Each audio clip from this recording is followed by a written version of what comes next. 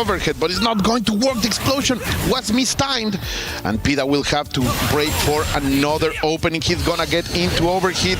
He's trying everything in order to get it, but CJC blocked all of those attempts, and he's able to get round number 1. That'll work on anyone else, Colt, right? But CJZ, the patience, he's gonna hold down back, as we saw right there. Pita trying to get, trying to just sneak that last game. He's not gonna be able to. We're already losing 50%, and we're in the corner waiting for what you want to do. I like that the no mix-up on the side. And now he makes it across, but it doesn't matter. CJC not breaking out. Now that he has the advantage, he went fourth in the first part of the round, but now that he has the advantage, he's telling Pita, come for me, bro. Like, I am winning. There are 43 seconds left, but I am winning.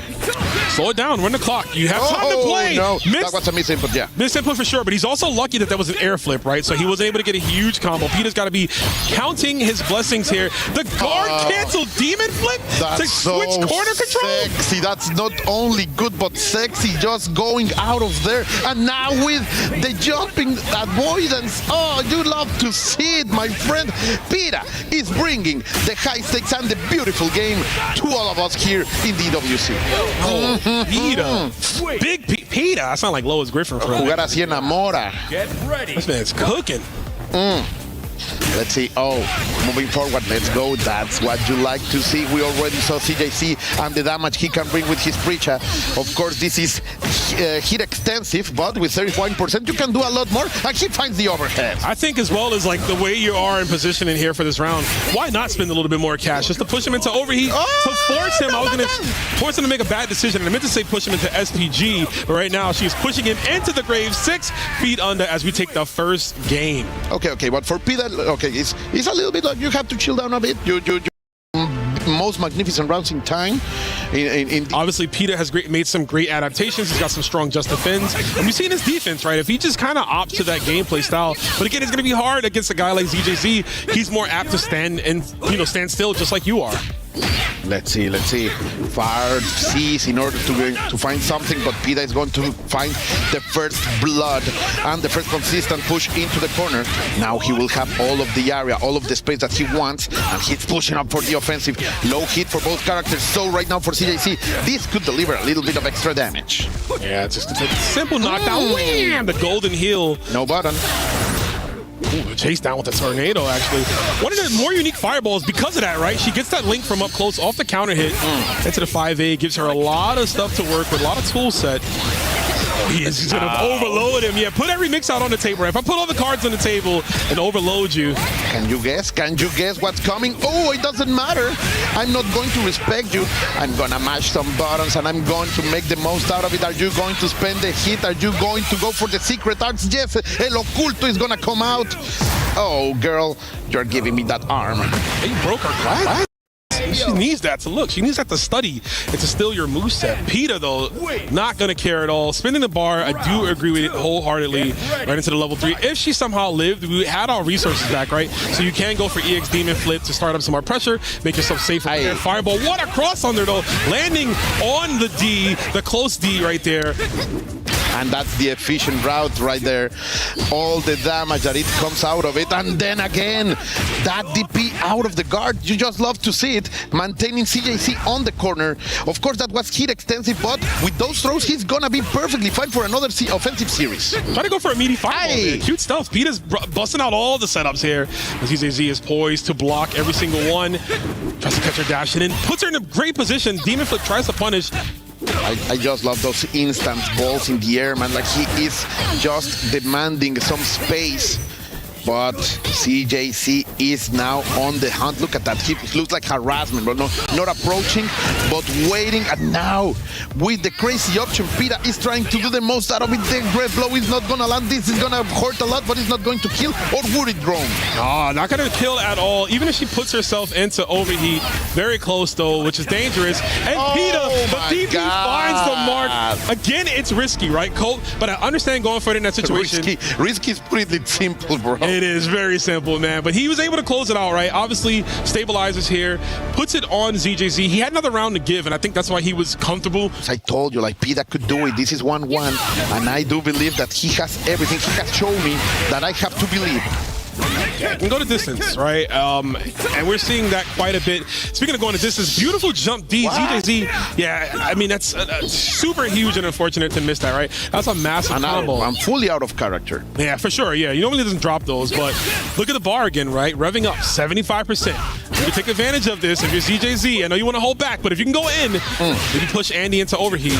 Oh, perfect wild punish over there in the maximum distance. Playing with the spacing, doing the fantastic job over here. CJC, he knows that he dropped a combo, but he's not going to do that twice. Ooh, you are made out of smoke, El Chico de Humo. And he is going to land a full punish over here, catching him in the air. I'm still trying to figure out that noise you just made, my guy. That was wild. But it doesn't matter. We got a wild punish potentially on the way. No, we're just going to send it to Far D. Far C. Close your eyes there. It's going down. Andy off the throw attempt right there. ZJZ able to stabilize and taking that one. That was a mouthful. Sorry, I was swallowing some water there. I had to jump back into the action as we were jumping back into this next round. And ZJZ's on control, right? Set. You want to spam those backdash when I'm far away. I suddenly saw Pita fully stopping, not doing anything. CJC decided to back away and Pita was more than ready. This man, he indeed have that instinct of a Czechian wolf. That was amazing right there. The throw bait. It's a full wild punish. Dude, every time I see that super, I feel like Andy gets something else, but he doesn't. It just looks like he does the way it stops. One from side to side. CJC was ready. Love the dash under into his own side. That's a perfect punish. CJC, yes, he's being pushed into the extreme, but he is able to stand to that challenge. Appreciate dash, right? So fast. She's unable to get that. Some characters have to hold that one, right? Or look for high dodge, maybe. But the fadeaway air fireball again. My man looking like Brunson out here in the clutch. Those are dragon. Those are chicken wings. Or how do you input it so That's fast? A tiger knee. It's a tiger knee. Yeah, no chicken. It's tiger knee. Sorry, I got mixed. So wrong sorry. Animal, guy. I think as I'm hungry as usual. But here we go, checking those legs. The ankles of the girl are being stomped on the farthest. Oh, but you are going to respect me one way or another, boy. I have the long legs, and you are now against the corner. Here we go, getting to the frame. Pure energy. And baits the DP accordingly. DJZ not opting to go for anything off of that twirl. Gonna get some more massive damage here. Level 1 super forces Peter to guess again, right? Which is clearly something he doesn't want to do. He's gonna hold a lot of damage off the Skidoo. The male Storm is here, but Pita, one more chance in order to get the advantage. This is gonna be so big. How much are you gonna spend, Pita? Come on, get into the fever. No, he decided to wait. I wholeheartedly. Oh, he lost, but I was gonna say he had to. Yeah, he was not going to kill. He needed all the bar for a net setup, so I totally understand what he did. To certain anti-airs, as you cannot just defend. And immediately, both of them forward dashing. CJC pressing the buttons. Pita wanted to catch something right here, right now. He spends a lot of hit in order to maintain this offensive momentum, but the jump in is perfect by CJC. Those instincts are starting to develop. Those instincts are starting to find the answers that Pita is posing in front of CJC. Too far off the overhead. Got the elbow, right? But just slightly out of range. Not that it matters, though. DJZ, another DP confirmed. Patience. Such a scary range, right? Her dash is just, it's way too fast. She's able to close the distance easily, but even if she doesn't want to, her far C just connects from so long. Andy, again, kind of stubby, so he's going to have to respect the range that Preacher's trying to approach. And I love that he is using the Tornado Super in order to maintain the corner. It doesn't matter what's going on. CJC seems that he has stabilized a little bit more, as Pita right now is trying to throw bombs on the air, but he's gonna find the opening. Here we go. It's now or never for Peter, right? I mean, you have to keep winning so you can call out of work and stay in this tournament, right? You got to do it, and there's a good start. We get the EX Demon Flip with the low, but again, spending a lot of resources. Gonna recover some, though. 8% back from the super. Oh, that was so smart, and he knew that CJC was not gonna press a button after it. Pita is locked in. I can see it in his eye. He wants it so much, Roman. You say he wants to make that call. Yeah, it's too far C, but nothing. Almost leaves it. It looks like that almost was like -1 hit, but it's not. That's a scary trade. Going for the Red Bull. Something. No, why?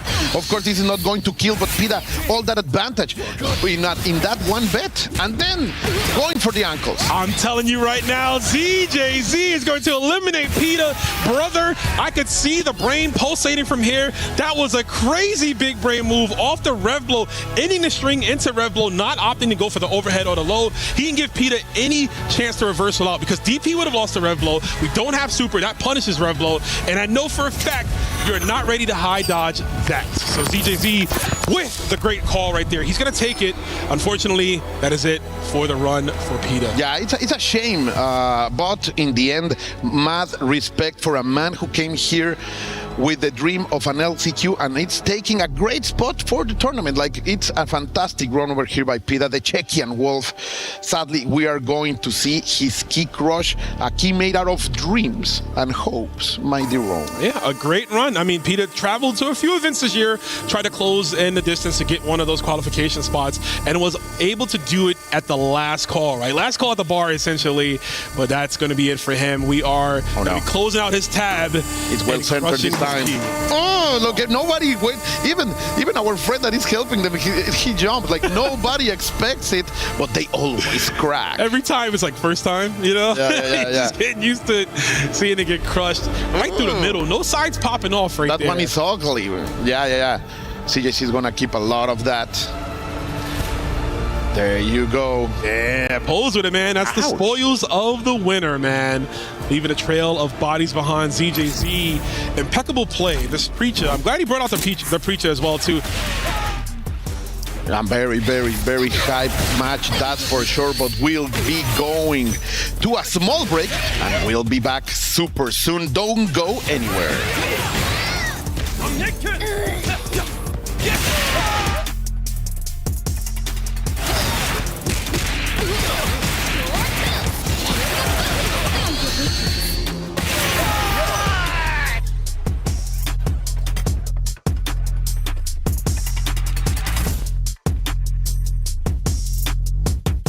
Welcome back to the interview corner here at EWC. I'm here with ZJZ, who seems to be settling into his stride very nicely. Does he feel more confident on the stage? He looked like he was way more comfortable this time around.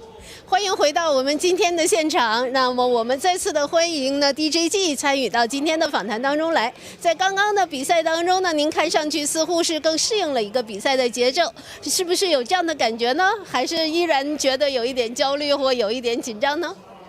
刚刚打的还可以，有放松一点了。I just had another match. I think I'm a bit more relaxed now. Good stuff. Awesome. Generally speaking, how do you prepare your mind? What's that mental prep ahead of an important match? 那么一般来讲的话呢，对于重大的比赛之前，您是否会去考虑一下自己的思想想法，然后如何的去准备一下这个参赛呢？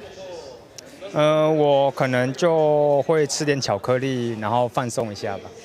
Most of the time, I will take a chocolate and then relax a little bit before the important matches. Okay, the ZJZ chocolate ritual. We're learning today. I like this. Okay, cool. 那看来你很喜欢巧克力，我们很喜欢这一点。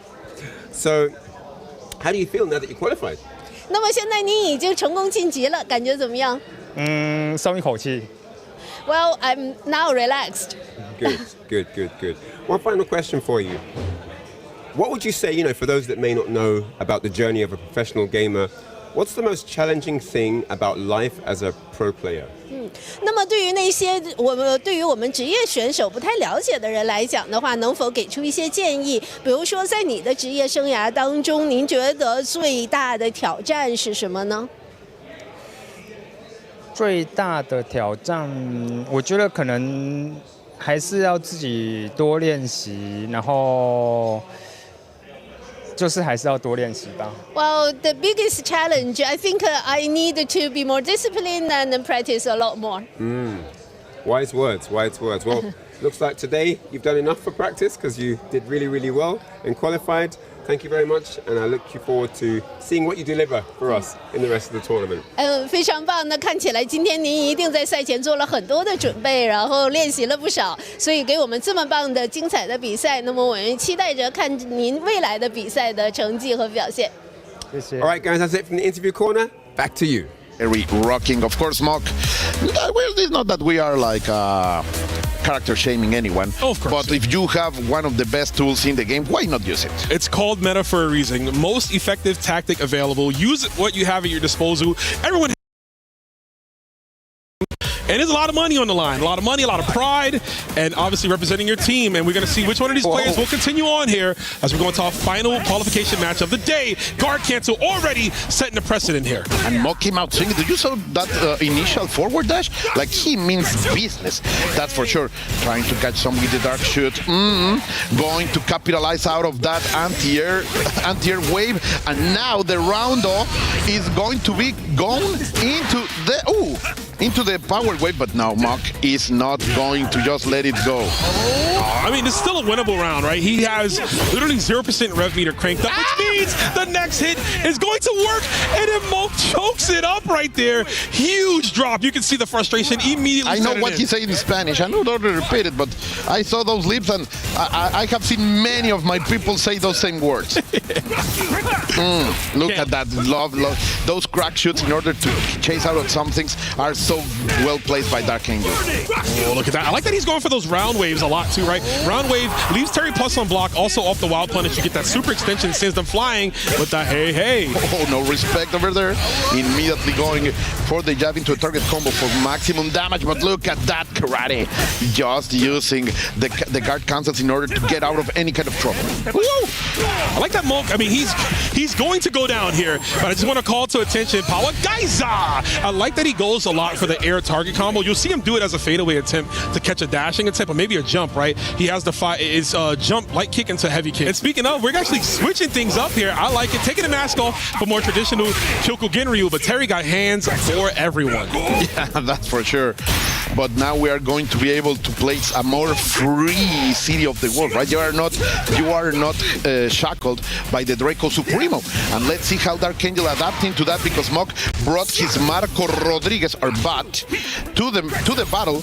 And of course, it's going to be very dangerous. Look at that immediate punish out of the guard cancel. You just love to see it. Dark Angel looked at him more than ready. After all, he has faced lock-off so many times with this character. Yeah, he knows. I was going to say it. I mean, those he's so connected to this matchup. And another DP. Mok really can't get anything established here. And you can see the smile. That's almost like a bit of a like, oh man, I know I'm at the end of my rope kind of look right on his face. Hopefully that's not the case, right? Mok's been here. He's been in these situations before. He can make the adaptations. But Dark Angel, now he's going to go all the way in, right? He doesn't have to worry about Draco Supremo stance. He can go all gas, no brakes. All the pedal to the metal. Revving it up, right? Yeah. You have to get those gears moving. Power Geyser, man. That make more damage than normally. I know it was not scaled, but normally those ignition gears do not hit that hard. I forget the exact term, but just like, Fireball, DP, Tatsu type character. There it is. Thank you. I was trying to think about it. My brain is a little scrambled there. Just like Mr. Karate's on the floor as we go back to him. And right now the pressure is on for Mok. No, the Draco Supremo, you are gonna get thrown into the corner. And of course, if you are playing karate and they are making you think about that, you are doing something wrong. But of course, the taconcito is gonna hit. You are going, la reversible is going to work out. And finally, Mok finds outstanding ground in this game number 3. Ooh, he tried to bite. Got hit, opened up by the counter hit. Doesn't block the second part of D. You gotta respect it, yeah. No, he's not. He's not gonna spend it, yeah. Wait. Oh, the jump in, but now it's gonna be dead. Power Geyser just spent the bar match point for Dark Angel, but Mok with some uncharacteristic mistakes. Yeah, he might, pressure. Mentally, and I don't want to count him out, but I've seen this a billion times. Even the best players right there, even missing a huge counter hit punish we could have gotten there. Momentum immediately stolen back from Dark Angel. You can't press on that. That is plus, my guy. Power Geyser 1 SPG is here to keep Mok alive, but let's see Dark Angel, as you were saying, he is not letting the gas out. He's just pushing forward and forward. 1-2, the feints are here. 1-2, the Draco Supremo to save Mok. Can he do it, Rome? Finally get one Draco Supremo in there. Is it enough to reverse our fortunes? Oh no, he goes for another one, gets the throw. Sexy. Yeah, I like that too. That was a little nice there. Hopefully it's enough. And another one. Draco Supremo stance. This is big damage. Cash it all out. We're going to get another round. Great comeback from Moke. It ain't over till it's over. Oh man, this is the attitude, the kind of stuff you want to see from these great players. Mock with the sliver of life, just holding to his hopes, is able to bring it back with two magnificent punishes. That's the potential of karate, and now Dark Angel knows that he has to play safe. He knows he cannot be that risky because Mock could win that momentum that could be so dangerous. You gave Moke an extra game, right? And now Moke might be more apt at dealing with fireballs. I was going to say that, but he is sitting on them joints, right? Coming down from the skies, landing on them, man, messing up the loafers. You can't be doing that. Oh, that's so close. I love that jump in. Let's see, it's not going to be enough to kill, but Dark Angel is going to use everything right here to maintain the offensive. Going for the break into the throw. Yeah, the DP to stay alive. DP busts out instead. Tries to go for a JD. There's the target combo again. Run up throw. Where are we going? Oh my god, jumping back and forth. Now he went for the command throw. This can be a lot of damage, Rome. And of course, getting the momentum. He already did a miracle and he's gonna repeat that session. Another mix-up off the grab, and Moke suddenly making his comeback. Wakes up and eats the power. Guys, into the face. Dark Angel, the best option to deal with Mr. Karate as he advances into the finals on Friday. We will see him in top 16. Look at that. Dark Angel felt the heat on his back. Yeah. He knew it was coming, but in the end, you have told it twice in this stream already.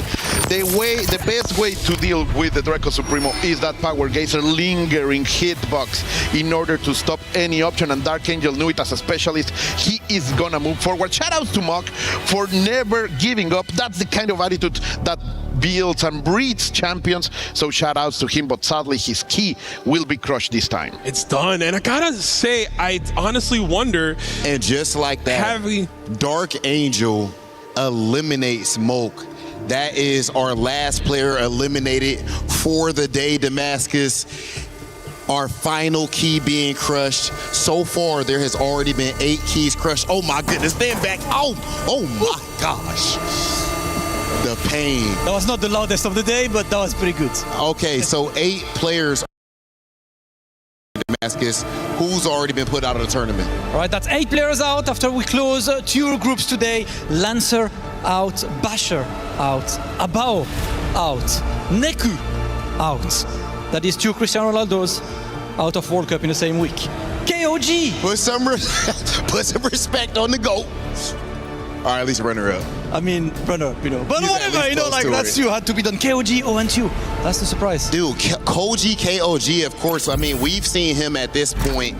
Top 8 Evo. We know about the legendary, hilarious faces, and he actually ended up not being able to close it out here. But that just shows how high the level of competition is. That said, ladies and gentlemen, this same level of energy and competition is going to be shown tomorrow. I'm Hollywood Rob TV. This is Damascus.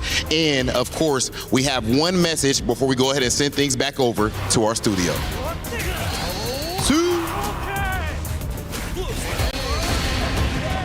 Here with Dark Angel after his dominant win over MOK. Man, that was super one-sided. What went on there? How was he able to just dominate in that fashion? ¿Cómo fue que se hizo posible que pudieras dominar esta partida porque lo hiciste ver fácil? Tuvo que ver la partida con Exbao. Agarré experiencia ahí, me pude adaptar lo mejor posible contra Mock. Es un excelente jugador, una persona muy fuerte en Fighting Game, pero logré adaptarme y creo que el hecho de que cambiara de personaje me dio más confianza. It had a lot to do with the match I had against Xbago. I was able to adapt thanks to that experience, and the fact that he changed characters gave me also a huge confidence boost. Right, yeah, no, of course. It's exactly what we talked about earlier where we said, you know, he's getting that experience as the tournament goes on. Really, really cool. Now, Dark Angel, as one of the slightly newer FGC members, who were his inspirations when he was watching matches before his time as a pro? ¿Quiénes eran tus jugadores que te inspiraban, que te daban esta inspiración antes de que tú te volvieras pro player? Eran amigos de por donde vivía. No necesariamente ellos se dedicaban a jugar videojuegos de pelea, pero eran muy buenos y cuando jugué con ellos me enseñaron todo acerca de los juegos de pelea y pues gracias a ellos estoy aquí. Gracias a cada uno de los jugadores que los he enfrentado en cualquier juego, KOF 2002, KOF 15, en Fatal Fury, he aprendido tanto de las victorias como de las derrotas. It's been some local players I played with. They weren't exactly professional players or doing a lot in fighting games, but I learned a lot out of the wins I got there, the losses I get there, and I'm really grateful for that. Yeah, amazing, amazing. Hey, it starts at home, right? You know, the local communities. That's really, really nice. So, last question for Dark Angel here. How can I phrase it? So, if there's one thing you could take home from today's experience, right? What would you change for the next stage of the tournament mentally? Si hay una cosa que te puedes llevar del día de hoy, ¿qué cosa cambiarías para el día de mañana en términos de mentalidad? Creo que mi mentalidad ahorita es fuerte. Estoy decidido a tomar cualquier decisión aunque me tome tomar un riesgo y pues descansar y estudiar a los siguientes matchups. I think my mentality now is really strong. I'm up to take any risk I am able to take. And right now it's just rest a little bit, study the matchups, and go for it. Okay. All right, thank you very much, and congrats once more on qualification. Gracias. Dark Angel moving forward on day one. The Wolves are taking over Paris. After Goichi's spectacular victory last year, becoming the first ever Fatal Fury EWC champion, the next chapter is about to begin. For the next 4 days, the 31 best players from 11 events hosted all around the world, and the defending champion will fight for a total of $1 million and the EWC trophy. The tournament is divided into 3 phases, 2 group stages and a single elimination bracket to crown the champion. The group stages will be played in a best-of-5 double elimination format, but a merciless best-of-9 single elimination bracket will decide the champion of Esports World Cup 2026. The stage is set for your 32 finalists to decide their fates in the Fatal Fury Esports World Cup tournament.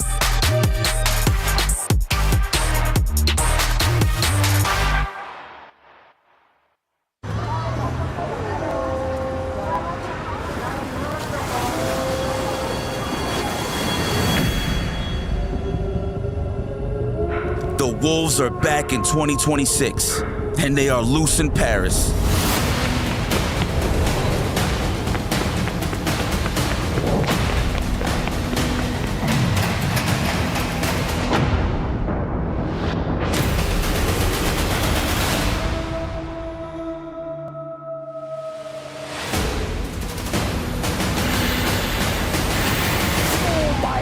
The punish against the 2C star cancel in general, which cost the nurse 17%, but the wake up still has died. Nice, that's going to end the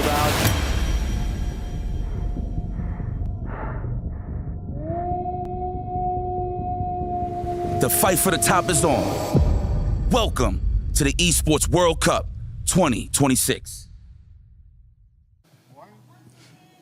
Day 2 of Phase 1 here at EWC for City of the Wolves. We're going to be covering Group A, where we have 3 of the major favorites to take it all the way. Of course, Shanghai is trying to get his multiple EWC title, trying to win another one, but on the SNK side with Fatal Fury. Then you got Lagia, who is looking for that revenge, losing to Shanghai at Evo Japan. So I'm looking forward to that one. And of course, finally, Mexico's finest, El Maza, Danny, one of the Capitans, is trying to show why he's so consistent in the SWC. We only have 4 people that are going to be making it out of the groups, which leaves a really, really big kind of potential problem for the remaining 5. We have H-Dope, K-Top, Naiwang, Zhao Shai, and Kindevu to see if they could cause an upset and make it all the way through with the emotions running high. Speaking of emotions running high, let's take a look at the previous day to see what all the players have been going through emotionally.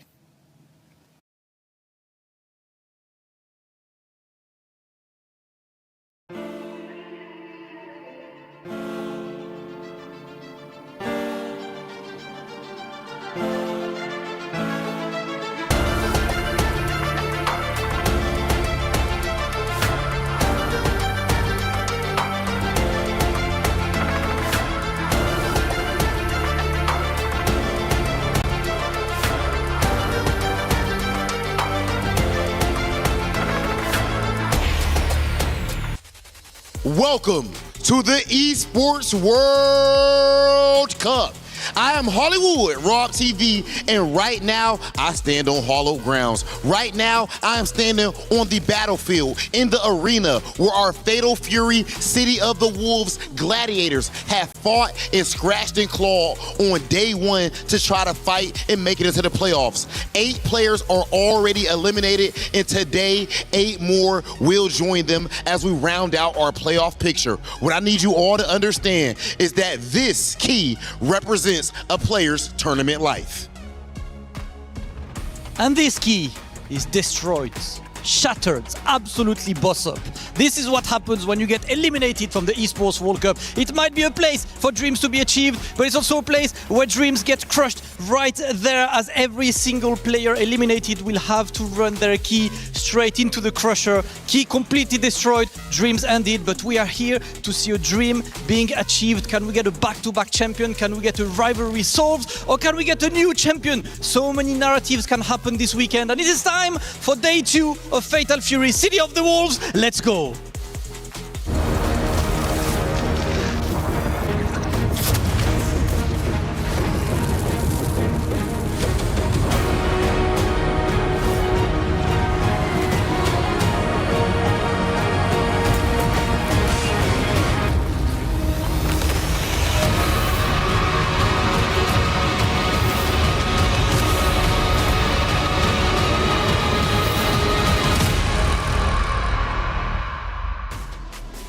Welcome in, everyone, to the 2026 Esports World Cup in Paris, France. It's day 2 for Fatal Fury City of the Wolves. And if it's anything like yesterday, well, today is going to be just as spicy. Welcome into the Allianz Vault. I'm Taylor Reflections Noble, joined by Logan Sama. Vicious on the desk. Boys, good to see you. Logan, we're back. We are. It was a great start yesterday. Really looking forward to it today. 16 more players, 8 more going to be making it through to the playoffs. That's 8 right. are going to be going home. And, you know, it was great to see that opening, all the emotions on the players' faces. Boy, we have got a big one in store for us today, though. Yes, we do. Vicious, 8 more keys will be crushed by the end of today. Yeah, I'm really looking forward to it because I feel like going into groups A and D, right? We had a little bit of a sample coming in with one of the champions over in B and C, I believe. But this one's going to be extremely, extremely challenging to see. Group A is hotly contested. If you guys haven't seen it thus far, we're going to get into that eventually with the details, but it is going to be something you cannot afford to miss. Yeah, I passed it to him thinking maybe we'll get some drama. Maybe he'll be sad about keys being crushed. No, he's vicious for a reason. He said he's looking forward to it. Like I said yesterday, we did in fact crush those keys. 8 were crushed. 8 players moved forward to the playoffs. Let's start recapping how B and C ended up breaking down, because it was exhilarating and a ton of fun, and we did witness a lot of heartbreak but also elation from several of the players on that very stage, and the emotions were high, and specifically because going into it, a lot of questions around the returning champion of Goichi, his health. How was he going to be feeling? How would he be competing? Logan, he was absolutely stellar. He was. He looked in fine form. We know that he's not in fine physical form. You know, he had the ice pack with him on the stage, but the play was ice cold as well. That's right. He did get taken to a final game by his teammate and training partner, friend Rich, but he made it through in winner's side, and he is looking tremendously strong. Yeah, he's looking great, even showing a little bit of personality after winning. You know, winking at the camera, giving him a smile. That's what we expect from a champion such as Goichi. But Fenrich looking incredibly strong. He comes in and gets a 3-0 in his first series, goes the distance with Goichi. There was a chance that maybe Goichi loses to Fenrich, but ultimately Goichi holds on. But Fenrich still qualifies for playoffs. It's a pretty big deal as well when you take a look at the character Goichi was forced to play, right? Getting away from the traditional Marco Rodriguez, which he won EWC last year with. This is a pretty big tell to kind of say whether or not Goichi is going to be comfortable in the Mr. Karate matchup, especially against someone like Fenrich, to get that force off into the mirror match. So I'm actually kind of curious if it happens again with any other competent player. They're all competent in their own right. But if it happens again, will he be forced into the mirror match? Well, Logan, a lot of talking about Dark Angel yesterday during our pre-show. It was brought up during the side segments around the stadium. But Dark Angel falls short. VX Bao ends up taking him down. Yeah, VX Bar's a player that has definitely been involved in Fatal Fury for the last couple of years. He's been floating around top 24s at big major offline events, but he has now focused his attention on Fatal Fury with a view to coming here and qualifying at the Esports World Cup. He made it out in winner's side in playoffs, cruising straight through. Very impressive for him, and it bodes well. That time spent directed at Fatal Fury instead of other games, definitely looking like it's paying off in day one. Yeah, Naimo as well, looking great, coming in strong. He will also move forward. We've got a great matchup happening, though. First off, right on stream, it's going to be Xiaohai versus Kindevu, and Ryan had a chance to catch up with both of them. It's Xiaohai, the legend. How are you today? Good. What are you watching? Are you rehearsing? Goichi and Fenich. Oh my God, the homework begins in the morning. It doesn't start in there, it starts on the way to the venue. Yeah. So, are these things that you're looking at for if you potentially face him this year? Do you notice much of a style change from last year? Yeah, I will do my best. Yeah. Okay, awesome. I'll let you get on. Thank you, man. Who can we quickly run into? Kindevu! おはようございます。おはようございます。どうですか？朝飯食った？食べました。Did you have breakfast? 何食べましたか？ホテルの朝食なんかヨーグルトとか生ハムとかサーモンとか。Yogurt, ham, salmon. Sounds like a hearty breakfast. 今日の調子はいかがでしょうか？まあ全然元気なんで頑張ります。Okay, so ask him how you feeling ahead of today's matches, and he is ready to go full throttle. Day 2 is underway. Let's get to the action.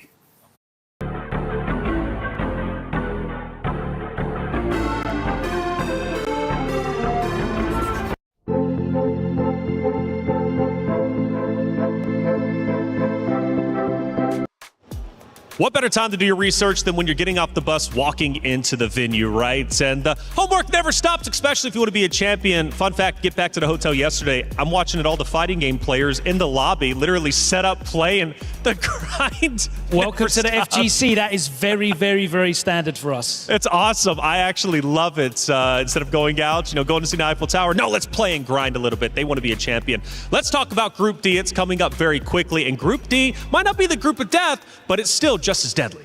Yeah, it shows there's no protection when it comes to these bracket draws. We've got Japan versus Japan in our fixture with Mitsuhashi versus Senru. We've got Shadow X versus Gumi, which is Mexico versus Mexico. And in a heartbreaker for our American fans watching, we've got Chris G versus Reynald. All first round matches, all country versus country draws. What are the odds of that happening? It's crazy. America forced to go against each other. It's scary. It's one of those things, man. I want to say look at the draw, but this is just such an unfortunate circumstance. They play each other all the time. And, at the end of the day, it's just one of the many growing pains of going through a tournament. Eventually, you have to face your friends. That's just how it goes. But this early in the tournament, come on now. I will say as a sidebar, the run back between the Geo and RB in comparison to last year's EWC, it's like it's fate all across the board for Group D. That's right. Well, Finn Ritchie, we talked about him a little bit earlier. Let's go into our Just Defense segment and see what he had to say.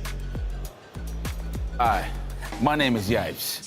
And I'm Tasty Steve. And this is Fenrich. And this is Just a Fin for your life. Go! This is easy. He's not even gonna try. 最初状況に追いついていけてなくて全く守ることができずにやられてしまいました。He threw it back. The fact that he threw it back. Well, it wasn't that violent, but it was fun. 自分がしっかりヒーローらしく戦えていたらよかったなと思いました。It was very fun. Obviously, my man don't believe in just defending at all, and that was just defend for your life.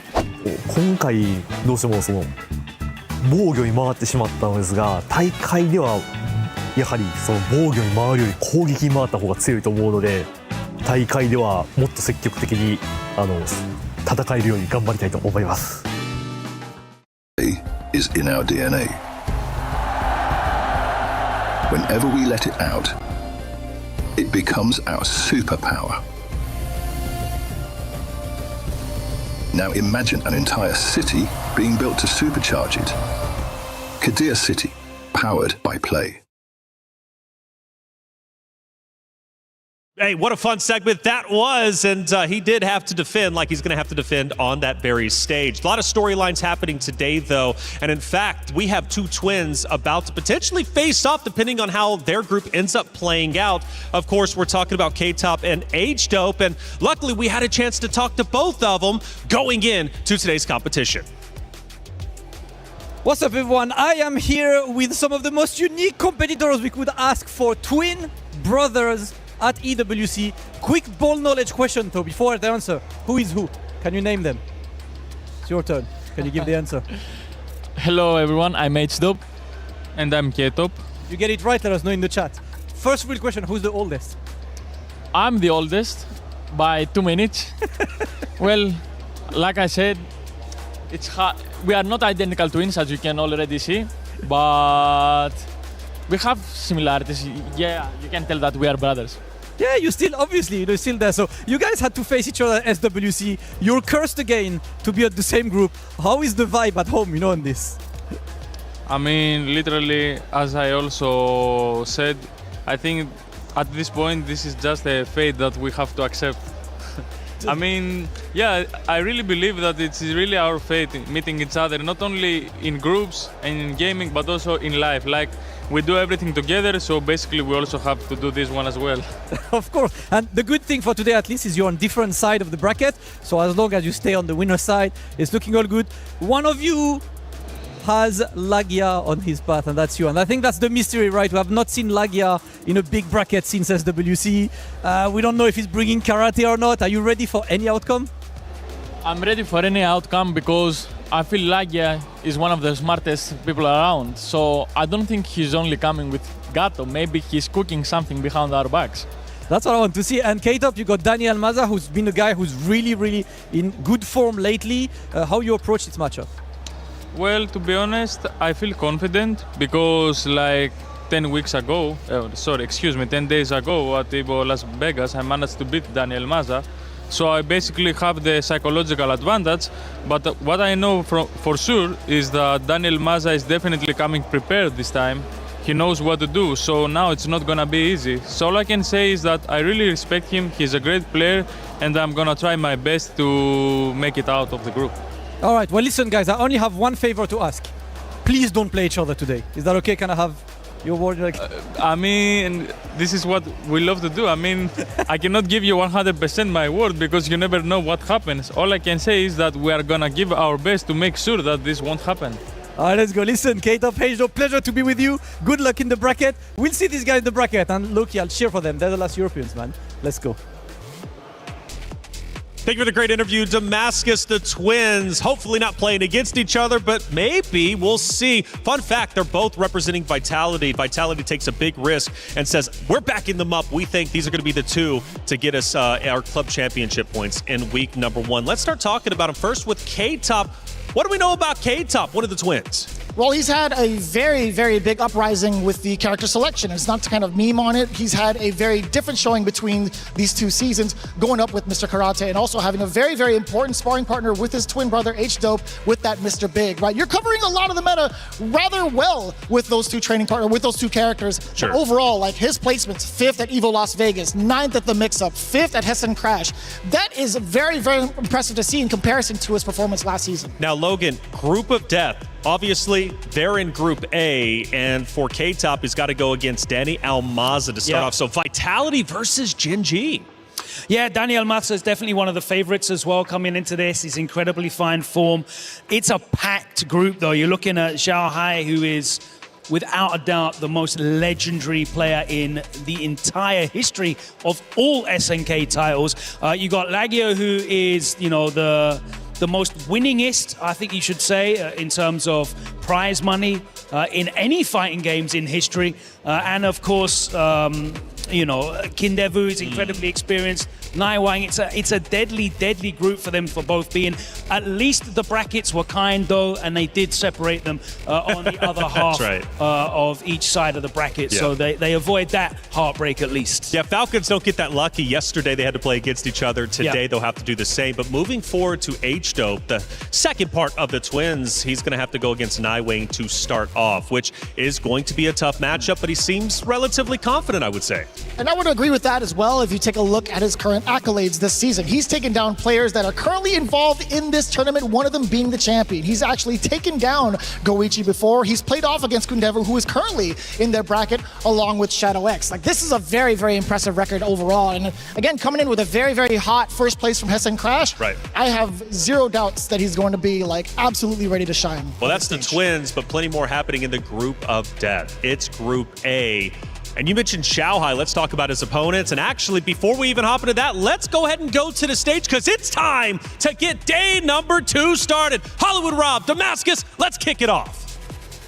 Oh man, Reflections, you got me hyped up, and this match got me hyped up too. Our first match of day 2, ladies and gentlemen. We've got Danny Elmaza versus K-Top, Mexico versus Greece. This is going to be a special match, Damascus. Absolutely special match. Of course, it's regions facing each other. K-Top is part of the last European Hope along with his brother, as Pida couldn't make it yesterday. So he knows he's got an entire continent behind his back. It is time to kick off the first match of the day with our casters to kick it out. Rome, Tasty Steve, take it away, guys. What is going on, everybody? We are here for groups A through D. And Steve, how apropos is that, man? After death, after we crush these keys, baby, we're going into the top 16 tomorrow. Look, man, first off, we know that every one of these players wants that to be their final stop. They want to get to that top 16, top 8, actually, their final stop. But look, these are the best players in the world. And like I was talking to Yipes yesterday, this is a TLC game. No scrubs. There's no bad players touching this game right here. And you're looking at 2 of the best. Danny Elmaza and K-Top. Now, I'm glad Vicious was actually touching on this because they've definitely had a bit of a back and forth going forward, but K-Top definitely has that advantage going into this, but stakes are a little higher this time around. But Danny Elmaza still has the Billy Kane, and K-Top has donned the mask. His nose has gotten bigger. A little bigger. Had to put it on, understandably so, to get the dub, to secure his spot here at the EWC. But like you mentioned, the man from Mazatlan, Danny Elmaza, has been knocking down doors consistently, beating some of the best players this year, having some of the best results. Just take a little quick glimpse through his Liquipedia. You'll see for yourself, or you can watch this match. This is going to be a crazy one. I think he has some of the best experience against Mr. Karate, but K-Top is on top for a reason. We're going to see right now how it goes through. Billy Kane, Mr. Karate, first match of the day, EWC. Let's get it. All right, let's go. Man, is he K-Top because he's the older brother? Is that how it works? It doesn't even matter. Danny Elmaza, K-Top. We're about to get into it. Day 2 is underway, and they're trying to get to that winner side out of this group, but it can only be one. Let's see who's going to take it. Best of 5, first to 3 is the name of the game, and it can only be one. Let's go. Let's get it. Now, one thing I got to point out already, Mr. Karate, obviously we know how strong the Drago Supremo stance is, right? But trying to use it from that mid-range, sometimes it'll whiff because Billy is so far apart, right? When he has a stick, when he's trying to go for those far C's, like that right there. So that's going to force K-Top to come a little more correct and not throw it out so frivolously from that range. Yeah, and I kind of touched on this yesterday, right? Like, the thing is that obviously, look, Mr. Karate definitely has the damage, the output to do all this, but the range he wants to play at, Billy kind of controls it a little better, but if he gets in and he closes that distance, and if he's not defending too well, he's going to be in trouble. He tried to catch him right there, right? You said about the far C. You talked about the range. A little too stubby on the shoes. He's going to get clipped with the full Rekka series here. Danny Elmaza looking for the opening. Nice meter for both, actually. I think next big hit, definitely secure the round possible. But tries to go for a neutral skip there. EX Tatsu. And you saw what K-Top was doing right there, right? He was actually playing back and using Red Guard further back this time around because he knows he's trying to get in like with that far C, but now closes the distance, instantly spins the super, SPG clocking in. What are you gonna do with it? That DP's not gonna work. JD's hyper defense. Check the stance, check the shoes. I got damage, whoop whoop. That's the sound of the police. That should be the first round. And look, that was heavy contention back and forth, bro. It was. Billy's gonna be alive though. Look at the start of that. We have that final SPG? Oh. No, you're almost right. A lesser man that would have killed, but that is the man in charge of the Howard connection. We got all that bar back and immediately putting it to use. Forces the overheat on Billy. This is great, actually. You can look for it. Go crazy with the rev blows. In that case, he almost has to hard commit to super. That's the only thing that stops rev blow in that situation. So great, just aggressiveness from ruthless aggression, if you will, from K-Top. Okay, wait a minute. Gets the pickup with the fireball and a small reset with that far deep. He could actually won in, Steve. That could have been Billy's life into the other side of the screen. So, but K-Top opting to go for a lot of resets here. Notice, caught his 4K right there with the backdash off of the Drago Supremo stance. Look at K-Top. Hey. Oh, wait a minute. Big damage on the table here, and that life bar is looking fresh, too. Goes for the reset, tries to wrap it up, and exposes the rev blow. Once again, perfect game.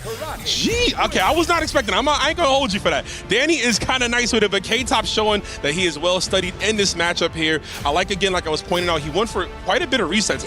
Not just raw damage. He was trying to force Daniel Maza to commit to pressing a button. And as great as Billy's normals are, from that close-up range, Karate's gonna have him beat, especially with the Drago Supreme overhead. You're gonna clip a lot. Billy wants to go for 2B all the time. You're gonna go over it, you're gonna clip it, and you saw it right there. And also, like, the reset game is actually pretty strong. Close C. I mean, also, you can do, like, standing B and the crouching C as well. You got a lot of options to kind of get people out of there. And you can feint cancel it as well. Big damage, cash out, instantly goes to it, and now he's taking that long ride to the corner as well. And this is the situation that he likes to be in. I mean, we know the cars that Mr. Karate likes to drive in the car cancel DP. Look at this aggression. He is trying to frame trap too with that DP. You see him charging it up to try to catch something from Danny. He's got to watch the Tatsu, though. That Tatsu will get cracked from far. Speaking of cracked from far. Little crack with the guard cancel. Cadillac kick to the corner. He's already got a bar. Ridiculous. Another reset here. We going for grab?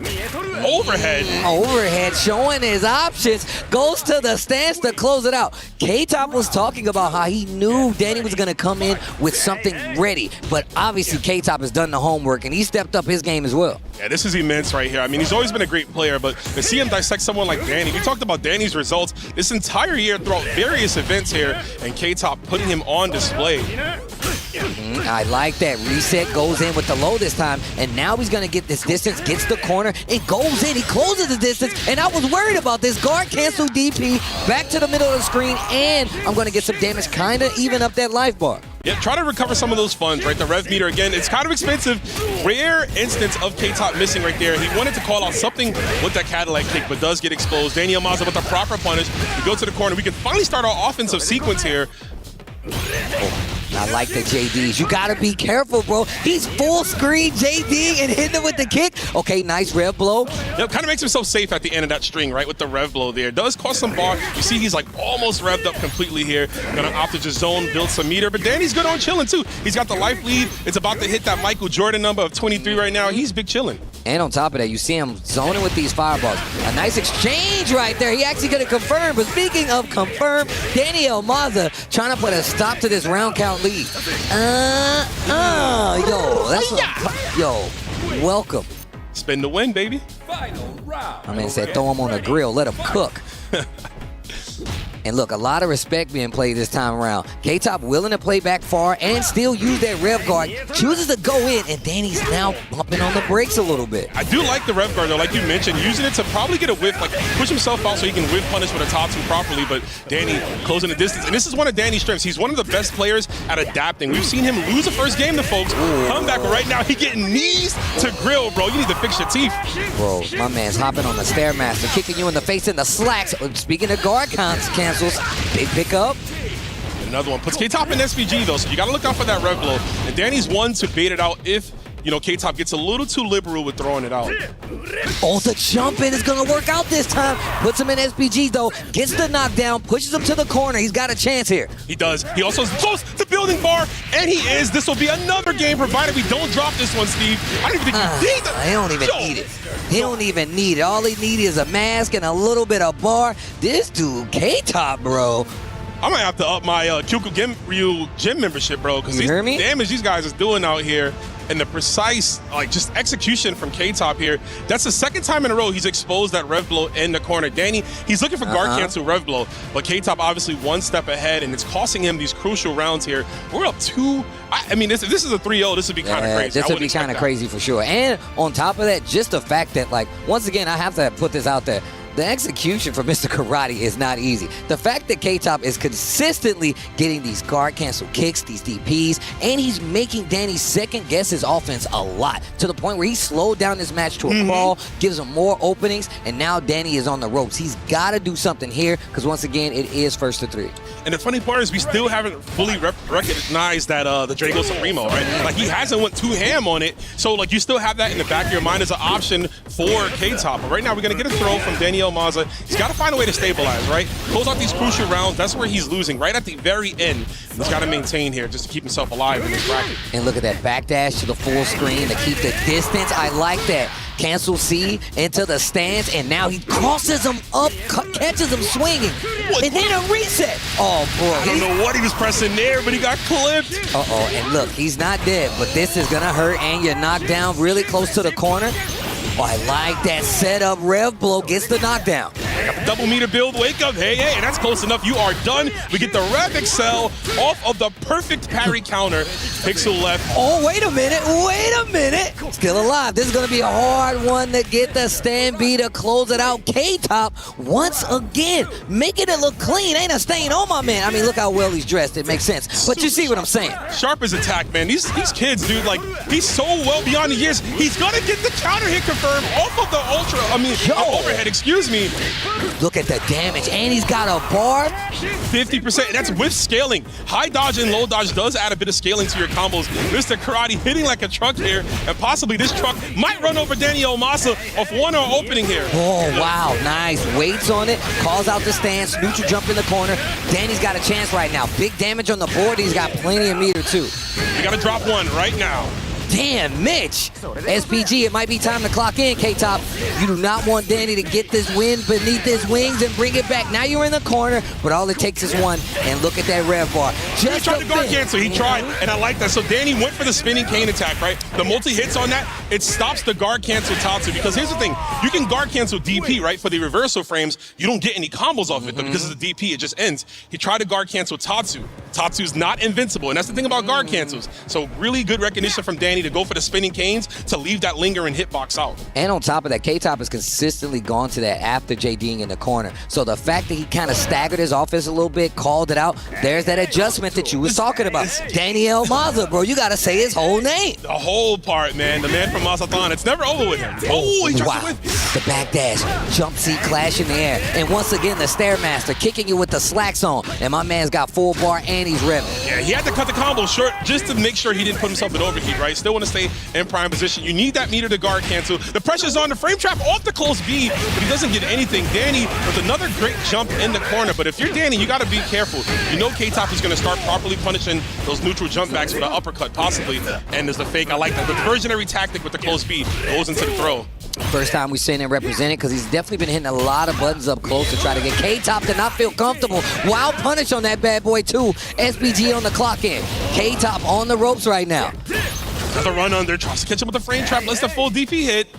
Great patience. And you need this right now. Like you said, he has every meter in the world to dispose of Daniel Maza. Danny looking to recover some. Trying to bait out those fireballs. Spinning cane nullifies the fireballs that you see thrown at him. But again, 9 seconds on the clock, Steve. This next exchange could be the end. SPG clocking on both. 5 seconds left on the clock. He gets the DP. He's got the meter, but he drops the combo. Draco Stan's not going to do it. The neutral jump. 2 seconds left on the clock. That's going to do it. Daniel Maza stays alive.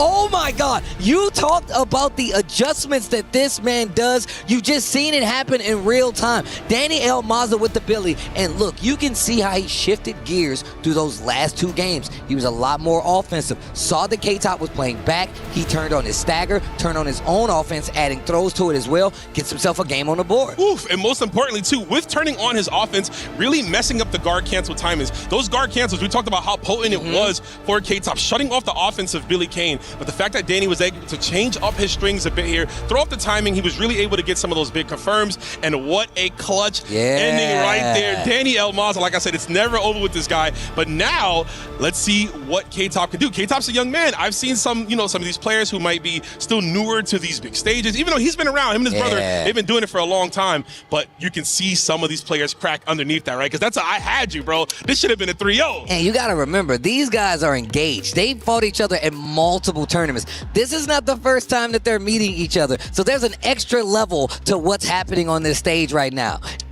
Oh, man, look at the face of K-Top, bro. He has not changed it, and that's what I want to see. It's one game. Sure, it was kind of an explosive victory at the end, but you're not done yet. You still got the 2, but Danny building confidence as the set gets prolonged. And look at him getting a lot more active on the offense, hopping over the fireballs as well. Absolutely. Great placement. Oh, speaking of jumping, K-Top finds the hit, big damage on the board as well. That was a good placement, too. That Farsi kind of has a lot of startup on it, so you don't often see it combo from that range, but K-Top well aware what this character can do. Eats the 5C. Danny already committed, thinking he was blocking there. Oh, there's that JD again. And now approaching him on the air. There's another throw. We've only seen like 2 of them from Danny the entire time, but there's the stance. Pop the trunk, the Draco's out. I know he keep one on him at all times. At all times. And he just, hey, hey, you know what time it is. Sound like Krusty the Clown, man. Hey, this is karate, bro. Ain't nothing crusty about this, though. Ain't nothing crusty about this. That boy clean. Ain't a stain on him. What? And once again, the jump in the corner has gotten Danny out of trouble, but K-Top still approaches, closes out the round. Set point coming up here. It is. I'm a little worried for Danny, though. That was kind of a desperate rev blow in the corner. He was far out. I don't think he needed to throw it off from that range. That Tatsu is so tricky. You can choose to break it to push you at a -3 situation, but if he does it all the way, it's possible to punish. You just don't know when it's coming, man. Nice little choice in between there. You got to really be able to read your opponent to know what their options are. Okay, wait a minute. The air exchange goes by way of Danny this time, and he spins bar early, gets the life lead, and he's get the positioning. The wake-up DP works, but no cancel. Got a guard cancel right there. Nicely done. Stops him out of the Drago Supremo. Nice 5A mash. Goes for the overhead, too, to just get a little more damage. Gotta watch those DPs. Oh, you gotta watch the stance. Watch the slacks. Yo, my man's got a lot of bar over there. He said, don't watch the hands, man. Watch the feet. Hey. Another neutral jump. Danny Elmaza is really clean with those here. Looking to build 2 bars here. I think we dropped 1 just to make sure. The 2 obviously won't kill. We're gonna make sure we try to secure this one off the low. Where's Danny gonna go? Oh, the back throw. Wait a minute. Oh, he catches the back dash. Thought you could get away from me. You're in trouble. Danger. SPG clocking in. Red Blow gets the knockdown. The stance isn't going to help you here. Danny Elmaza gets another one on the board. He's staying alive in this set. First game of the day, by the way. I know. First game of the day, by the way. It's the group of death, folks. We told you. Somebody's family is going to be crying. multiple. What a savior for Danny Elmaza, that wake-up super. One thing that stops the counter, right? Best option, obviously, you need the meter to do it. He gets the high dodge attempt, blowing up the jump in. Nicely done. And I like that the neutral jump, knowing he was going to roll there to try to get the corner control, but K-Top fights his way out. And you got options to deal with roll, too. A lot of times you see back dashes to try to scout it out, but obviously, nice read, neutral jump to get it, but K-Top getting blood again right now. He's revving up, but he's got 2 of them. He's going to spin 1 right here. SPG clock in for Danny. Goes for the double fake. Gets the counter hit. No dice for Danny, though. Oh, no. Wake up DP. This is actually going to be it here. K-Top is going to take this first game and the group of death. Kapow! Bong. Oh, El Kabong on the side of K-Top and Mr. Karate. But still, what a set, though. You talked about, one of the things you first talked about was the fact that Danny Elmaza can adjust. And K-Top kind of put the ball in Danny's court. He's like, yo, man, he's got to come with something new. But Mr. Karate, the mask knows all, bro. He knows all. I mean, he knows all, of course. We're going to come back to this one, though, folks, but we're going to take a quick, short look at the highlights. We'll be right back.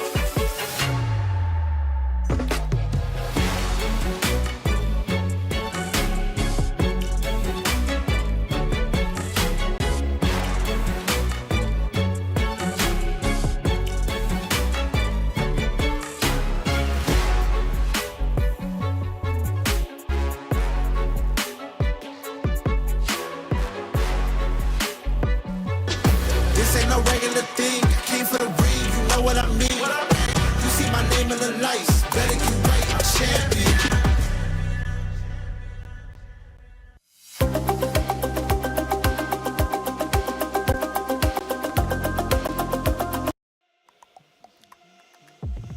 And we just saw Danny L. Maza versus K-Top, an electric set to start it off, but the matches go on. Welcome back, day 2, the group of death. Hopefully you're wearing all black because somebody's going to be sad after this. Me and Rome holding it down right now. Rome, bro, it's good to be on the mic with you, but we got another banger coming up. We seen the brother, and now we're getting to the other brother, the younger brother, in this next match. It don't stop, man. Listen, if I'm K-Top, I'm looking right at H-Dope, and I'm saying, follow that. Let me see if you can come up here. Fate has it in store for us, but of course, man, Nightwing, no slouch, getting all the way here as well. This should be an amazing matchup. H-Dope, another player who is so immaculate when it comes to guard cancels. We know him for the Mr. Big. We're going to see some of that. It's going to get grimy in here. I can't wait. Mr. Big, one of these characters, I feel like he plays such a good neutral game. He has long-reaching buttons. On top of that, after the knockdown, he makes you hold a lot of these set buttons. But 2, on Wake Up, he's got that super that you got to respect at every instance, at every turn. It's basically a built-in 50-50, right? Because he has a command grab super, or he has the blaster wave. If you stand there, you get grabbed. If you jump, you get blaster waved, right? And you're sleeping with the fishes. But another one of these stick characters, stick users, right? Billy Kane is what you're going to see from Nightwing, and of course, like we mentioned, Mr. Big, 2 of the best characters in the game for their range, like you said. Karate came in, kind of shut that down, but we are still going to see the best of the best come through. And I'm interested in seeing how the match goes. Whoever gets the life lead, I feel, when it comes to the range game and like who's able to secure that is going to be the player who may walk away with this one. But again, like I said, H-Dope, some of the best guard cancels in the game, and Big's damage, he doesn't really need to use a lot of EX moves. He hits hard on his own. I mean, I'm glad you said that. And on top of that, like, guard canceling in this game is like pivotal. I feel like it's such a pinch maneuver that, look, any player has access to it, and it's one of those things that can instantly change the momentum of the game. Him being one of the best at it, or just it being something that he's very good at, is something that you have to worry about no matter how good of a player you are. Yeah, I mean, we just saw how well it worked against Danny, right, with K-Top, right, and how he was able to just neutralize all of the offensive capabilities that came out from Danny and shut it down. Then he had to go back to the drawing board and say, okay, this isn't working. I got to figure things out. So I think as well, you know, when it comes to meta, yeah, this game obviously has a defined top tier, but it also comes down to your execution. If you can go with those guard cancels, I think you can shut down a lot of stuff from players. I think we're going to go in possibly with a button check, knowing us, because they just sat down, but we'll give it a chance to see you. Nightwing, though, rocking at Billy Kane. There's a lot of Billies in this side of the bracket for Group A. Of course, we got some time to talk about it. Xiaohai and Kindevil is going to be coming up later on. And of course, the following matchup will be Lagia versus Xiaosai. Oh, man, that's another banger as well. But no, I'm glad you said that, though. Like, obviously, we do see these characters quite a bit, but even still, these aren't the only characters you see. I mean, you still kind of sparingly see Mr. Big. We just know that he's a very good character, right? And in the hands of certain players, they get even exponentially better, and you really get to see where they shine. I mean, we've seen it a little bit already with Billy Kane, but we got multiple players kind of showing just how strong he is, but they all kind of like elevate Billy in certain ways, right? We just saw how Danny was playing as well. Those adjustments really took him a far away. Didn't get him the W, but he was still able to fight for contention. Let's see how this matchup works out on the side of Billy Kane versus Mr. Big. Obviously, the range is going to be on the side of Billy Kane, but Mr. Big does have buttons. It's one of those things, if you get close enough, he makes you hold these buttons, you really going to have to guess on it. Yeah, he's super plus on that blaster wave as well. The Farsi from Mr. Big, I think, might be the best Farsi in the game. It's a double hitting, special cancelable. The fact, and he can hit he can hit one, wait a second, hit the second, and still go into DP break into a whole ton of damage here. As we go, man, looking like Santa out here. I know, right? Red and white, bro. Somebody's getting a present. Yeah, man, we gotta find out if Billy is naughty, man. No gifts for you, my guy. Naughty because he took off the headband, bro. Uh-oh, wait a minute. Big damage, knockdown already, too. And you're in the corner. That's another thing. My man instantly pushes you to the corner in a lot of these scenarios. That cross dive, right? It just kind of closed the distance. You can go for it. You can even throw it out in neutral, right? It's a bit of a neutral skip into EX Fireball, but we get the right jump. Nightwing completing the Rekka series. Hands off already, my guy. What Yipes call it? The Psycho Sausage Crush. That's crazy. Shout outs to my guy. But wait a minute, though. Nightwing gets the throw in the corner, and I like that. Tries to go for the reset. And I like that we're seeing a lot of neutral jumps in the corner to call out a lot of these options. And it's good to go against these characters here. Nice block on the overhead, but if you have a DP break, neutral jumping in the corner is particularly scary. Nice rev blow, blowing up the guard cancel. Beautiful sequence. I wonder how often we'll be able to get that. He's got to watch that rev blow from that range. Wow, I like that. Getting completely out of range, and now he's in overheat. You got to check your dashboard, bro. You might need a pit stop right now. You got to watch it, though. You don't want to run into a Billy Kane super, right? He has two of them, and that's the only option he needs. 10 seconds on the clock as it winds down here. What a dash. Oh my gosh, the commitment. And we've seen him teasing with that fireball as well at the end of strings to try to get him to move. He tried the backdash, got caught in the process. That's going to be an around on the board for H-Dog. Definitely. And also in that case, too, kind of gapping Nightwing that he was looking for super to come out of that. That's why he got clipped. But he is going to hit the super right now, get some big damage. Command grab. Oh, yes, sir. Yo, stab him up. I know this hurts. In your guts.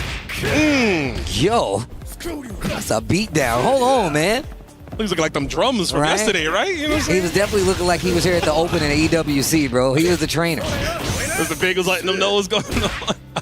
Big jump, neutral jump too, and you can see H-Dope playing further back. Nightwing's getting a lot more comfortable playing this range now too. Yeah, that's what he wants to look for, and that's a great check right there. The 2C, cross dive in, off the guard cancel. Actually helps him close the distance here as well. And he did it off the far C, so I wasn't even expecting him to actually even hit it. Touch it. Yeah.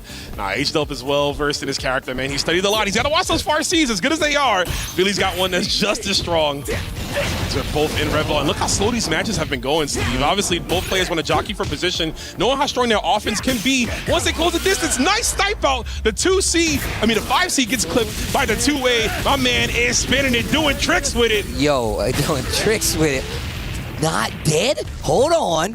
Wait a minute. H-Dope's got an opportunity. That hyper defense, get him a little bit of life back. Stays close, command throw. Hold on. Done. Just gonna leave him at a pixel. Just oh a pixel. My God. Final SPG wakes up, jab, beats the startup of Rev Blow. H-Dope with the proper option to go for, and that's such a safe option, Steve. If the Rev Blow starts up, you get the hit of armor, but you still have time to cancel into his counter or his command grab. So that was almost a checkmate situation for H-Dope. Oh my gosh. But the awareness of H-Dope, he has really been on top of some of these little micro situations. He's like, you know what, I'm gonna backdash here. He's like, nah, I'm gonna call you out on it. And it really is what gave him that first game. Now we go back to this slow pace, but the big jump in from H-Dope, he's going to get the first knockdown, and look at the screen advantage he's going to get from this. Yeah, he just takes you coast to coast, man. Shane McMahon, he's getting clipped right there with the 2C, right back at you. That's what it's going to come down to. Again, another guard cancel. Yo, you saw all the notifications? Yeah, bro. Punish, guard cancel, reversal. Check your phone, bro. Check the ping. Getting pinged right now, getting beat up too. Oh, yo. My man got the confidence just beating the sleeves off of this dude. CTE. Yo, Billy, defend yourself, bro. Fight back, bro. You in charge of the Howard connection. Geese is dead. What would he think about if he saw this right now? I feel like the Geese Ghost is hunting my man like the Green Goblin mask. Big pickup, H-Dope once again, and he cashes out. The fact is, when he gets these hits, whether it's the knockdown or the full combo, Nightwing has not been able to actually rebuttal after getting knocked down in the corner. And it seems to just snowball in favor of H-Dope. Yeah, getting called out as well, too. That jump, right, he had the high dodge already. It's one of the weaknesses for Big is that he doesn't have the best anti-airs. He has to rely on a universal mechanic. It isn't the best. So the fact that he was able to call that out, again, another call out with the jump throw, baiting him out. He's got some meter. This is huge here. Going to keep just simple for one. He wants to recover some of those funds. You do get back quite a bit of rev meter after you spin for super. Okay, gets the throw this time around. Nightwing slowing it down once again. And look, even though, we nickel and diamond to get the round, but I got the lead now. And now you're in the corner. Nice wild punish on top of it as well. Bro, how do you hit this dude H-Dope? How do you do it? He's kind of dope, man. You just dope, man. And there is a meaty 5D. He's going to get the extension off the lights here. Not going to build the bar in time for the kill, but the next one will definitely do. Just waits out the storm. And if you're Nightwing, yes, I was going to say that. If you're Nightwing, go in. You see him overheating here. Yo, caught you peeking. That's going to be a counter hit as well. Bro, my man is not messing around.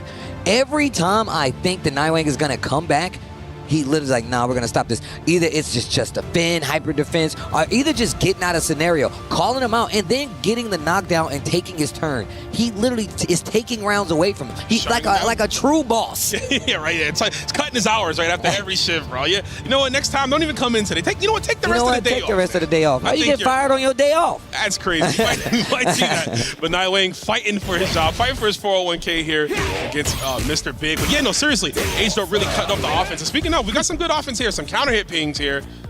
I like this. The exchange is definitely going in favor of Nightwing, and I feel like that's the game you have to play. Because if H-Dope closes his distance, which we've seen before, and sometimes it's with the jump, and now he's representing the fireball, so that means he's going to actually have to approach him. Oh my gosh. Have to slow it down, yeah, because you're walking into fireballs and walking into hitboxes. We got the frame traps in the corner, though. Nice fadeaway jump C, but doesn't get anything from that range. Really has to spin a bar to confirm off of far A.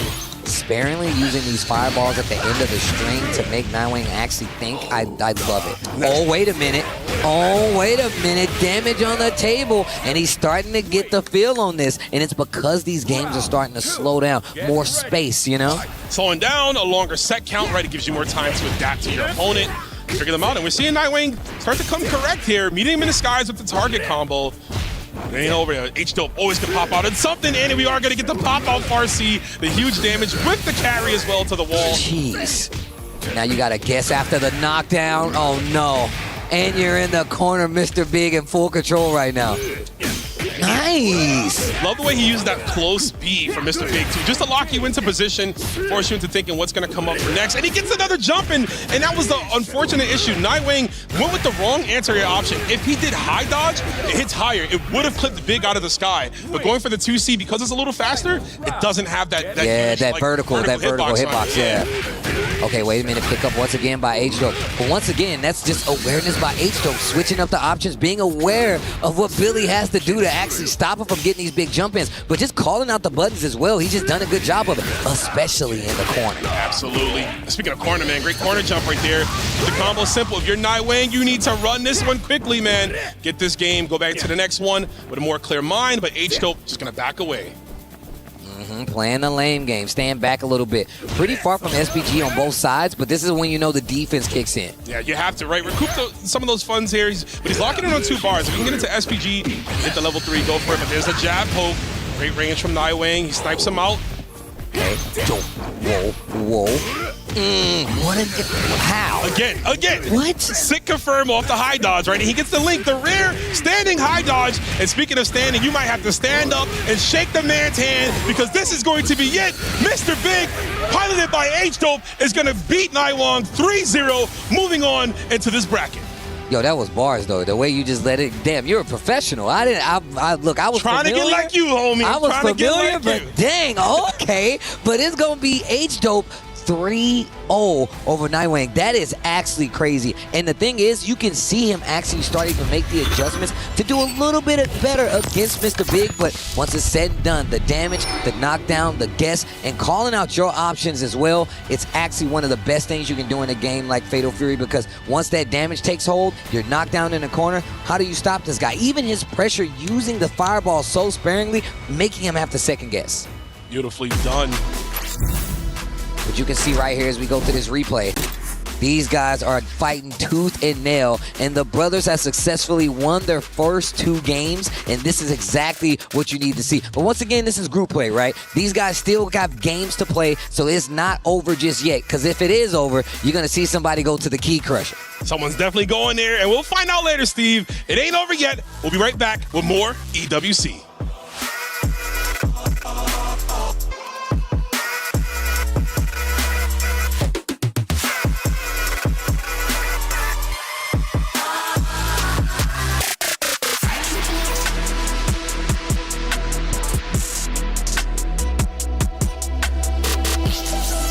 The group of death keeps rolling on here. It is group stages A. We are here at the EWC. I'm Rome himself, joined by the one and only Tasty Steve. These matches have been crazy. We're halfway through already on the first side of the winners, but we got some more amazing players coming your way. Is that the man with the, I think that, oh man, the one and only, right? Yeah, the millionaire, Mr. Logia, gracing us with his presence. You can see it shimmering from here. That gold arcade stick, bro. It tells a story now. When you see that bad boy, you fighting a professional gamer, to say the least. This is royalty right here. Absolutely. You guys already know Lagia, the man who won the SWC, right? The $1 million, the first one to do it.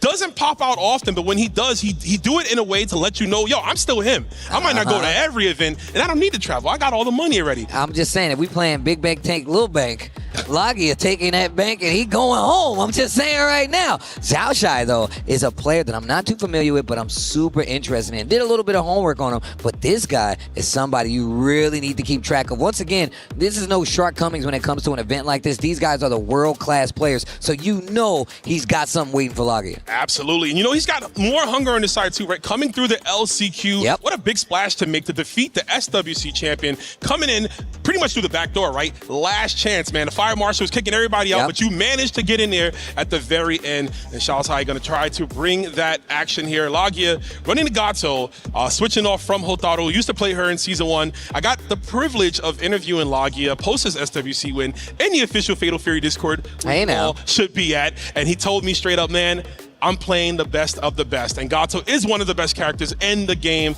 We saw 3 Gatos at EVO Japan. Had a great run at EVO Japan as well, too. And looking to kind of replicate that now. But again, like you mentioned, Xiaotai, this guy is something fierce. Yeah, and look, EVO Japan was definitely Gato City. I definitely was keeping track of it while I was walking around doing my due diligence. And Gato, one, he's a really cool character. And I hate saying that because I have a very bad history of fighting this character in multiple games.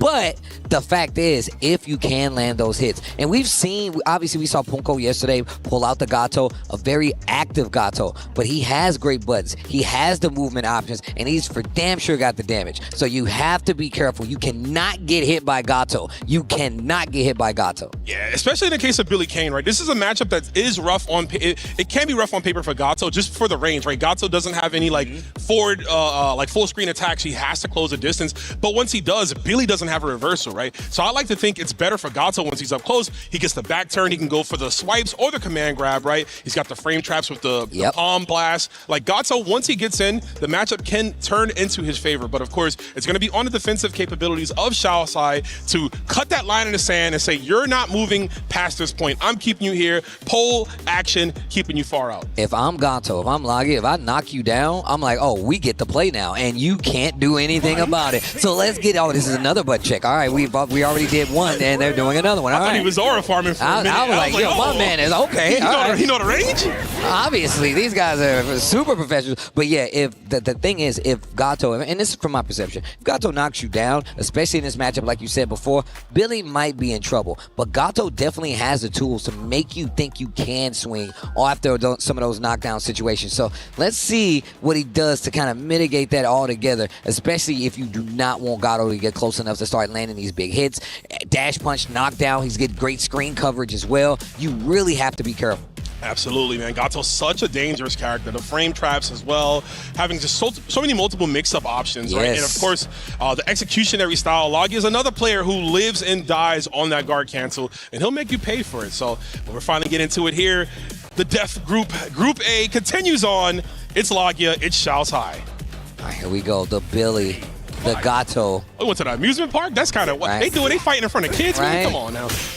Mom, I just wanted to get some cotton candy. There's some churros and corn over there. Bruh, give me a funnel cake or two. This is exactly what I was talking about. And now you in the corner. Goes in the stance to get the extra hit. DP to close out. Knockdown in the corner. And look at the damage he gets for that. Yeah, huge damage. And he tries to go for a little bit of a frame trap there with the EX stomp. Doesn't let anything happen, right? He's catching him with the guard cancel. He's going to get the DP finish. And already, the SPG, that's another thing, too. You cannot escape the clutches of Gato. He has one of the best corpse hops in the game. His dash is extremely fast. Okay, wait a minute. Gets the knockdown.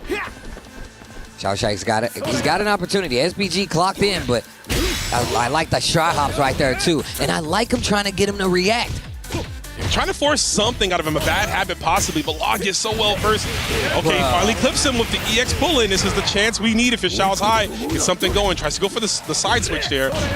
He's got meter. Got to watch that red bar, though. The jump B almost made something big happen there. Just about misses his jump and confirm, but I like that though. Meets him in the sky, doesn't even want to attempt with an anti-air, throws off the just defending air timing as well if you can close the distance and get the JC. And that's something that happens a lot in this game, right? Like people get used to your timing, so you see him JD in the air a lot. Hitting the early button can really throw off the timing. Nice guard cancel. You needed that one, but you can't be swinging that stick around like that, my guy. We're going to the wall. This is where it gets ugly, right? Gato, one of the best 50-50s in the game, off this super. His feint looks like his overhead. We might see that come out. Woo! Just told you, Steve. Going for the low, bro. Psychic. Big damage as well. And look, my man's got one bar. This next exchange could not be good news. Xiaoshai back to the wall. Almost jumps out. Stand A, gets the pickup. It's gonna be Lagia. He's got the meter. Take him to the top. Game number 1. Lagia, man. I've been watching this guy for years. Still a very young man in his own right, but well beyond his years when it comes to playing. Obviously, we've talked about the bank account, but as well as the many accolades, many SWC championships, and he wants to add an EWC to his arsenal as well. Really interesting to see how the lay of the land now, right? Like, especially coming from the championships and seeing how we get exposed to a lot of these players. Now we get to see them cross paths a lot more, especially on a stage like EWC. So there's a lot of meta, a little secrecy that goes on, especially meeting up on a big stage like this. Absolutely. Oh, I like the feint. He tried to get him to bite on the high dodge there. Great decision from Xiaoshai. Sorry, unfortunately, it didn't work out there, but the plus frames off the close D catches him mashing. You can't up close. It's kind of hard to box with Gato. Nice, gets the DP knockdown. Jump in the corner. We've been seeing a lot of that today. A lot of neutral jump in the corner to get out of danger. Lagia not giving up the DP challenge. Gets the confirm too. Okay. It didn't bite it well. It's going to bite on the super. We going all the way up to the top of that roller coaster. Eats the jump C. And again, Xiaoshai just looking for some type of option to get out of the corner and escape. But Lagia covering all bases there. EX Stomp has a huge blast radius, and we saw it pretty much clip his jump before he got out the corner. Oh, wow. Nice. More 2D there. Oh, wait a minute. I like the dodge. Big pickup. Okay, wait a minute. Xiaoshai. Yeah, that's one good thing about fighting Gato. He's going to favor those heavy normals, right? So that gives you an opportunity to go for high dodge to get the zoom in effect. Okay, playing back a little bit. We've seen this a similar tone. Billy start to slow down. It means they're getting control of the game. Look at the life lead that he has right now. Here's the throw, first time represented as well. I like it. Play to your strengths. We know Billy can be an offensive heavy character, but he got that long range, man. Oh, he actually met him in the sky that time. Faked him out at the throw loops. Doesn't cancel the high dodge, but a pixel left. If Lagia makes his comeback, what a far D. Wow. That's what happens when you put your essence into your stick, brother. You can't be doing that. You have a hurt box there. Yo, SPG clock in. Red blow for the knockdown. Command throw out of stance. Yo, this dude Lagia, bro. You wonder why I got it in a bank? It's because I got it in my hands. Whoop, whoop. Call the police. It might be the end. Speaking of hands, man, I'm putting them on your chest.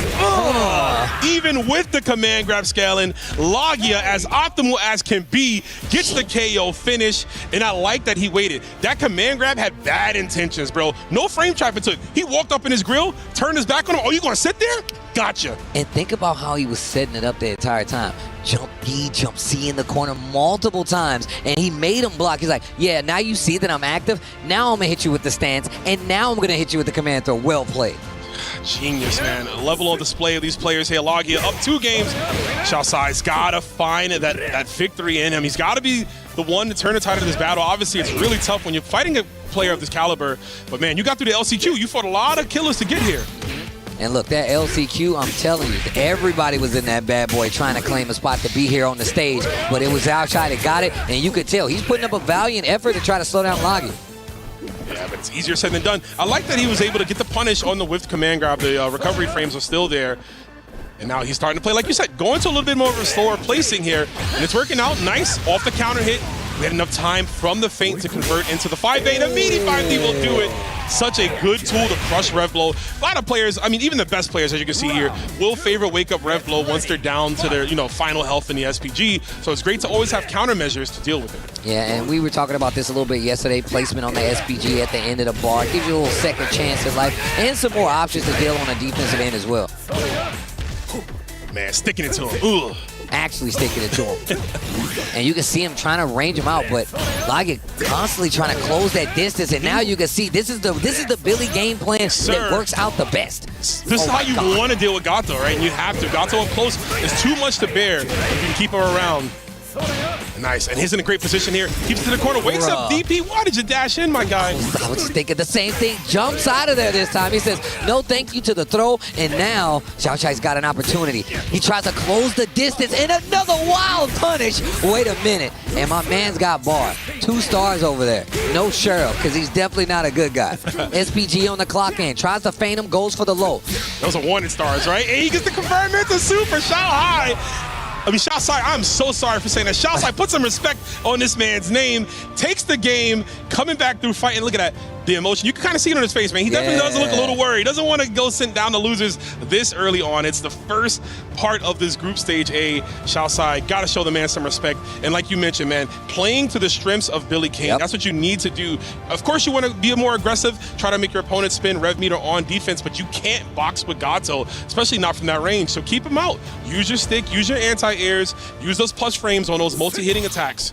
And look at that. You can tell that Xiaoshai is using this game plan of I'm a backdash, get to my far stand A range, and these buttons you have to respect, right? But also, that's been one of the things that's been helping out Lagi because he's been getting these far buttons, big wild punishes, and he's been converting into these big damage situations, and you know he's paying attention to it with Billy. He's definitely looking for it. Goes for the overhead here, switching up the game plan from that close, gets the link again. You're not escaping the wall, man. You can try to dash out. Oh, that's what I was talking about, these long range butts. And they're not even that much range. It's just the fact that you're swinging at this range and he's getting big damage off of it. SPG early. They're chunky, right? Like they not have the longest range, but they're so active and will expose a lot of other tools here. DP breaks, try to keep himself safe here. Nice little temperature check with the 2B. The guard cancel, and again, nice rebuttal from Xiaoshai. Knowing that Logia was gonna guard cancel, opting to go for rev flow to use the guard point on there. Too far to continue to confirm. Eats the jump in here, goes right into the level 2. What a confirm from Logia. Break his neck and then readjust his back. Bro. I hate this guy, bro. Dude, this dude Gato gave me nightmares, dude. And he's so good, bro. He's so good. But also, you can see Lagi really taking advantage now. Wow. Close call out. Push to the corner as well with the dash punch. That's a demoralizing round, man. If it shouts high, I hope it doesn't break your mental. Just double overhead and a command grab. Wow. Logia playing with him, man. The roulette, literally, where do you want to go? You roll the dice. I'm going to do what I want to do, and you land wherever it happens to go. Double overhead, repeat offender on the side of Lagi. He's like, I'm trying to repeat the money, I'm going to repeat the overhead.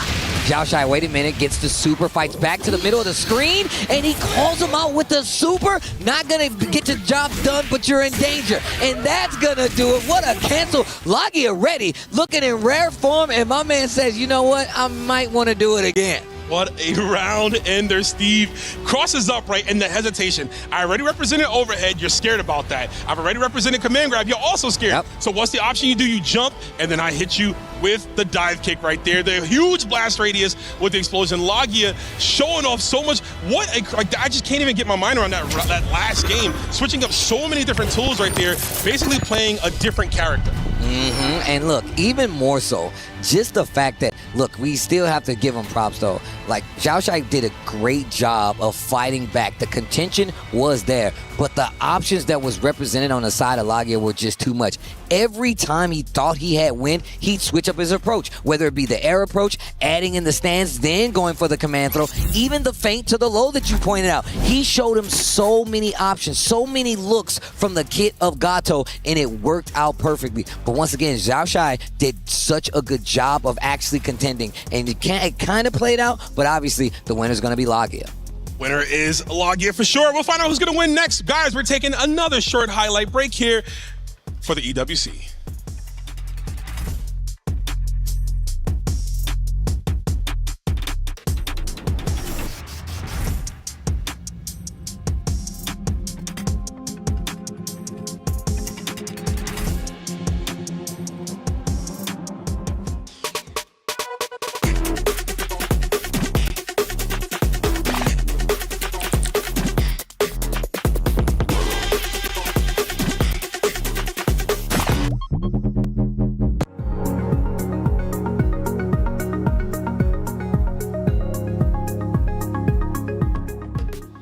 And the group of death continues with two of the heaviest hitters in the business. I mean, it is the group of death, but you got Xiaohai, one of the legends in the business, versus Kendevu, one of the oldest and well-established players when it comes to this EWC City of the Wolves. I've been a big fan. I've been following Kendevu for a very long time. I'm an old man in the game, so it's good to see another old man in the game, but his fundamentals are so ridiculous, and I feel like we haven't seen him come out for many games often, especially recently, but he is out here for City of the Wolves, so you know he ain't no scrub. Right, and he's flying high, right? You see him there with the jersey on. Team Falcons, the returning club championship victors from last year. Unfortunately, two of their players must do battle in this first round of Group A stages. And you talked about it, Kendevu, but of course, Xiaohai, the man. Boy. I don't care if he got second at the last tournament. He is always the first man you have to beat, and you can never count him out. But he didn't get second. Xiaohai coming off of 2 EVO victories in the last few months here, looking as strong as can be. Had a great run at the SWC last year. Obviously second place at the EWC for Fatal Fury last year, but won and Street Fighter 2 EWC titles, looking to possibly three-peat this year. But of course, Kendevu stands in his way, the Cookie Monster. See, I'm old too. I remember that. Hey, okay, Romo, all right, I see you. But of course, this is really one of the matches everybody's been looking at, because this is definitely going to kind of shape what this group is looking like, and it could affect a couple of these other players' chances from making out, or it might increase it. It's going to be Xiaohai versus Kendevu, and I think they both put on the mask. Yep, two Pinocchios, 2 long noses, and a lot of damage to be had. Both of them have the execution. It's going to go down to the gameplay. I mean, that's really what it comes down to, like you said, Steve. And we got to give it up to these guys. Kendevu, already a Kyoku Ginryu practitioner, playing Marco. Xiaohai can play whoever he wants. We even have a meme in the SNK community. It's like, hey, if a new patch for a game comes out and you want to know who's top tier, watch Xiaohai stream. He usually figures it out within the first week or two, and obviously piloting Mr. Karate. But he also has Billy Kane. He has a Hotaru as well. We'll see what comes out here, but we got the little bit of a button check on the back end of these two, making sure they got that win button set, and you're going to need it here. So, interesting enough, we know how strong Kendevu is, right? And we know how great he can be. Obviously, an OG in the game from numerous fighting games, skills passing on. But I don't want to say an upset, but this would be, in the terms of the EWC, people expecting Xiaohai to go the distance. Of course. If Kendevu can beat him here, that'll put a lot of bracket predictions in the water. To the untrained eye, right, Kendevu does not have a chance, right? Sure. You see this, you're like, it's Xiaohai, obviously, but see, they don't know. So like we know, they don't know. And I'm sure Xiaohai is aware of the prestige that Kendevu has already played across multiple games as well, like you said. Xiaohai, one of those people, they're going to put him in children's books talking about how well he can play fighting games. Statues. And I'm telling you right now, it's definitely going to be true to game. But Kendevu is one of these people who you always have to look out for.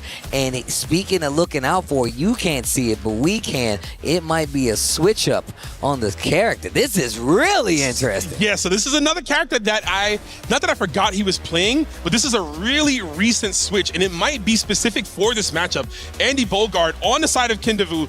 Andy kind of fights karate well, right? We talked about the demon flip and how he can use it to navigate through, getting on the other side of karate, having some great fireball to kind of just put out there as well to blast radius on it. So we might see this work out for him. Of course, having those other characters in his pool and already representing the zone game. And on top of that, like some of his buttons up close, they push him a little bit further. So you get this opportunity versus karate, you could definitely do some damage. But first blood gonna go by way of Xiaohai. And look, you taking a ride to the corner, get in the car.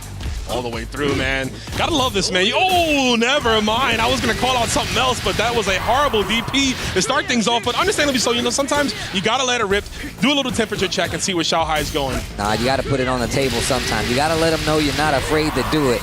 But it might be curtains, because I got plenty of meter and I don't even need to use any of it. That's what I'm talking about. A little tag on the end there. Just to make sure, you know. Just to make sure, I gotta cover my tracks here, man. Let you know I got those, just in case. Mass Marauder does it again. We got this thrill. A different startup already for Kendevu, who's representing those fireballs a lot. Oh, there's a demon flip. Yo, you got him in a fiend right there, man. And this is exactly what I was expecting to see. Knockdown, demon flip guess, and the fact is, Andy definitely does have some options to kind of cut him off at the head when he's trying to get to some of these angles where he does the most damage at, right? And now you can even see Xiaohai playing a little safer when it comes to this range that Mr. Karate typically controls. Gets the hit, knocked down right after it, and the chase on the recovery. I like it too. The mix up off the Zanyaken too. Gets the low. What a 2C. Caught him with the cuticles. And this will be it right here. Look at the change up on Kindevil. Yo, I love that super. A-Man strikes the JoJo's pose real quick before he Bro, don't puts say you down. Joe. You know I love JoJo's. Don't do that to me. I was about to get excited. But no, this is what I was talking about. That elbow, another option to close the distance early, and you have to be aware of it. Because look, one, JDing it is really hard. And two, if you don't know what range he's going to do it at. Oh, that was kind of a funky situation, right? Read for Xiao Hai with the 2C kind of skinny. Doesn't reach. We got that guard cancel. My man said cross chop, break it down, back to the wall. Yo, I call it the DX. He hits the DX every time. Well, look at that meaty. The throw. Oh, this is real dangerous. And you got that demon flip always lingering, right? In the mind of a demon, stops the jump. Stops the fireball with the jump B. This is so good for Kindevil. He's going to build the meter here. Refunds himself again. We're going to see another demon flip fake possibly here. Goes low. He's used so many options. He showed the low, he showed the throw, and now he does a normal throw. That's gonna be around a game. Kindevil taking first blood versus Xiao Hai. Once again, to the untrained eye, to the person not engaged, they're in shambles. Their fantasy bracket, they're calling her mom. I'll put the house on the line. I don't know what to do. Get the kids, we need to move. I gotta pay somebody back. We're going into game 2 though. Kindevil with the lead, and now you're seeing Xiao Hai get a lot more confident at this range. Oh, wow. Too far. Oh, he sent the EX elbow. It doesn't go full screen. Honestly, Soto, Xiao Hai is always a player that, he can put you in that state of mind of we're still down. Nah, we're right back into it again. He's ran it back numerous times, and he baits out the red blow punish. Stylish with the hey. Oh, my God. That was godlike. That was actually godlike. You're dead. You are dead. You're done. You are dead. Oh, wait, he ain't gonna spin it. He said I can do it without it. But you gave him another chance? Wait a minute.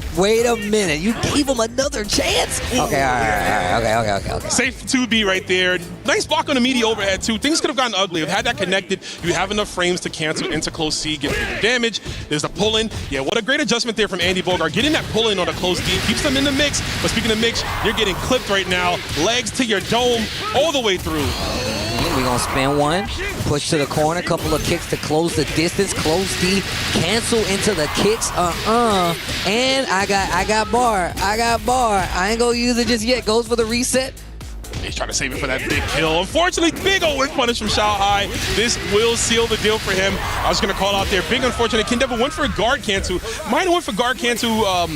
I want to say Kuhadan, because DP would have worked there, but the second hit of the close D from Karate pretty much nulled that completely. It shut it down. So what an adaptation. Just right back in here. It's Xiao Hai. You can never count this man out. Kindevil came out hot. He's got to keep that fire boiling, though, or he's going to get doused. And you can see him using that big, slow normal that we was talking about, right? And I think that's just to call out that range. He was playing that sending elbow as well as just trying to move around in that range. And now he's calling him out with it. I like what I'm seeing. And now we're both wearing the mask. Spider-Man black suit, right? Sometimes you gotta do it. Put the suit on, man. Know your enemy. The Karate Mirror has come and reared its head. But I like this. You get a kind of a feel for it, and now it's old school fighting game tournament rules. Yeah. First to 2. I like it. And I agree. You still have the Andy in reserve here. Great start for Kindevil, too.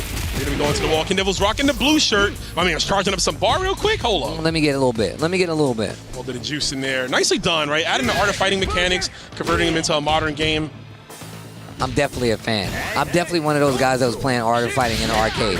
I'm one of those guys. He was losing money, right? Oh, yeah. I know, that AI is bro. crazy. I don't know what they were thinking, bro. SNK, you guys owe me money. Here's the throw. It's throw for Xiao Hai. Ooh, little 5A right there. Gets the pickup. Kindevil making Xiao Hai clock in. SPG is there, but he's got a bar. Huff. That sound effect, man. That's ASMR. That ball. Doesn't get old. Wait a minute. To the corner we go. Yes, we are. And that was a great option, too, from Xiao Hai, right? Just blowing him up with the C uppercut there. Pressed the overhead too early, and the backdash gets him away. Nice. Gets a little 2A stamp. Stand B right there. I like that. If he had bar, he could still cancel in the super just to get the job done. So you still got options. The crazy part, though, Xiao Hai wasn't wrong. He was just early, right? The overhead would have beaten the backdash had he delayed it by a frame there. So Kindevil able to eke that one out here. Hopefully he can keep this momentum going. Hey. And look at who has this lead. 2 successful stance counters. Kendevu taking the lead, and Xiaohai is real close to clocking in on his SPG. There is the 5B cancel in the super, and he tries to go for the throw. It's not going to do it. Xiaohai now has a chance. He knew it, man. He knew. Of course, command grabs are one of those great round enders, right? Such as overheads. But Xiaohai, he's been in the game for so long. Look at the health on Kendevu. Just off of that one sequence there. Gets out of there off the super jump from the wall with the Tatsu. Xiaohai eating that DP to the face. And we are up 2-1 right now. Kendevu could really turn. Yo, I'm telling you, the Groups A, we know how crazy this bracket is. We talked about it all day, but I've been also hearing Xiaohai, Xiaohai, Xiaohai. Kendevu says, I want my name to be talked about. Y'all need to etch my name on the statue. I'm trying to crush his key. Bro, you guys, look, you guys just don't understand. I'm telling you right now, somebody's fantasy bracket's just in shambles. Kids are crying right now. What's happening? It's supposed to be Xiaohai. What's happening? Daddy, what happened to the house? Oh, I'm sorry. Look, we got to change schools. We got to get you out of there. Again? Oh, nice run-up throw. Great way of dealing with that, especially if you actually see it coming. There's no button hit. Could call out Xiaohai. Get this combo in the corner. This is going to be damage. It's huge. Going for the simple karate combo, and even the simple combos do so much damage, right? They hurt so much. No punish on the dive kick there from the wall jump. Another unique mechanic. But also that knockdown in the corner. You see Xiaohai just go for 5A. He just went for like a little neutral instance, didn't use close D.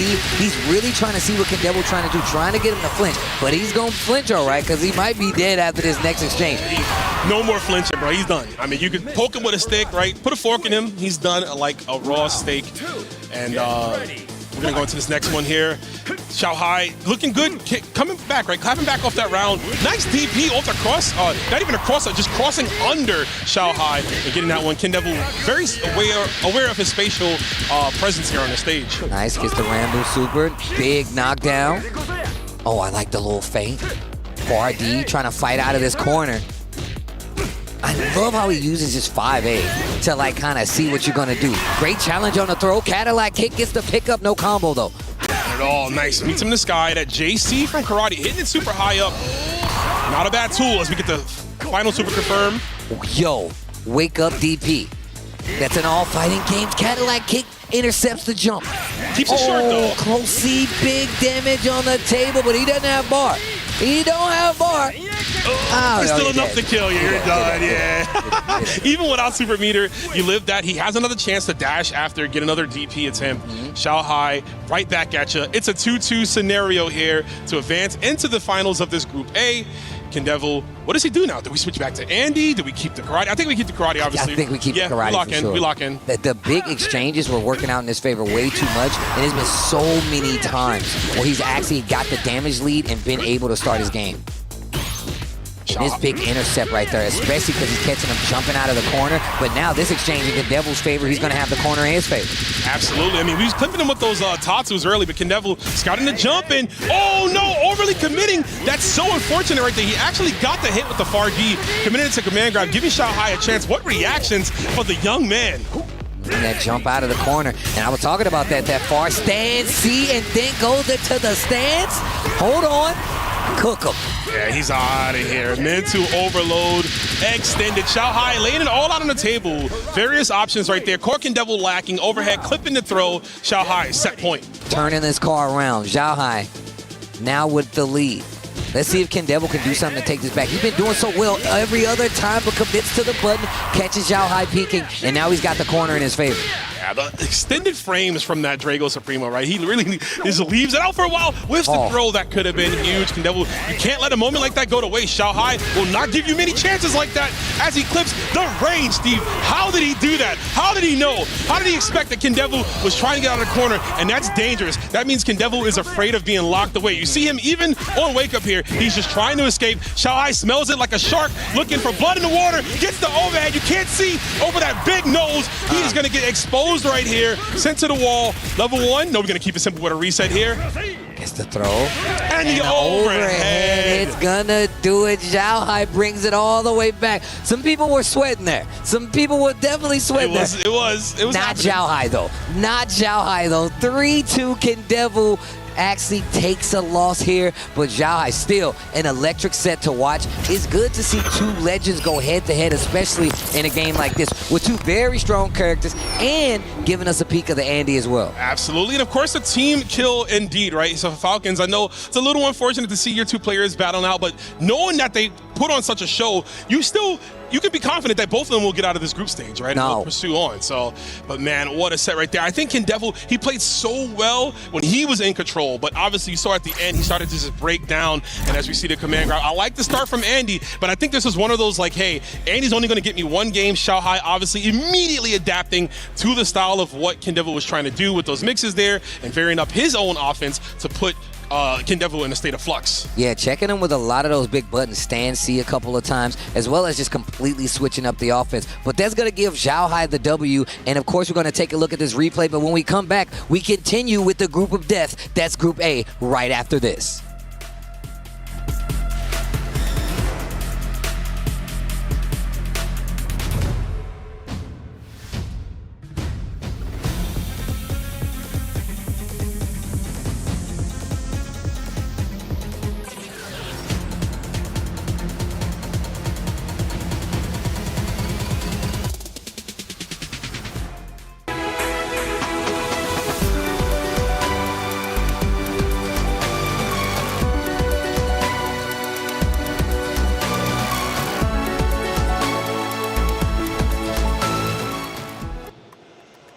Well, Group A has not disappointed. The group of death looking exactly to be the case. But one of the big stories we had at the beginning of the day was the Twins, and the Twins are looking good.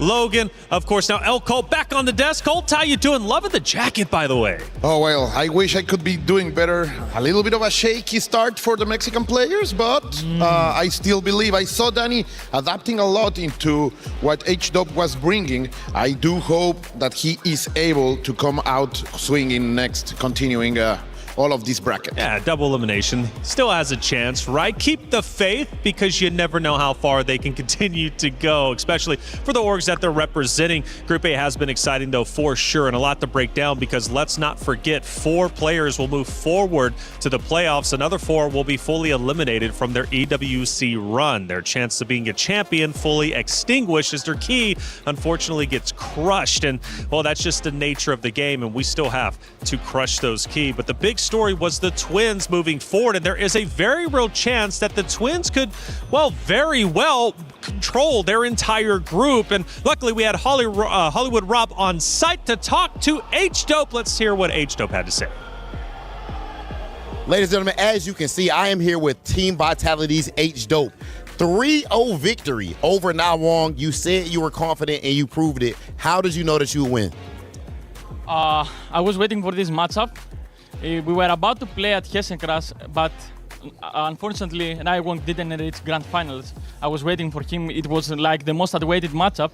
I've done so much preparation against him, and now that I had like the luck to play against him at EWC, I was so prepared to play with him, and it was my honor.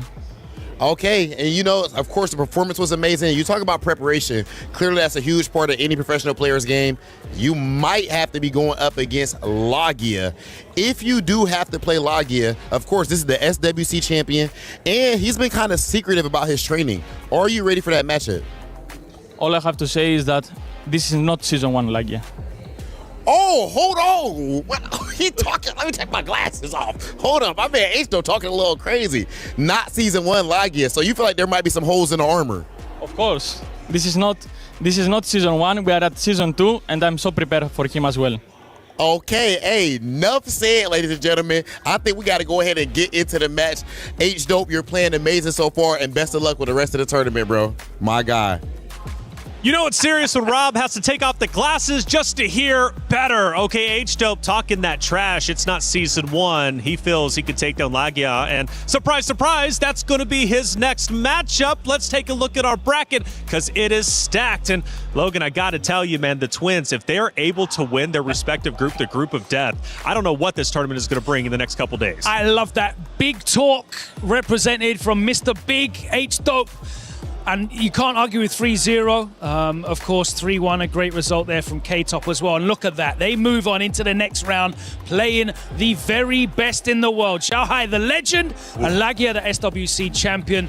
What an incredible shout that is for the European representatives, the two twins. You're completely right. This fraternal alliance is really showing up to be a complete threat, but not only for this tournament. Right now, this could shake the whole championship situation because these two guys are representing Vitality, and Vitality was so close last year against champions, and if they take out Xiaohai into the lower points, like that narrative, that story could show up into the plus $15 million that are all over at the end of the EWC. Yeah, Vitality third place last year behind Team Liquid and ultimately Falcons. I hate to start with this one. Back at you, though. We had Denny Almaza taking an early L. K-Top getting the win, 3-1. Cold, but man, like those eyes, those blue eyes are cold indeed. But yeah, like Danny did a great job to adapt at the start. Like K-Top really come out swinging, controlling, knowing what to do. It showed that it's solid. Danny tried to adapt, but it was just too late. Yeah. He has the heart of a champion and the skills to do that,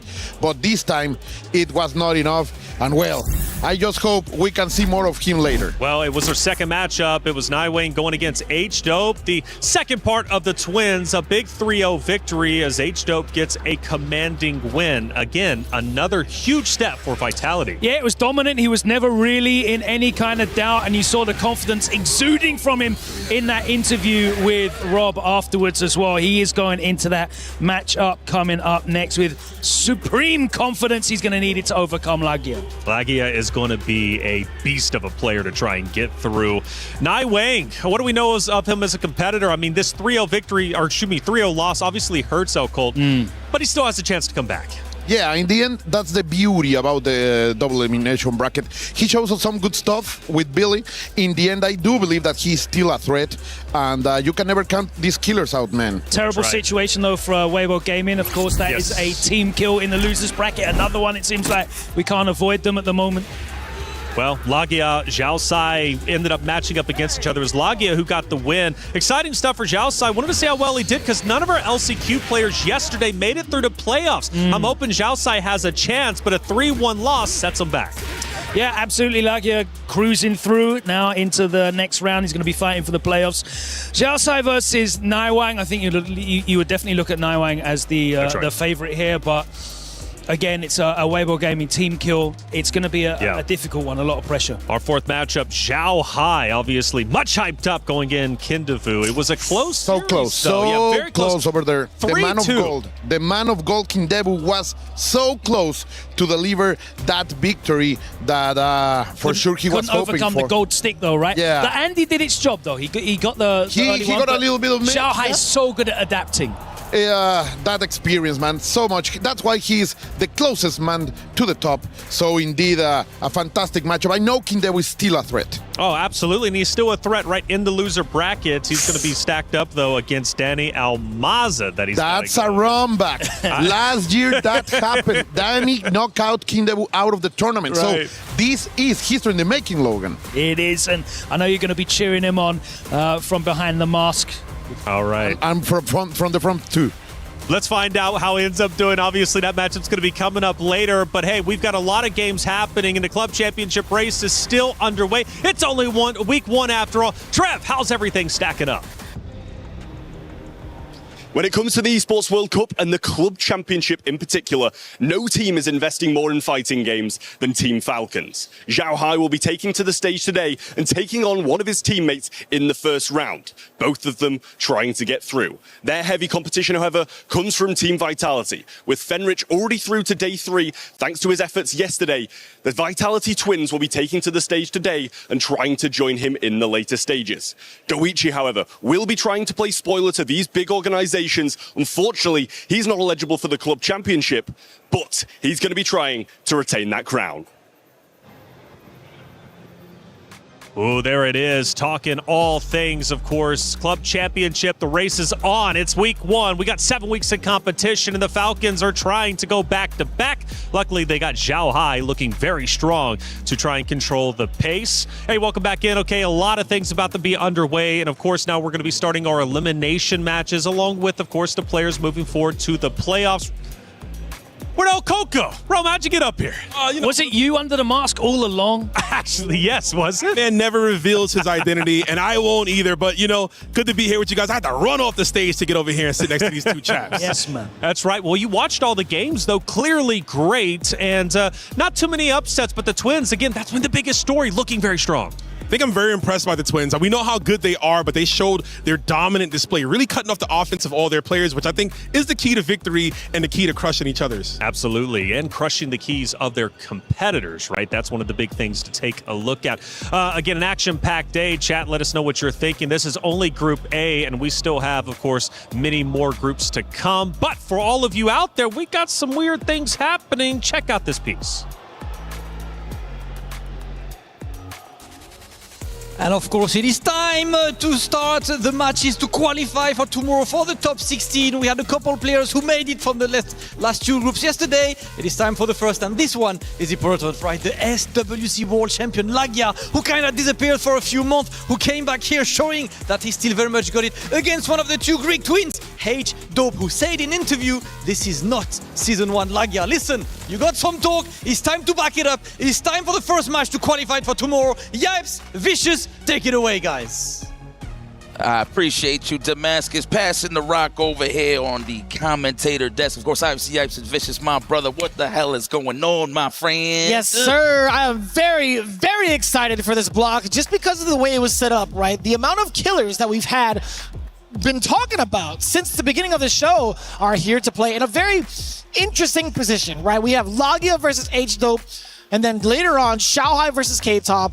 I cannot even imagine who's going to take it over the other going into this. I mean, I see why they kept this for today, man. Yesterday, I was kind of complaining like, man, why they didn't do Group A? Why they didn't go in order? But it makes a lot of sense. A lot of drama in this. But it looks like it's a victory for the brothers. Of course, K-Top and H-Dope, they don't have to fight each other, thank God.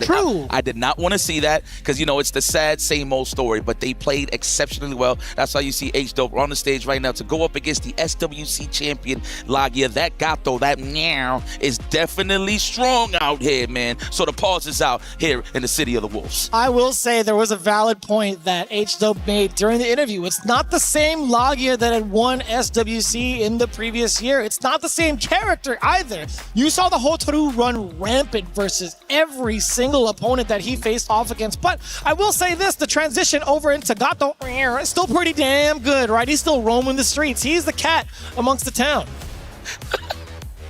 Let's get it on. Let's get it on, man.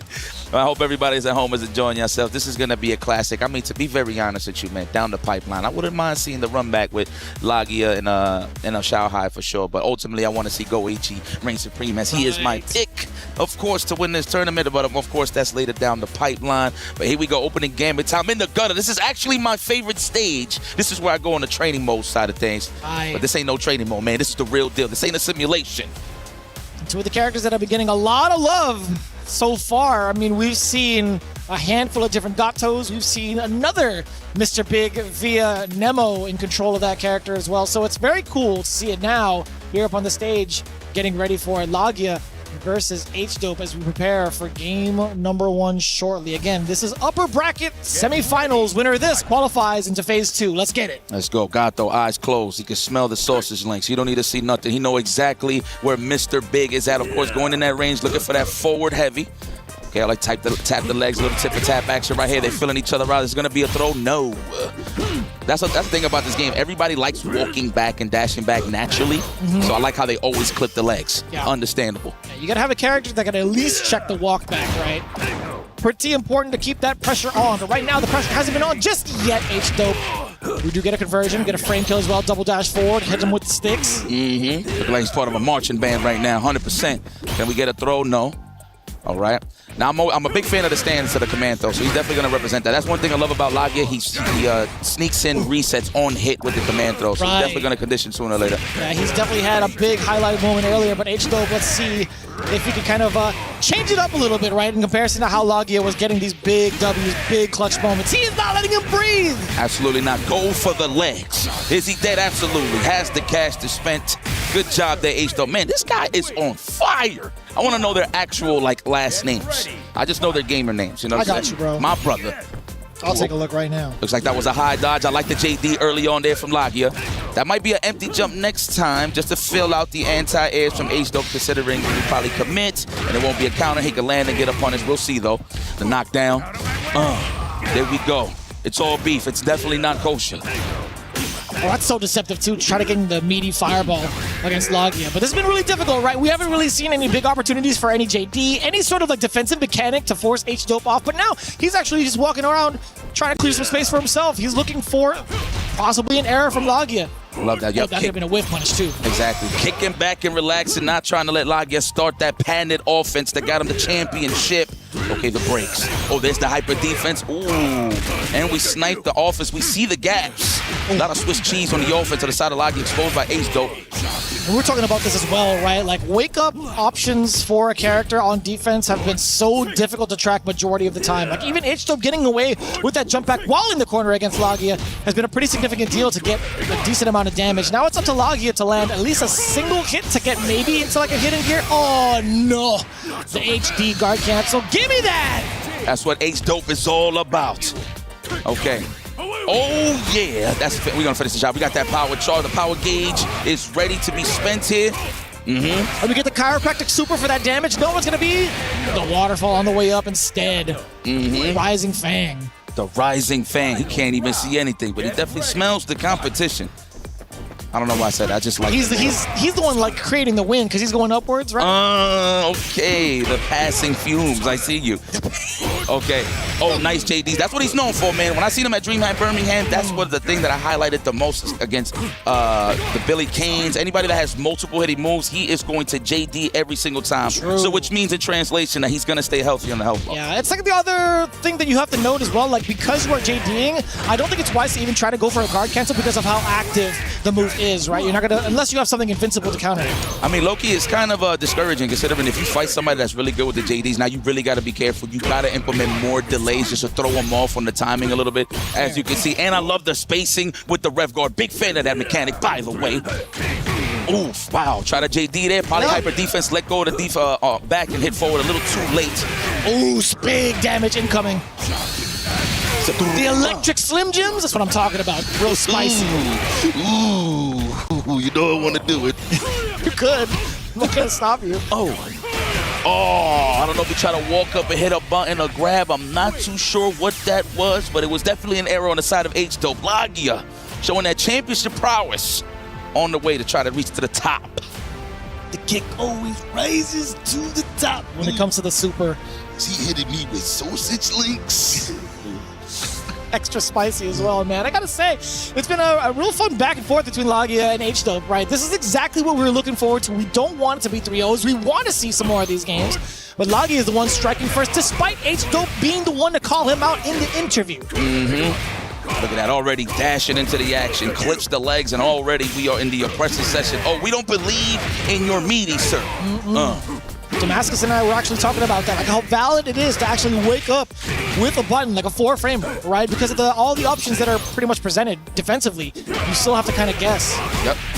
Rock, paper, scissors is definitely showcased on the offensive side. Yeah, the defense as well. Mainly on the defense. You get so much mileage out of that as well. From your 4-frame button, if it's enough to link into a heavy, it's a huge deal. Looking for the throw bait. Oh no, that's way too high for the bald fella. Exactly. I know he's the bald eagle of City of the Wolves, but sometimes just a little bit too high up. Well, the dragon, and the super coming out from Gato instead, taking the big W. And Lagia is looking very hyped. Definitely very hyped, trying to get an easy roll, going all the way to the top. We want to stay on the winners at all times. It does reset, right? Right, you want to go to the bracket, or is there still losers? I keep forgetting about it. It changes, I feel like, into first another of 5 single phase. land. It should be Yeah, at least with phase 3. Yeah, into the top 8, you're right. Okay. Come single elim, yeah. Oh, he had the right idea, but the proper button placement there from Lagia to just clip him on the crossover. There we go, get money, to the beat of your own drum. Oh, the taser. Oh, kill those frames. The backdash. Wow, I like how H-Dope is just waiting to see what exactly he's trying to do. Probably waiting for the reversal, possibly. Right in the crouch area, the family jewels. Yeah, that's also like one of the farthest reaching normals that he does have. Actually, I'm impressed that Far D actually reaches further than Far C. We were talking about that with Punish tool earlier. I was talking about it with Colt, but we get the hard knockdown now. One of the most annoying punches. Jesus, what a way to catch that with throw. I think that was a whiff punish or whiff throw. No, I think it was a whiff punish. It did say punish, if I'm not mistaken. Okay, let's go. The winner. Damn, that's 2 games right now to Lagia. So it's, I mean, H-Dope wasn't lying. He said this is not the same Lagia as last year, but I feel like it wasn't really the same type of message. Like it's technically a different Lagia. He might have been much stronger than he was in the previous season because of his transition to Gato. He's making it look real clean. Absolutely. H-Dope, I'm gonna need you to really tap in. I know your brother is probably in your mind right now talking telepathically, letting you know what you need to do against Lagia. I mean, I think he needs to be a little more aggressive. I mean, obviously, Lagia very, very nice on the defensive side of things when it comes to the JDN, but I feel like he's waiting a little too much. So it's giving Lagia a little more wiggle room to actually just get his maul on and just get his offensive sequences over. High-key, I would have been surprised if he actually switched over to like Mr. Karate off of Mr. Big. Wonder Twin Powers activate. Imagine. Form of Mr. Karate. Form of oppression. Let's go. Ooh, the JDs. I'm telling you, you got to watch out how you place those. Maybe delay those just a tad bit. All right, backing up, just trying to get a little help with that JD to jump in. No, that DP, the knee, the ACL meniscus. Let me get another throw here. Ooh, the tech chase. Tech chase as well. And it's so difficult to even tell what's going to happen afterwards. You're so caught in the lights, you get caught up with the command grab instead. And the super. Now, Lagia here at match point to qualify into phase 2. H-Dope, there's still a chance. Come on now. Reverse that. 3-0. We'll love to see it. That's a classic. Oh, jump in target combo. So annoying. What a way to throw off the defense. Build a little bit on that ref side of things as well. Okay, we waited for it. Forward H, counter hit. Looked like he tried to press something in between. Not too sure. Try to challenge. Now it's big damage. The taser. Oh, we got the frame trap as well. This is about a 2.5 touch game, perhaps. Okay, a throw and a combo. There it is. And spend all of that. You do have power available. Is it going to kill is the question. Serve, he says. Damn, he is milking that. Yes, absolutely. That is top tier damage displayed here from H-Dope. He went maximum Nick Cannon. He had the full drum line. Chorus after chorus, verse after verse. He's been, that is a lot of damage, actually. It's quite impressive. Yes, before the turban. I hear that. That's right. Let's go. See, that was mad far. Pretty good. Okay, we're going to extend that. Is he going to build that meter? Yes, easily. Oh, he had 2 power charges ready. I'm ripping. Hot dog. That's a lot of damage, man. Both these cats are kind of impressive in the damage range. I'm not going to lie to you. Oh, we still juggling. Barnum and Bailey's at its finest. Don't right get command grabbed, though.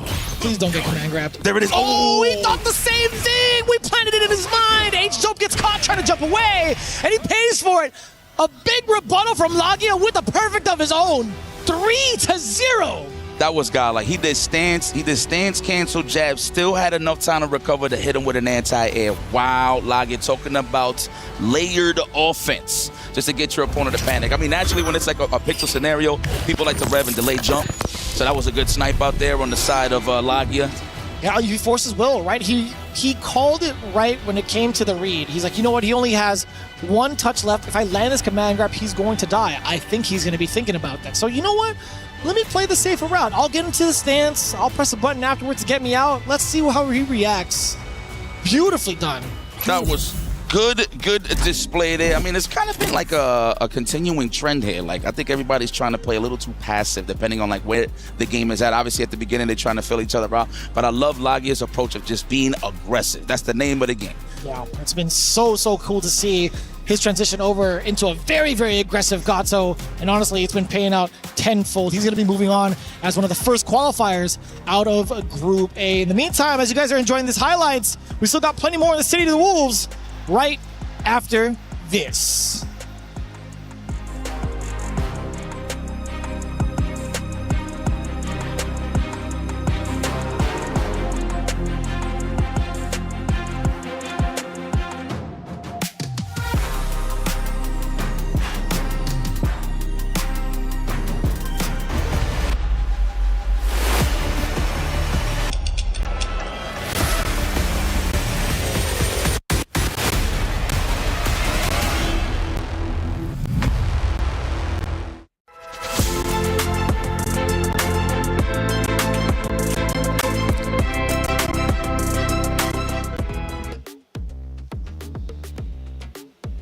One twin falls, the other takes its place as they get ready on the big stage. Now facing off against Xiaohai, it's K-Top here at EWC. City of the Wolves, Vicious here with my main man, my brother, IFC Yipes, to call the rest of the action here at Group A. Yes, sir. Ooh, Xiaohai, of course. Last match against Kendevu was a bit of a doozy. I actually thought Kendevu had that, man, but Mr. Karate stayed solid, of course. I actually thought he was going to rock the Billy, but judging by the competition here, it's safe to say he's going to stay in the dojo. Of course, K-Top stepping up to the plate with Mr. Karate, Mr. Nostrils himself. I can see the nose hairs from here, absolutely. I mean, it's all jokes. Of course, we're just kicking it back and relaxing, but this is going to be exciting. I'm loving K-Top's HDs into the Drago stance. Yep. It is so clean. And I like how he waits. He gets patient, right, on the defensive side. Because usually people get a little too antsy and they JD and try to guard cancel at the beginning. But there's a lot of multi-headed moves, right? So he literally waits for the pace of the offense, see the gaps, and react accordingly with the Drago, especially with the HD. That is pretty clutch. If you ask me, it's probably something in their DNA that they're both really good on the defensive side of things. But let's see if Xiaohai can crack the wall of K-Top. Yeah, this is going to be very interesting to see. I mean, we're obviously going to be expecting Mr. Karate from both ends, but Xiaohai, again, like he had to go through what Kendevu not too long ago. It was first the Andy that got the L against him, brought it all the way back, then faced off against the Mr. Karate. And it was kind of interesting to see because Kendevu did have the 2-1 lead. So now that he's fully warmed up, now that he's going straight into the mirror match, do you think it's going to be a much different story? Like, I guess so. Do you think it's going to be much more commanding from the side of Xiaohai? Do you think it's going to be like a 3-0 in repeat, going up against from one twin to the other? In terms of score, right? Not necessarily like facing off against each other. No, I get you. I feel like he's just going to play regular old Xiaohai, man. I mean, it's no different. Just more so how you going to slow him down from walking you down. That's what he's so good at the end of the day. So, I mean, we'll see. Look, I have a lot of confidence in K-Top's defense. Is can you out-nooch Xiaohai is the question. You can't even jump on them a good 99% of the time. So, but this is kind of crazy to me, right? When we seen the matches with Kendevu, literally the early matches, while he was trying to come back, you didn't even see no Drago stances, right? So that's how that kind of tells you. It's like a little bit of a tell that he's literally trying to download your offensive patterns that way before he starts letting them rip, right? In terms of counter poking with it. So let's see what he does here. Yeah, most of the time we think about like the neutral being played from Mr. Karate, right? I think it's a little bit harder to tell when he's going to pretty much skip. We always talk about that. The EX Tatsu as being one of the biggest culprits. I don't even like trying to throw a fireball with this character from further out because of the start up to it. You can hold it down, but it's still so very, very reactable with the jump too. But it's going to be very difficult now to call how the approach is going to be. Damn, son, the far D is just going to connect. Where was the hitbox at? No you idea. Just hit him with big toes, shoelaces. And there's a tell you just calling about that. With the straight face. Never tired on leg day. Look at that. He's going for another rep. He's going right up the Stairmaster. Let's see. Are we going to see it on the command throw side of things? Oh, he ducked into it on the way down the neutral jump. Hella damage against Xiaohai. We got all the meat in the world. Of course, the knockdown, that is difficult. That is hard. Oh, nice. There is, wow, that check. No command throw for you. I don't really do legs today, says Xiaohai. That's crazy that he called out the command grab in that fashion as well. What a read. Hella damage, dashing on up, block on the overhead. Still a lot of chip damage. What in the world? The timing in between the string. Being able to get another rebuttal. K-Top. That's what I was highlighting in terms of defense. Now, mind you, you can only get that animation if it's a perfect parry. If you do the regular one, it's the overhead, but if you get a perfect parry, you get the full combo, or the rev side of things, at least. Oh, the DP. You think I was going to respect you, sir? I like how he just ran up in his house. He was ready to react to the overhead accordingly. Xiaohai has great defense as well, of course. Wake up buttons. Don't respect your meaties. You got to condition me a little better here. Oh, we got the conditioning happening right now. That's two back-to-back throws from the side of K-Top. Going in for the frame kill. Had to go low. There you go. Fighting back, and we got a lot of meter to play with here. Walking back naturally. You're going to block the overhead, of course. The DP break. I'm telling you, you cannot jump on this man. And going in with the Cadillac kick as well. Shout out to Tasty Steve. He really is kind of just like reclining in the seat. Oh, lordy, command grab. Hitting him with the Intermania. Let's go. Oh, it's so hot in here. On the floor. Yeah, man. I never thought about it that way. That's pretty bars, actually. Yes, yes. All knees. I love it. Whether it's ashy or lotioned up, it don't matter. It's going to land. Ow. Hit him with the big old fireball. That is looking... He just sounds so cool when he hits everything. Yeah. Shogoken. What you gonna do? A little awkward too. Had to go in for the jump. I like that though. I mean, you can't shy away. Even though there were a couple of anti-airs presented from Xiaohai, you can't shy away from the jump approach, man. That looked like an overhead of me. Went for the legs, but didn't have a power charge available. The power gauge is a little bit dry on the side of K-Top. There we go. 2 meters to play with here. Xiaohai. It's gonna be a throw. Stairmaster. I'm calling it right now. Oh, went for the overhead. Counter right back. That was ridiculous. K-Top. What a way to keep your eyes peeled. Damn. It's cool that stuff. What's his last name? Lambro. I don't want to butcher it, but nah, that's what we do. We learn on the fly. That is K-Top, aka. Oh, that's why his name is K-Top. So it's Constantinos. Yeah, man. Constantinos. Papito Constantinos here. He's gonna get refreshed. Get that water, Xiaohai. Yes. You gotta make sure you are refreshed at all times. Yeah, that's what it sounds like. That's right. Pretty accurate. That's right. How do you consistently do that? Hey, man, I'm just part of the action, that's all. I'm in the best seat of the house, of course, here at EWC 2026, Fatal Fury action. I mean, I just want to be part of the action. You know what I'm saying? At the end of the day, if I feel like he's drinking water, I'm drinking water. That's how invested I want to be in there. If I'm getting opened up like a can of worms, I want to feel like I'm the one with the bad defense, too. That's just how it works, man. We emotionally invested. Let's go. Who wants to take that play home? I know my man Xiaohai got 2 of them things hanging on his wall, wherever he puts it at. That's true. He could have walked away with the 3rd. Again, finalist from last year's EWC for City of the Wolves, right? That is what he wants, the multiple game specialist. If he gets one here at EWC for Fatal Fury, I mean, we already know he's one of the GOATs, but I don't know, man. In terms of the rankings, I mean, somebody got to move aside from Mount Rushmore even more. He probably could just kick all 4 faces and it just be his face, maybe with Menace. Possibly. I mean, it makes a lot of sense. I mean, he's coming in from a fresh EVO Las Vegas win. Facts. For this game specifically. EVO Japan as well. This man is consistent. He don't even need to qualify no more. He's just taking everybody's soul and money. Here it is. Oh, that is the Kenneth Coles putting in some serious work. The Tatsu into the dash. Now what we're going to do in terms of a safe jump, that looked like a cross-up low-key. I'm not even going to front. Oh, out of there with the slow-mo as well. Yo, give me that! Oh, no, the drop. Nah, it was all a fancy frame kill. He was making sure he was sizing up those size 11s, Funky Garcias, right into the grill. Man, the way these guys is kicking, you would think these guys are wearing joggers. Jesus. He said, ooh. The flexible pants. I just digested all of that right now. Just He said, hold that. You know what I want to say. But anyway, ooh. Nothing but the big buttons, the triple threat. Don't ask. Don't tell either. Right? Don't tell. He ain't saying a word after that. Let's go, continuation. Damage. Put him in the SPG though, so now we have access to that rev blow. I'm pretty sure at one position he's probably going to fuzzy jump and probably do the air rev blow possibly, or a top rev blow, who knows, but he is getting mauled in his corner. And we got meter available. I don't think he had time. There was a 0 opportunity to rev anything up. My man's engine was dead. That's it. It was cut off. You take his meter and you send it to the mechanic. That's wild. Right now. I wanted the invoice, man. I wanted to fry. Yeah. I wanted to fry. Learn how to fix cores. But you can't fix that engine on the rev meter. Jesus. Nah, it doesn't take a mechanic to know that engine was done for as soon as that combo had landed. Oh, wow. Is that a diamond egg in the background? Huh. Okay, we'll take it. Yeah. That's right. Archaeologist approved. All right. Here we go. The Tatsu. Oh, the soft knockdown. Yes, into the reset. Looks like he's trying to delay close fears possibly. We got crystallized cacti. Oh, yeah. Yeah. That's a cool stage. I never thought about it.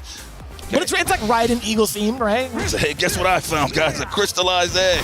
Can I get a hell yeah? Hell yeah. My guy, I know you don't need me out there, huh? Oh, Drego Stanzo. Wow, you really see the size of that thing, man. The way he does is like the feint for like the stance switch is just so cool, by the way. What a cool character. I like that it's just no emotions. I mean, obviously he's wearing a mask, but I mean, he's selling it. Oh, try to hit him with the Stairmaster. No one home, though. Oh, that reach. Word? That was sick. Mind you, he was looking for the DP break, but hey, we'll take it. It's a 2-piece. We're going to kill. Whatever. And he didn't hold on to it either. No. Right? Exactly. Fully committed. Exactly. Good call. All right, like that little slight rev guard just to push him away a little bit, just to keep him out of that jab range, that close fierce range. The dash extension? Yeah. Oh, kill those frames. Wow. The late tech that actually could have got ugly there. He just delayed that fist just a little bit. He actually would have blown up that technical there, but that's all right. Why is it punches, but it sounds like slaps? This is nuts. Oh, he went for the reset and got a meaty. That was a counter hit against K-Top. Hella dead. Try to read the command throw. He just got blown up. Of course, the stand jab at the DP break, of course. Damn. Didn't even need the rest of his meter. Hello. We're still going. There we go. The golden child, Shao Hai. I ain't talking about Eddie Murphy movies neither. Yeah. Let's go. Okay, we spend it. That rev is very high, my friend. Yes. Let's change the oil on that engine, please. Making sure we don't get no flat tires on our journey. The check engine light is on. We maintain. Our mileage is still looking pretty good. Check the Carfax on that one. K-Top definitely going to take it all the way back against Shao Hai. He is in the lead yet again in this series. 2-1 over Shao Hai. We better put some respect on my man, Konstantinos. Konstantinos is being very consistent. I like that. On the defense. I don't know what accent I'm doing right now, but it's just something about anybody with a name like Konstantinos Lampro. Oh man, this guy is so Lampro. Lampro is so pro. Whoa! My man said, kick back, wanna kiss myself. Sheesh.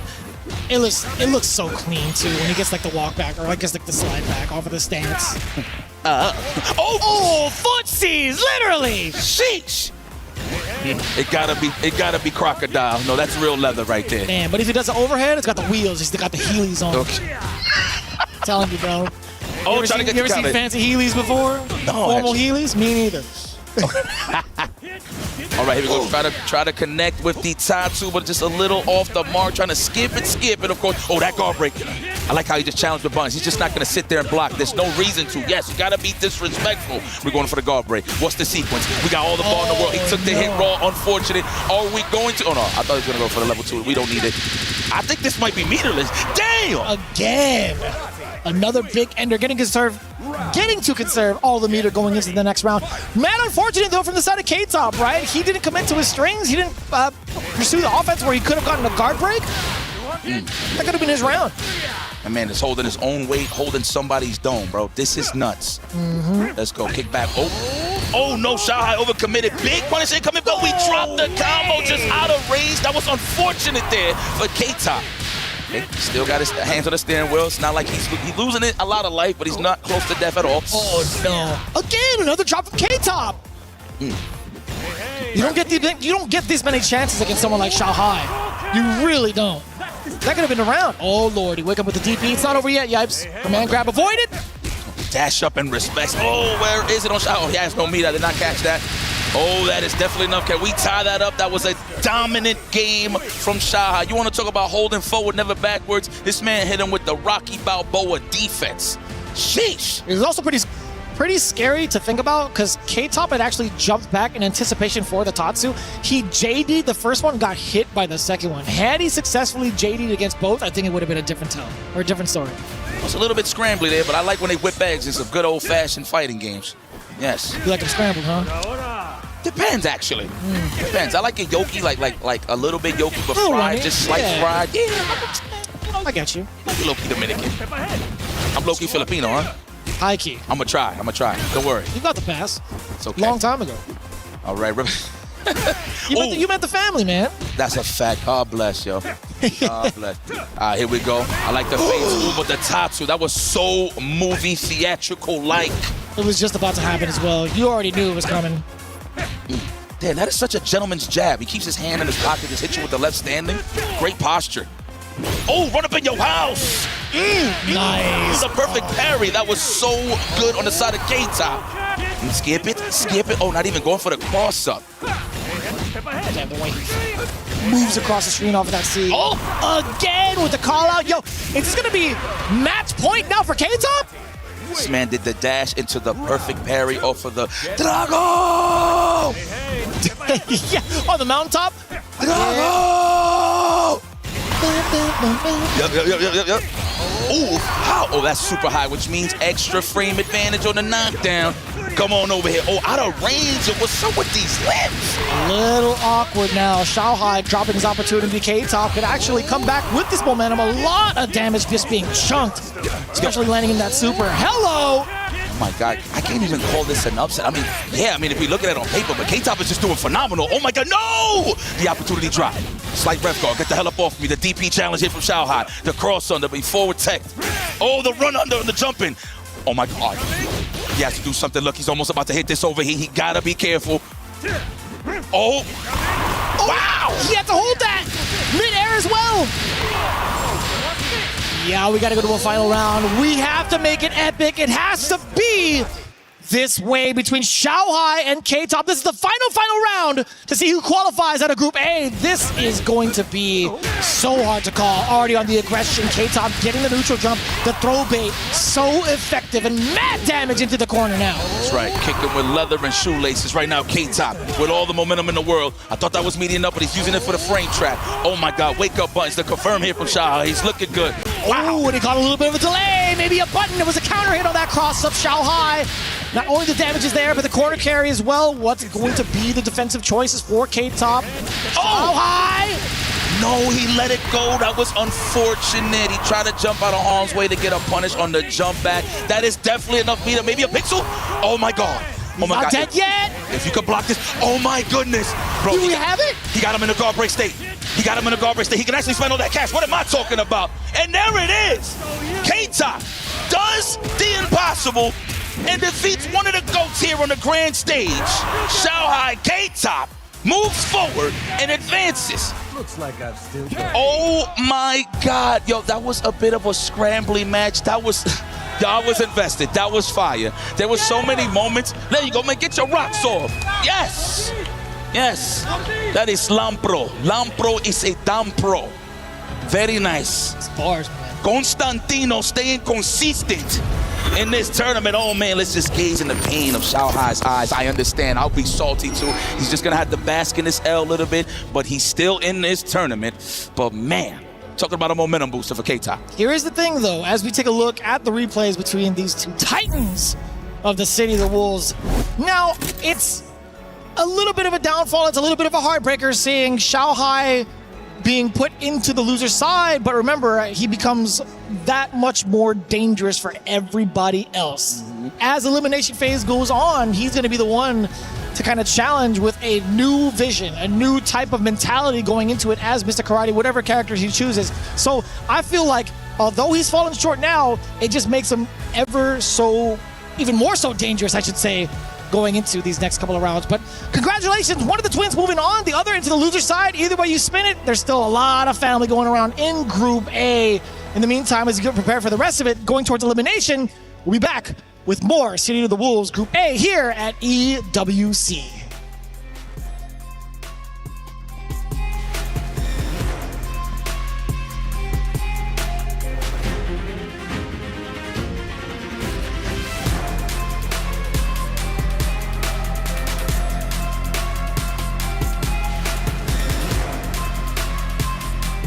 Was built to move. Not trapped at a desk in one singular posture for 12 hours a day. It's time your chair evolved. This is Secret Lab Titan Evo. Ergonomically engineered for you, gamers, hybrid workers, artists, backing your every move. Well, hopefully you guys wasn't gone for too long, and if you are, well, that sucks for you because you're missing all of this great City of the Wolves action. As we moving along here into Group AA elimination match numero uno, we got Xiaohai taking on Nai Wang. It's gonna be an epic one. Ooh, we got the pogo stick mirror match. Yes, I like that. You know, it's cool to see the representation. It's cool to see a lot more Billy Kanes. Personally, I love watching that match in general, like seeing how Billy Kane is still surviving within the meta and actually redefining the meta, I should say. But the downside here is in this, I want to say the scope of EWC itself, this is a Weibo Gaming elimination, team elimination for both. Damn. Well, that is unfortunate, but that's the nature of the game. Somebody gotta go. When you gotta go, you gotta go. That's how That's just how it is. That's just what it is. You shake my hand. You know what? Hey, we'll talk over it over dinner, all right? But sometimes somebody is going to have to go home, is what I am trying to say. This is going to be epic. Wow, they're going to really rock this matchup. This is going to be an epic one. Yeah, I think they were the main Billy representatives for Group A, right? It's just a matter of... Oh, I mean, I will say there was 3 of them because Danny Almasa, right? One of the most consistent players we've had this season, taking down 5 different titles of first place, pretty much at different majors. But yeah, man, it's kind of wild to see. Out of the 8 competitors we had in Group A, 3 of them were Billies. Yes, absolutely. I mean, that character pays the bills. You want to talk about good range, a great 2H. Sometimes the 2H just looks confusing considering it looks like a high dodge, but it's really not. But the high dodge is when he's actually standing, so it makes sense on the animation side. But that's here nor there. I'm just a nerd, bro. I like seeing the visual things about fighting games, yeah. But no, 3 Billies and 3 Mr. Karates, my mistake. No. Very annoying matchup. I mean, even to this day, the game's been out for a while now. I'm still getting smoked by Billy Canes. I mean, if I knock you down, I'll have a great time. Of course, I mean, you play the cop too, so you understand. But this is going to be an epic one, man. I want to see who gets this mauling first. You know what I love about the little Yomi? Well, I would say the mix-up potential of Billy Kane is when he knocks you down, and he does like that nice little hop into the jump in and then a delayed close roundhouse. Like, I love stuff like that. Obviously, it looks simple and basic, but it's like the perfect tool to expose human error when it comes to defense. Because in this game, obviously, everybody wants to stay on the low percentage side on the rev, so they are going to JD. I know we sound like a broken record, well, I do, when it comes to just defending, but it's such an important aspect of this game because, yeah, defense is key, but you can't sit there and block all day. And that's the beautiful part that I love about this game. No, I mean, even from like a more simplistic standpoint, the more you block, the more your rev gauge goes up. The more rev gauge that kind of gets built up and accumulated, you won't be able to dish out as much damage. Your routes kind of get changed up, right? You can't be going into XL as you're typically going to, right? Your routes might just be a little bit different because of how much you've been put in blocks and how much you've been forced to take the offensive pressure. Yeah, man. They are definitely going to go to the billiards. Huh? Yeah, it's going to be a good old game of 9-ball with these guys. You a 9-ball fan? I've actually been playing a lot of just like standard, you know. You know, I'm going to be honest with you. I played pool barely in real life. I played a lot of simulators. Right on. Yeah, so that like counts. That's my okay. Well, that's the most experience I got in pool. I mean, I am Dominican naturally, so something in our DNA has to do with pool, stakes, or dominoes is right up my alley, man. Especially with a refreshing beverage. Hey, I got nothing to complain. But yeah, it's gonna be a. You good at pool? You look like you're just talented in a lot of things, my friend. No shot. No? No shot. So like you'll miss every time? I mean, not every time. I'm a slight geometricizer. I like checking out the angles. So like you're good. I mean, just because I can see the angles doesn't mean I can execute it. Same thing, if I see Mr. Karate on the screen, it's like, you know what, I've seen those combos. I've done it before. Doesn't mean I could execute it here on EWC. Well, you could have fooled me because you're such a freaking pro. You know? You're such a pro. That makes, you know, that belief right there makes one of us. I'm glad you have confidence in me. You know what? How about this? I believe in the you that believes in me. That's it. Thank you for being a friend, and I was singing right now if the DMCA wasn't so serious. That's fair. That is fair. Going into it, though, I mean, like, Billy's had so much going for him in pretty much every season of this game, right? It's only been 2 seasons thus far, and he's still a very relevant character.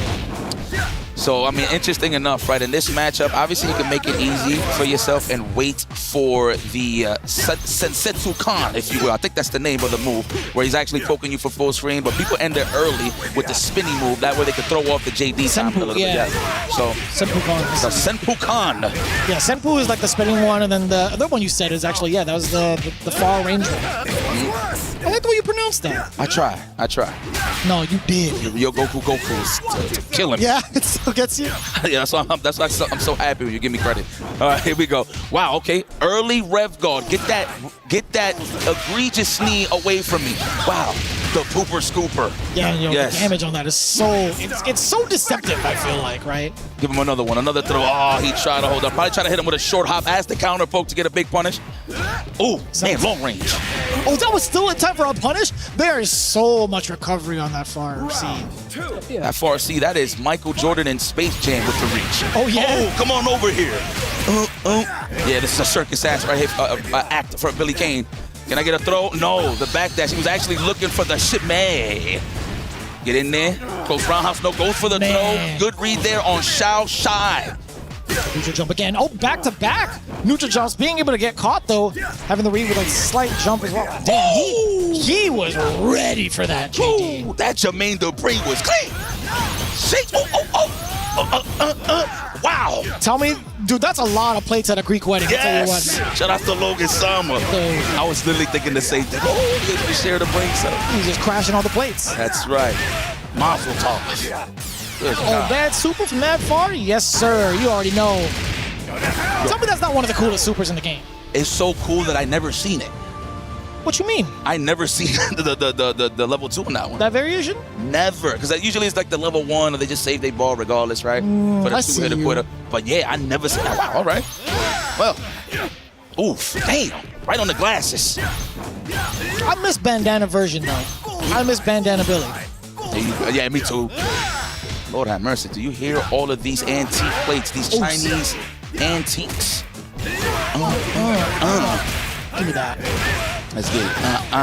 That's so much damage even without super. Can you believe that? It's this guy's the master of the colonoscopy. I'll tell you that. This is looking kind of crazy here. Look at that, respecting his rev. He's not even holding the rev guard. He don't want that percentage high. It's kind of dangerous going up against Billy Kane. He's really efficient at bringing your rev high. Oh, you can see it with the multi-hits. Yeah. That is definitely a good factor. Definitely something to really take note. Good observation for sure. Jeez. He said it's getting close. What is it? The stage is closed. I think he says, it's getting hot around here. That's what he says. I'm pretty sure it's getting hot around here. For the Peaky Blinders. Oh. By order of the Peaky Blinders. By the order of the freaking... Dude, I love that show. All right, That's right, spending now. Let's keep that rev nice and low. Actually, no, finish your plate here, why don't you? Oh, you got to hit him with the yes super? He said, oh! Let's go. Winner! On the way through. Yeah. Absolutely. Jesus! Oh, it doesn't lead too much. It's fine. Just the way it slaps as a whiff punish. I'm telling you, man, Michael Jordan and Space Jam with the reach. Look at that. Now we in. And the croucher light kick, mind you, it got a little toned down in the past, but it still works amazingly well. Nice. The high dodge. All right, let's get a little bit of juggles in our system here. Dash up, a little bit of a hezzy, trying to go low as well. Zhao Shai finding a huge opening. That's 2H. I swear it's like a high dodge every single time. That's 2H. All right. The closest of Nia, I want you to get to know me. I'm getting real close. Woo! Sick defense from both right now. Keeping it clean against those target combos on the jump in. The counter hit conversion over that was kind of clean. Well, back delay. Oh, there we go. Let's rev it up. The whiplash. I'm out of there. Oh, no. Put yourself in that state. You're gonna need that suntan lotion at this point. Hold on. Keeping the offense alive. That way he can recover right on time on the overheat. Can he cool down is the question. Oh, come on over. He's got it. Oh, and either way, it was one way or the other. Naiwang still being able to get the big conversion into the super, and it was going to lead to guard break regardless, right? He had a challenge. That's the name of the game. You would think people is just mashing just to mash, but to be real, it's just a survival tactic. Like, you can't just sit there and block all day. I haven't even really seen like a guard break yet in the tournament. Am I tripping on that? No, you're right. That's why you've seen a lot of those scrambles with like K-Top versus Shanghai. Nobody wanted to get guard broken, so it happens, man. That's that traffic you don't want to be a part of. I can see that. Whoosh, whoosh, whoosh. Wham! Give him another one. He's got mad airtime on that. Now that you think about it. Oos. Rev blow territory. Now it's going to be a whole different factor. I feel like Naiwang still trying to apply pressure on the ground. Zhao Shai already airborne, ready for the approach. Exactly. Always jumping back at the right times. You always notice that little rev before he jumps. It's kind of a little bit of a fuzzy. That makes sense? Yeah. Oh, target combo. Wasn't a counter hit, so unfortunate hit. Couldn't really get a cross under or anything like that. Both breaking plates.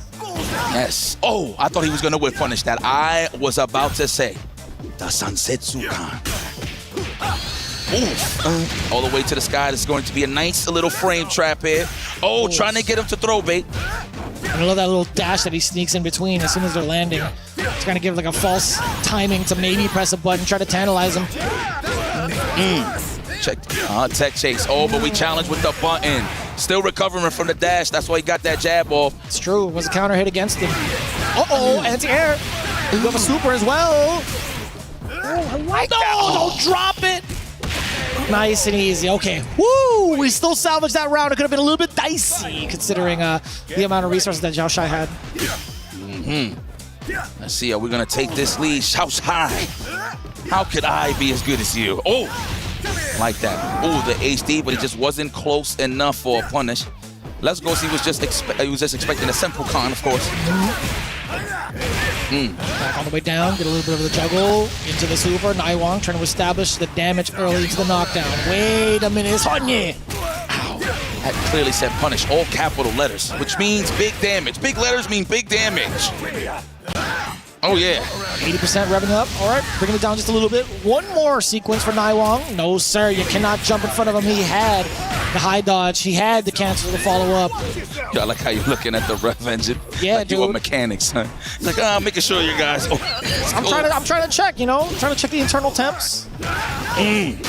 Oh, damn, it was wild. Yes. Yes, they're part of the food chain out there. Sheesh. Just the thought of being able to break up a quarterstaff mid-combo, like mid-combat, that is terrifying. Hell yeah, it is. All right, and we acquired a free frame trap there. That's why I love air-to-airs. If you get a good air-to-air regardless and you can time your meaties right on landing, that is great offense to start with, of course. Let's go. Let me get a throw. No. Wow, what a challenge. That's what he was looking for as well. Just expose the recovery of a crouch and light, either or. Yeah. Again, I mean, there's a lot of mileage when it comes to some of these short hops, right? Short hop D, you're also like, you're bringing down the amount of airtime you have by throwing out some of these normals as well, right? You cut down how soon you land against a person with these jump normals. Goodness, the fact that he could confirm from that far, max distance jab, look at that, puts him in the corner as well. Yes, the screen control right here from Xiao Shai is just incredible. I like that, ending that early just to throw off the JD time, and I'm loving this right here. Well, the hyper defense, I should say. There it is, as soon as I speak. It was bound to happen, more than enough damage too. He's at 90%, it doesn't really matter for him. Gonna get the, wait a minute, maybe it does matter. Yipes, hold on. No. Swing and a miss. Yes, if that character was Dominican, I promise you it was gonna hit. Yeah, we love baseball. It would have definitely hit, yeah. Yes. I think it would have been a foul ball, though, at the angle. Yeah. It could hit, but it still could be a foul ball, right? No pads, neither. Just all plátanos. Okay, the far jump heavy. My goodness, again, Michael Jordan in Space Jam with the reach. Gets the counter hit. Looks like he tried to counter poke, thinking he was going to stagger the pressure on the record. I didn't think about it right now, but the acronym for PED, right? Like Plátanos enhancing Dominicans. I love that. Energizing Dominicans. I wasn't even thinking of that. Woo! Nice work. Hyper defense. Yes. Hedgehog with the shield. I love it. That's kind of bars. I like that too. Like that. Gravity. Oh, he tried to hyper defense that. Oh, I hate that. You let go of guard just a little bit and you messes up. It's kind of rough too. I mean, it's wild to see like how executionally heavy this game can be offensively, but it's even more so defensively, which is really satisfying. There you go. I like that. The dash up catches the neutral jump, the short hop, of course, with the high dodge. Okay, Naiwang is looking for this opening right now. Xiao Shai doesn't really have to extend. He has the lead. What an anti-air. Let's get that frame advantage nice and high. And just outside of SPG range at the end of this combo? Oh, maybe not. I see. Okay, those frames, close roundhouse, okay. Oh. Still kind of dangerous territory, right? The threat of the rev blow is there for both ends. 8 seconds left on the clock, Will, by the way. Oh my God, it's getting serious. Watch your legs. I know you think it's not gonna reach, but it always does, Vicious. So strong. The one thing that you're looking for is the pokes, right? Not naturally the crouch and light kick. Just catch him on a recovery, short hop in. Let's go. Get money, build a little meter here. Naiwang, good start here. But we wake up with the super. That is my reversal. Right. Damn, all up in the rib cage. That just feels uncomfortable to look at, let alone feel, right? SPG territory now for Naiwang, but still hasn't really found any sort of salvaging the moments. He hasn't found any like way to safely get out of the corner. Damn, son. Xiao Shai bringing it back. Now tied up 2 games apiece. Beautiful stuff here. That's why to the wire.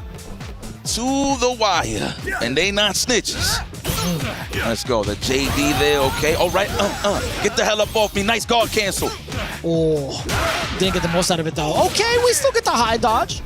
Ooh. This man is gangster. Even though he's getting hit with knees and all types of stuff, he's still holding strong on the pole, man. Okay, the 2H just waiting it out. Looked like he was looking for the high dodge or a super possibly, but he has no power charge. What the hell am I talking about? Oh, this will be more than enough. And what a swing right now for Zhao Shai.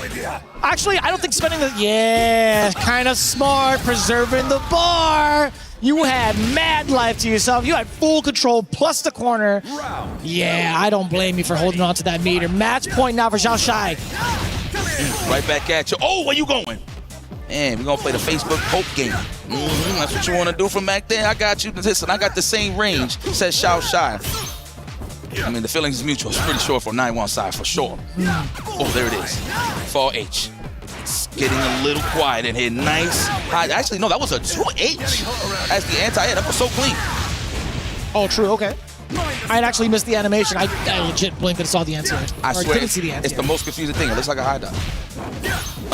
Nice guard cancel. Okay, hit him with the Hishokon. I'm definitely tripping then. I gotta double check like the animation. Oh. Yes, sir. The fadeaway jump fierce. I love it. Yeah, you right. Crouch C. Yeah, I be tripping. Yes, sir. Let me get a throw here. No, and that looks like exactly what Zhao Shai thought was on the way, but it looks like it's going to be a tie game on the round side of things. Who is going to move forward and who is going to be a spectator as this tournament moves on here? Elimination match. Nice JDs, of course. Oos. Little sidebar. If it's high dodge, he's standing animation. You right. You right. My God. So it's the little things that you have to notice. Why am I talking like that? Sensei yipes. Speaking of which, he just did the high dodge. Yeah, he got it this time. Oh. No target combo in the air. Still in hot pursuit, by the way. Zhao Shai, no remorse, off of the far C multiple times over. Hella damage. It's gonna put him into SPG, right? Absolutely. Oh, and now we have access to even more meter. However, 9 rev is a little too high. That's why he challenged. He said, I'd rather do a button than defense at this point. Oh, the delay low. Oh, I got hit. 100%. I like that. Stop the record early so he could avoid the JD. That's how you know he was looking for it. Oh, what? I thought that was going to combo. Oh, he got the wild punish. If he just empty jump, that wasn't actually going to work out for him. Is that enough? No. He's not quite dead yet. One more sequence. You can't JD. That's crazy. You would have thought maybe if you neutral jump, you were anticipating the super. By default, I cannot believe he baited it successfully, but didn't have the right call defensively to JD mid-air. Oh my goodness. No way. Was that a straight neutral jump? That was a straight neutral jump. Okay, yes. So he definitely messed up his time. And of course, obviously, if he's short hop, you can't JD, but damn. What a clutch match. Naiwang moving forward for Weibo Gaming. Unfortunately, they're gonna that was a team kill, but Zhao Shai will have that talk with him on dinner. At least it's all smiles, it's all love out here. Yeah. But it is what it is, man. That's the nature of fighting games. No matter what team you on, when it comes to a bracket side of things, hell, even here when it came to this just in general, them being in the same group, obviously it was a random draw, right, to make sure just to see who was gonna fight who, right? But I mean, the luck of the draw was not with these guys in terms of super supremacy, but of the tournament, but it is what it is. Very unfortunate there for Zhao Shai, but very happy for Naiwang. That's our first elimination here, Group A. Let's kick it down to the stage, Rob TV, as you get ready to see one of the keys get crushed. Oh, sir, make your way, sir. I know, you don't want to do this to your friend. I know. It's all right, Rob. Okay, take it away, Rob TV. Okay. Do we have the key here? Ladies and gentlemen, it is that time. Naiwang, can you please meet me right here? Listen, he had to go against his teammate. They call it Weibo Gaming, not We Both Gaming, okay? In the end of the day, am I my brother's keeper?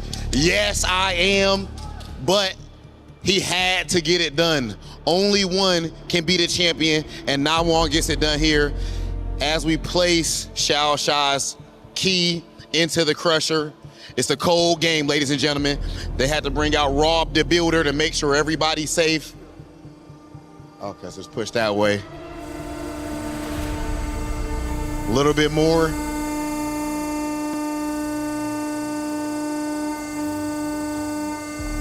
Oh, it's serious business.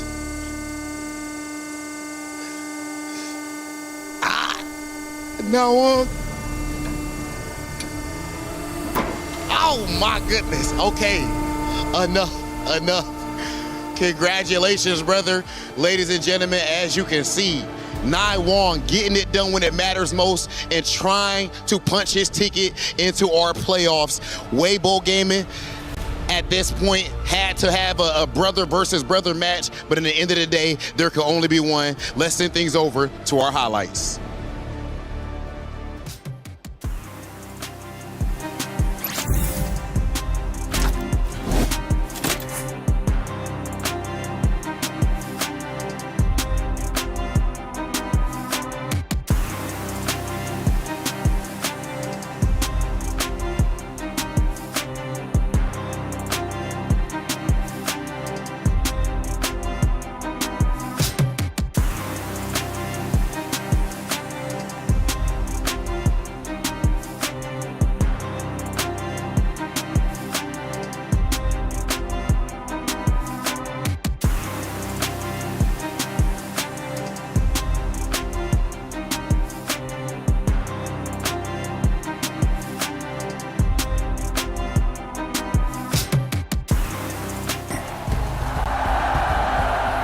Whenever we let it out, it becomes our superpower. Now imagine an entire city being built to supercharge it. Kadir City, powered by play.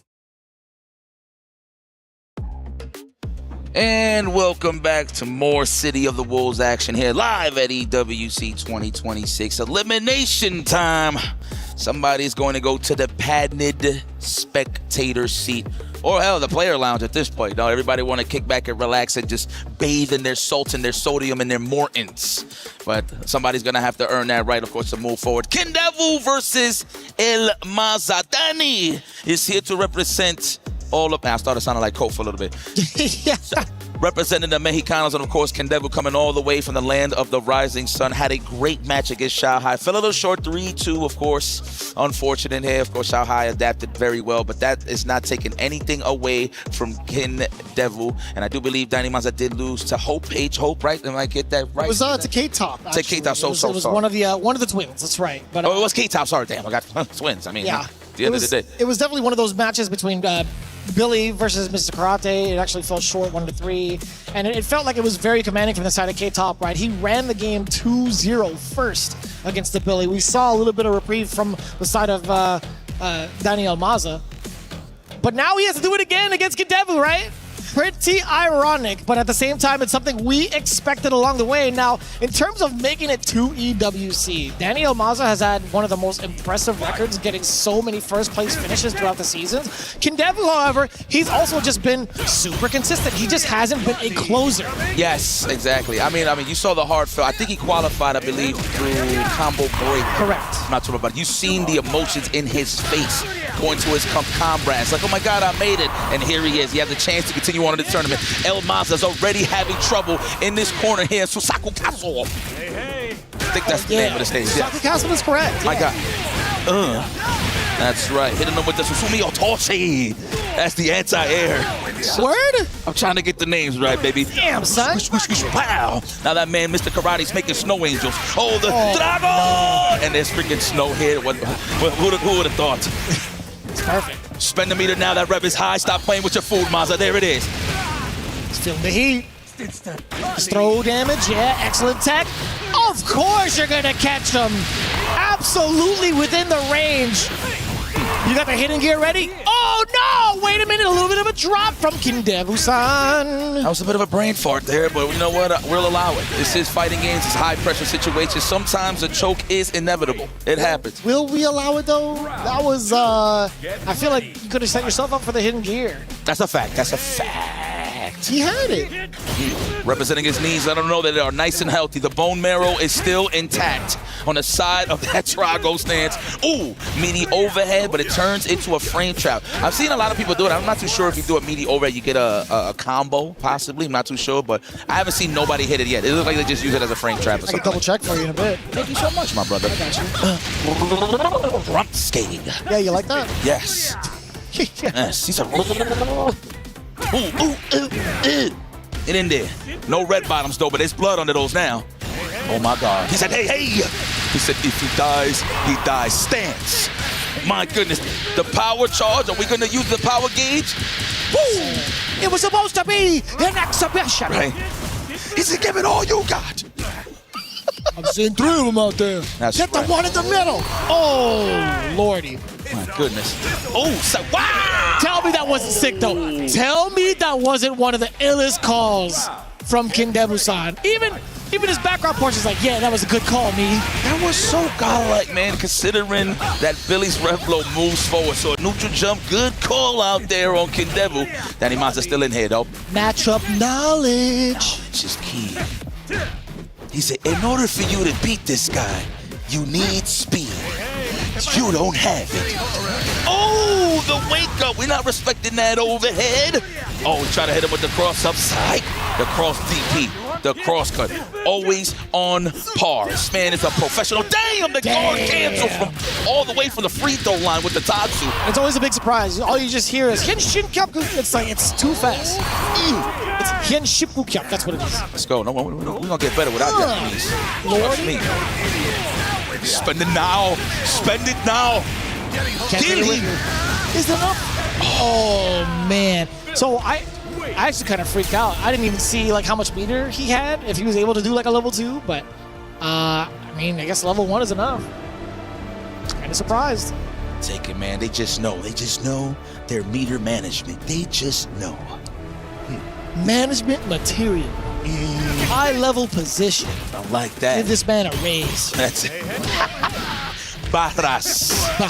Now it's up to Daniel Massa to keep this momentum going. Speaking of momentum right here, Kindebu. That's right, playing with his food in this corner right here. Ooh! Try to high dodge considering that it was going to be the overhead already. A little too early on the side of Mazza. He pays for it. Ooh, just a clean.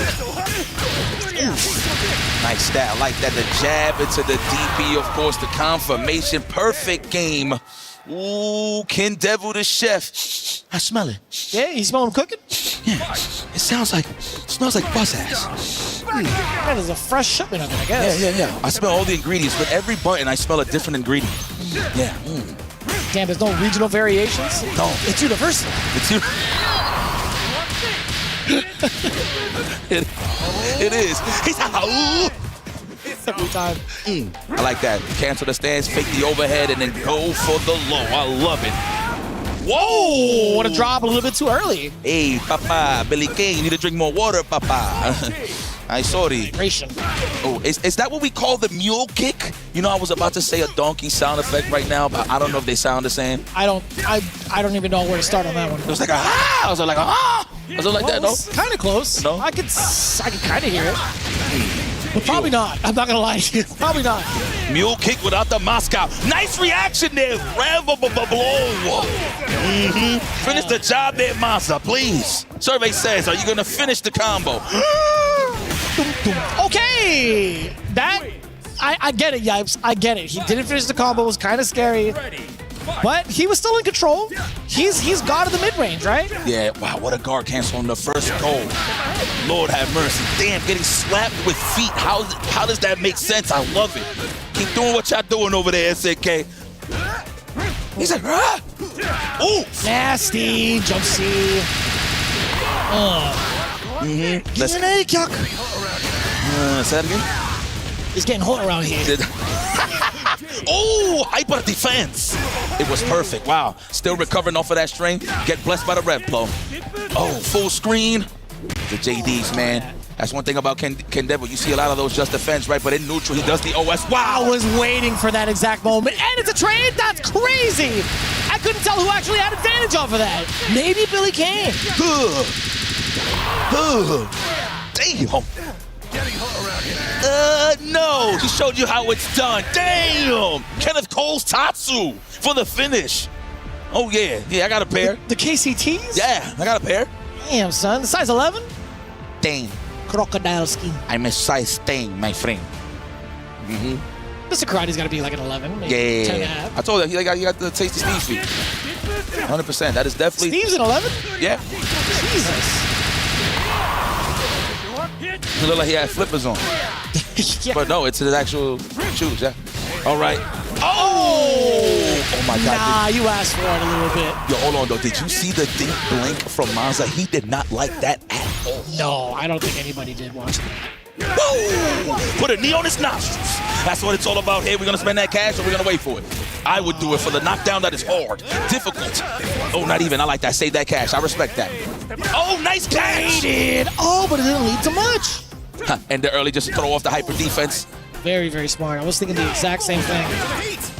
The more you let it rock, the more vulnerable you're going to be. Damn, just a raw DP. Little bit of an awkward scramble too on the landing. Oh, no. Senor Supremo. That's it. That is hiya. Signore. Damn. Oh, Supreme. He said hold.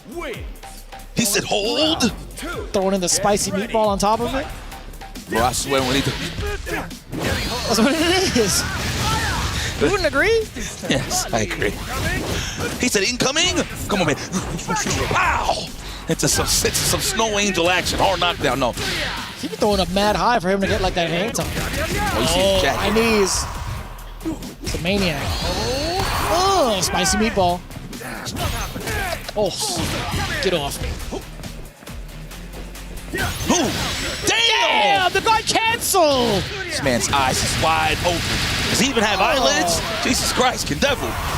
The third meatball incoming, you know it. Oh, Yes. third help it. He says spicy meatball. Yes, a bit spicy. I like that. Fresh out the oven. I like that. Man, you know, I went to an Italian restaurant one time, random, and they tried to hide it that it was meatballs, but they actually just put like 25% meat and bread. I was pissed off.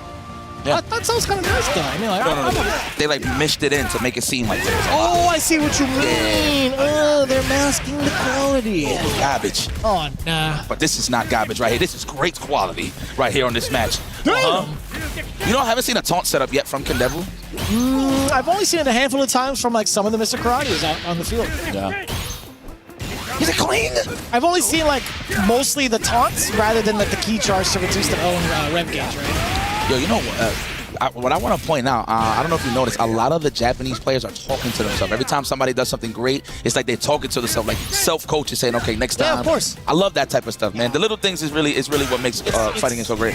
The physical like reaffirmation goes a really long way, right? It kind of like psychs yourself up. It also makes sure that you're not too like tunnel vision into the moment. Yeah.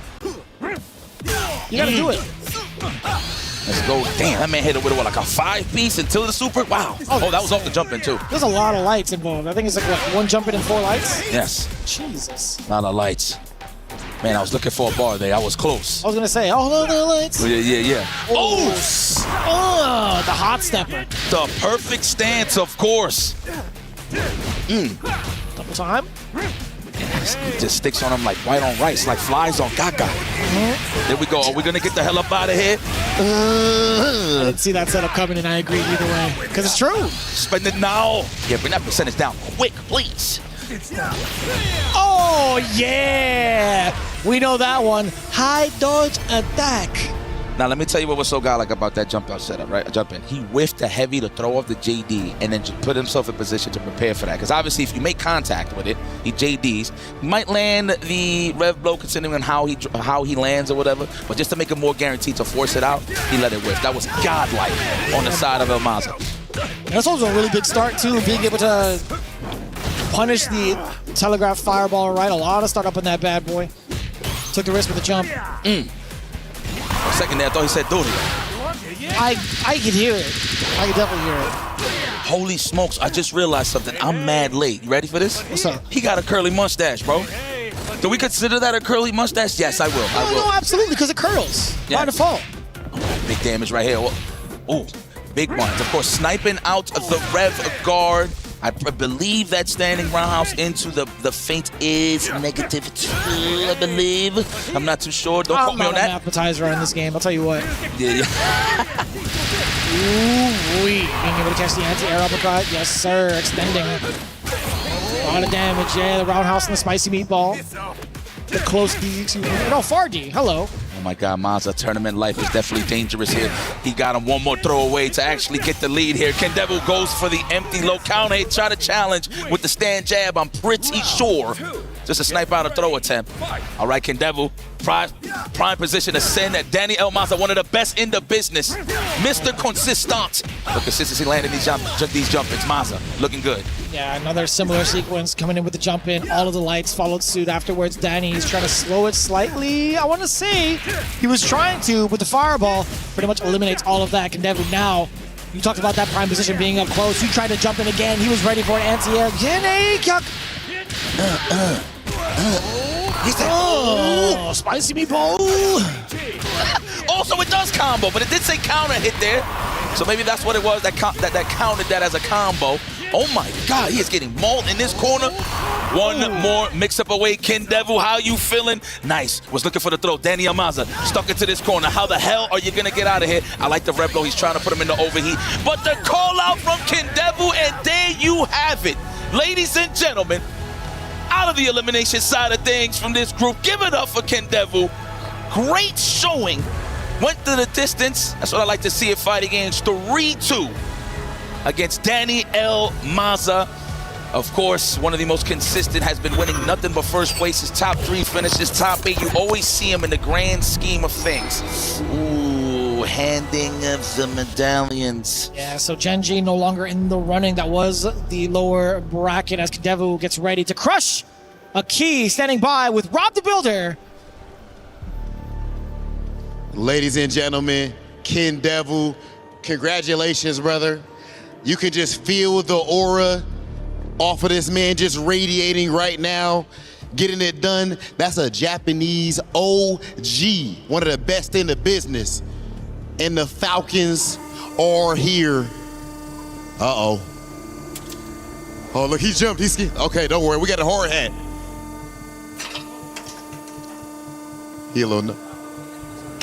Kendevu too strong. Kendevu too strong. Yeah, just press it. You good, brother? Oh my goodness. Ooh. Ooh. Just like that. Kendevu, congratulations.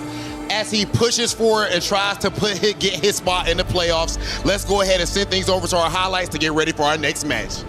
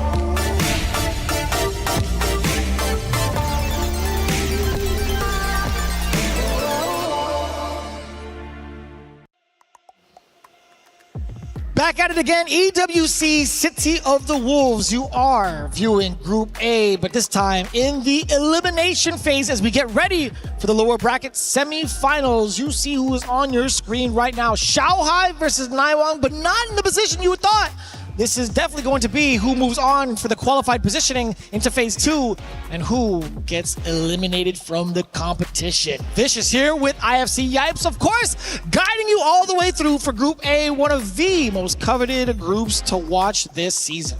Yeah, like I said earlier in the broadcast, I was kind of pissed off this wasn't the first one that was showcased, but it makes sense because you gotta save drama for last, right? That's what sells the tickets, the big bucks, the views, the drama. There was a lot of it here. Obviously, one of the big ones was if K-Top or H-Dope was gonna play with each other, but no, these guys have been playing amazing throughout the whole time. So the Brothers of Destruction is definitely holding it down at EWC as they move on their side for sure. Man, but this is the deciding match, right? Somebody is going to go to the player lounge early. That is absolutely correct. True, it's true.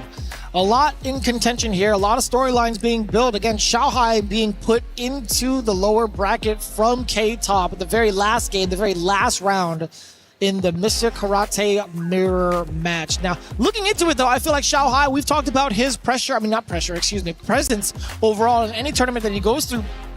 He makes some very miraculous runs from the loser side, especially when we saw his most recent story right over at EVO Las Vegas not too long ago. What, about a week ago? I already forget how long it's been. But yeah, I mean, if anybody could do it, it could be Xiaohai as we get into game 1 versus Naiwang. We've seen the worst, man. We've seen Xiaohai come all the way from the lose. I mean, that's what happened at EVO. He actually had to reset the bracket, right, and actually take it all the way through. So he's no stranger to being in these difficult, tough times in terms of trying to get out of a bracket. Already starting, my man rocking Mr. Karate faithfully, a.k.a. the mask that looked like Barbra Streisand.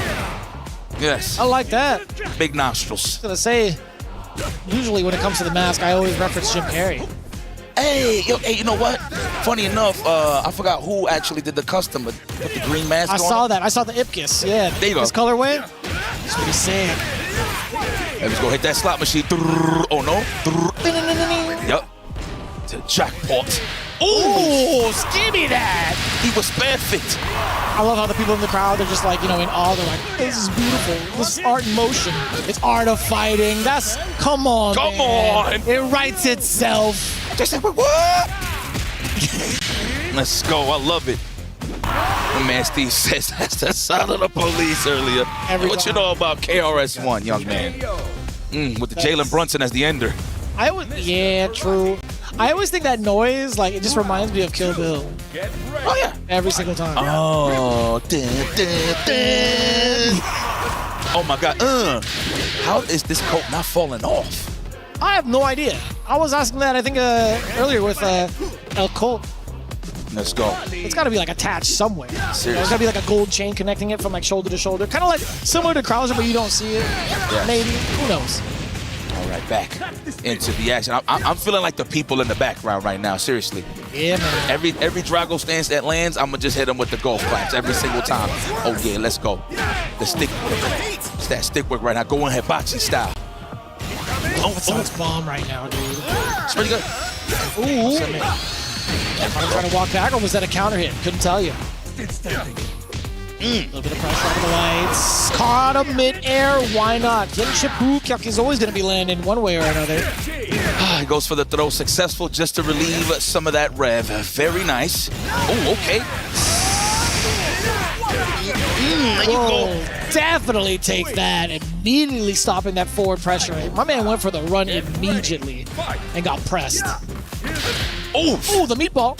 Even the fireball sound like a slap. Yeah. Oh, you got a lot of advantage here. Oh, wow, the tech chase. Oh, I thought he blocked in time. It did say a wild punish. Looked like he was still recovering. That is correct, yeah. Still caught recovery, still caught the punish. Damn, that was actually close, D. Damn.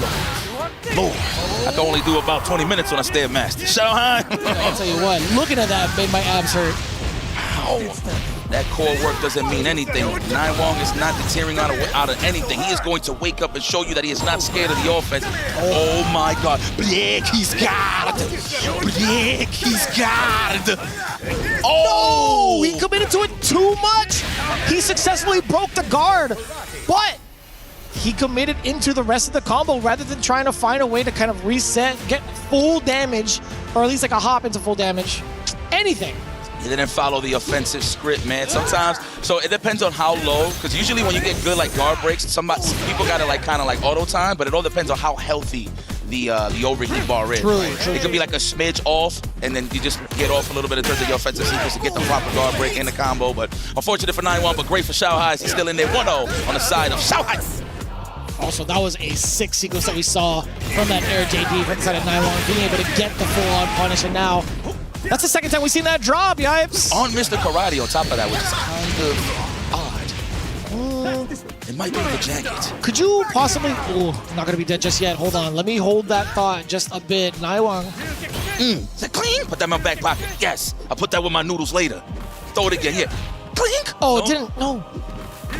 There you go. Oh, try to catch him on the back dash or maybe just poke it with his... Wow. No that way. clips jump backs? Yeah, hell yeah. Yo. It's been doing that all tournament. Okay. I thought people was just trying to panic and get away from it, but he literally just sized them up for it. Mm-hmm. Lulled them to sleep with the fireballs, right? To just get annoyed to jump back and, of course, get sniped out. Xiaohai. Oh, but Naiwang is in the building, yes. This man looks like he's I don't know, violinist. Could be. Yeah. Maybe a cello artist, perhaps. Okay. I like that. Open hallways. Higher. Oh, yeah. There we go. Finally, the taunt to ramp up that rev. Yeah, you got it. Thank you. Rev it up. I get it. I should have done that. I'm right there with you, bro. Yeah, being at 40% could be pretty significant. Trying to go for any sort of Excel route, forcing yourself into like an early overheat state, but not going to be the case. Naiwang pretty much aware of that. Trying to set the pace now, set the tone with Billy Kane as much as you can before the Tatsu comes out. You know what's going to be happening, right? Stan H.L. I'm so jealous. Spandy, man. Let's go, Naiwang. Yes, don't play with your food. Nice and easy. You want to tie this up. Keep it professional. Nice work. You can tell the amount of stress both players are undergoing round after round, trying to make the appropriate reads. It's hard. It's very difficult to, man, because like you see so much control from the side of Billy. You think to yourself, it's like, man, I'm not even trying to play neutral like that. No. I'm loving the pace that Naiwang's playing against Xiaohai, though. Yeah, good call, too. Talk about it a little bit more. And the jump, and he dashed up and then committed fully. So I like that. I want to say it's reactions. I'm going to say it was an educational guess, and it worked out. I mean, that is an option that is represented, so why not go for a jump? And that's classic in fighting games. But that's even more classic. JD into the guard console. Okay, I thought he fully committed. I thought he went all the way in the sky. True. I mean, yeah, it's not mutually exclusive to have these type of like hybrid moments, hybrid thoughts, right? I mean, that's what's so great about fighting games. You make the educational read. You can also have the reactions to rely on just in case it works out or doesn't. But man, nobody could ever instinctually plan for the EX Tatsu. I mean, like, some can, perhaps, but it's not going to be like 100% accurate. I'd say like 70. What was that?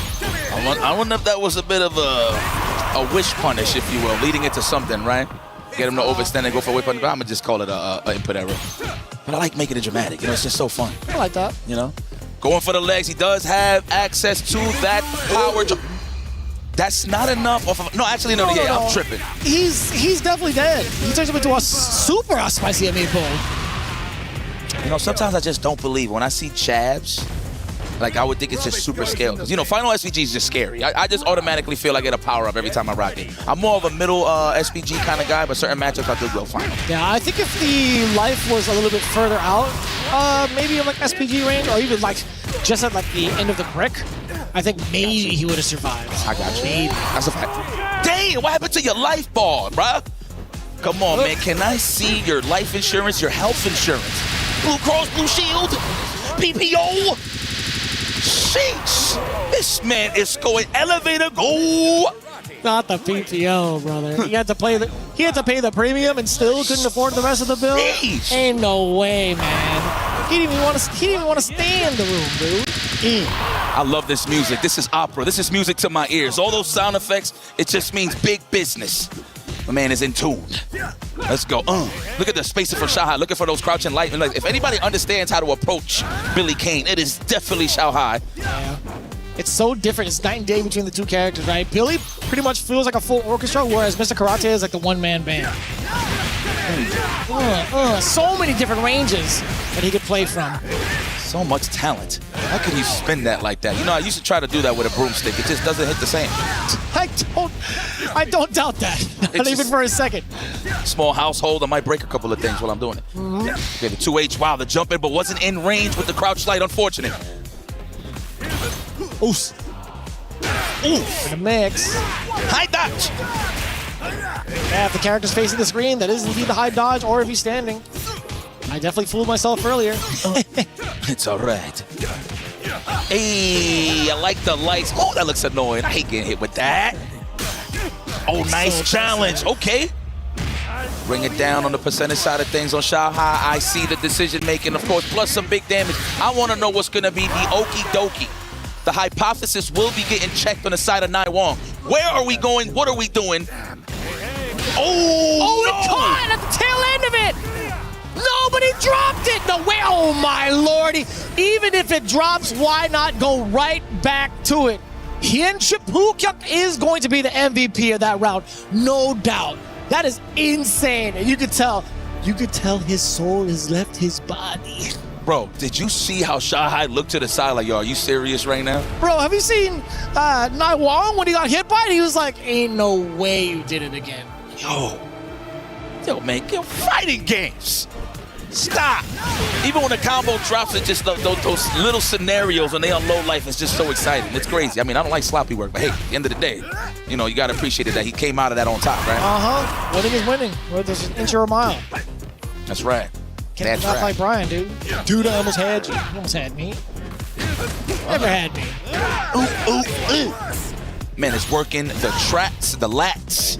That man know how to swing the cake. Oh, man fit. And he got legged in check. Okay. Ooh. Little leg raises. Come here. I don't know about all that one. Big punish against the sweep. Being able to start with crouching C, that's a lot of damage. Crazy. Uh-oh. Oh no. Break. He got no meter. He's gonna eat this full price. This guard break is on the house. Oh, actually, no, he gonna kill you. Oh, break. He's got it. Or just chip him out. That's disrespectful. I was about to say. If that worked out, if that was like mistimed, or maybe like it moves his hurt box away from the fireball, I would have been very thoroughly surprised. Xiaohai now looking at match point to qualify out of pools. Qualify out of groups, excuse me. Damn, he stole a turn. Man, he did what you do to your little cousins. When your little cousin wants to play on your console, you just like unplug the controller and just hide it, make it think like it's working. That's how it's looking right now for Xiaohai. One player game action. Naiwang though, got him in that corner position. Of course, Xiaohai's pushing himself out of there immediately. The neutral jump target combo, godlike, level 1. Are we gonna do it or are we gonna save it for the kill? I would do it, bring that percentage low, but I respect that he wants the guaranteed kill.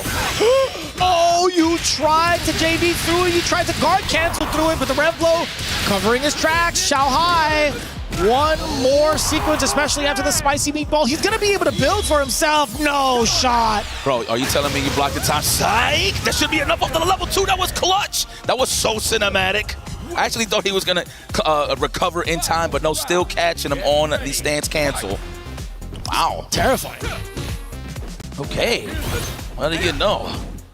I'm glad you called that. Let's go. Let's back 4Cs. Spicy meatball. Oohs again! High percentage shot. Oh, give me that. Slapstick. Okay, the jabs. I swear, Rev Guard just works a lot better on jabs than big buttons for some reason. I don't know why. I guess it's just because it's less block stun, so you like get pushed farther. Not too sure. Okay, safe jump stuff. What are we gonna do? No, not even. Conditioning stuff. Get down the ball for me. I'm talented with the pole. Yes. Resume. That's it. Oh, Lordy. I can't believe he hit that. I can't believe he hit that. There's no way. We're bringing it 2-2, perhaps? No shot. You're within throw.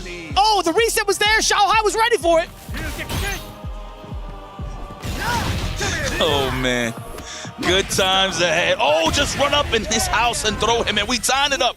Deuce, deuce. Shall I say they are taking a crap on each other here? Double deuce save. Double deuce save. Yes. I can't believe it right now, too. Yo, leaving him within throws range. The reset also Xiaohai also being able to tech at the last second, or at least from the previous one, I should say. Oh, we're going straight to it. I actually thought he was going to switch into Billy Kane and just hit him with the good old pad and mirror, but wow, the empty jump just out of range on the 2H and got a whip punish already. 29 hits, 33 on the money. Yeah, I think he went for the special move, right? It's kind of like pick the anti-air. I think so, yes. I can't ever remember the name of it. I'm not going to lie to you guys. Suzume Otoshi. Listen, we learning as we go, baby. I mean, listen, I've been playing this game for forever, and I still don't know all the names of the moves. I just say up stick sometimes. That's it. That's it. Take him to the billiards. Oh. Let's go. That range already with a crazy lead on the side of Xiaohai. Trying to get even on the side of Naiwang. Yeah, you got it. With grace, jumping in with the green stuff, and at the end of the day, that's what it's all about. Come on over here. Level 1 now. You're almost close to the 90%. Don't even play with your food. Super him now. Oh, you putting yourself in danger like that? Oh, he just got it. The meter build. No, he could have gone for the. He could have gone for the hidden gear. 100%. Oh my God. Break. Wow. It just ran up and through. Way. You serious? That is wild. Xiaohai is he's getting shook a little bit. This is match point for Naiwang, starting up pretty strong too. Yo, that man had his chin, the chin on Oh Naiwang. no. Tech, oh, he wasn't close enough. That was so clutch. You needed that to establish some momentum here, Xiaohai. What are we gonna do? Cross him into the mule kick? No, the close roundhouse. How dare you try to jump or backdash? Oh, I like that. No! He was off. Wow, stealing turn. Again. He's stealing second. Oh my God, this is when you gotta take it serious. You better lock in, Xiaohai. Naiwang with a chance to take him out. He got no power. He got no power charges though. Try it to JD, perhaps? He's dead. He's dead, and there you have it. Naiwang taking out one of the killers of the tournament. Are you kidding me? Xiaohai is just feeling defeated right now. I don't blame him. Obviously, he tried to go for history. But can you believe that? The story behind that, yo, Naiwang? Insane.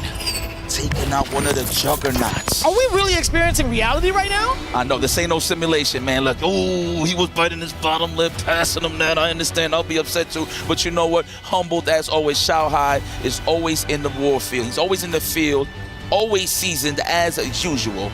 This is freaking crazy, man. Shout out.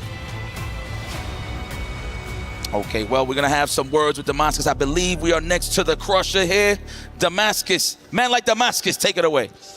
Yes, we are. Yipes Rob told me to stay safe. I gotta cover the bald head, but it's absolutely incredible to see this key. No one expected this key to be crushed so early, and it's Naiwang pulling up right there, Naiwang. You can't get there, getting your safety instructions done, because this is not a key we expected to see crushed so early. We expected this one to be part of the trophy, but instead, it's Naiwang pressing this button. No need to wait, hurtless and ready. The key is popped.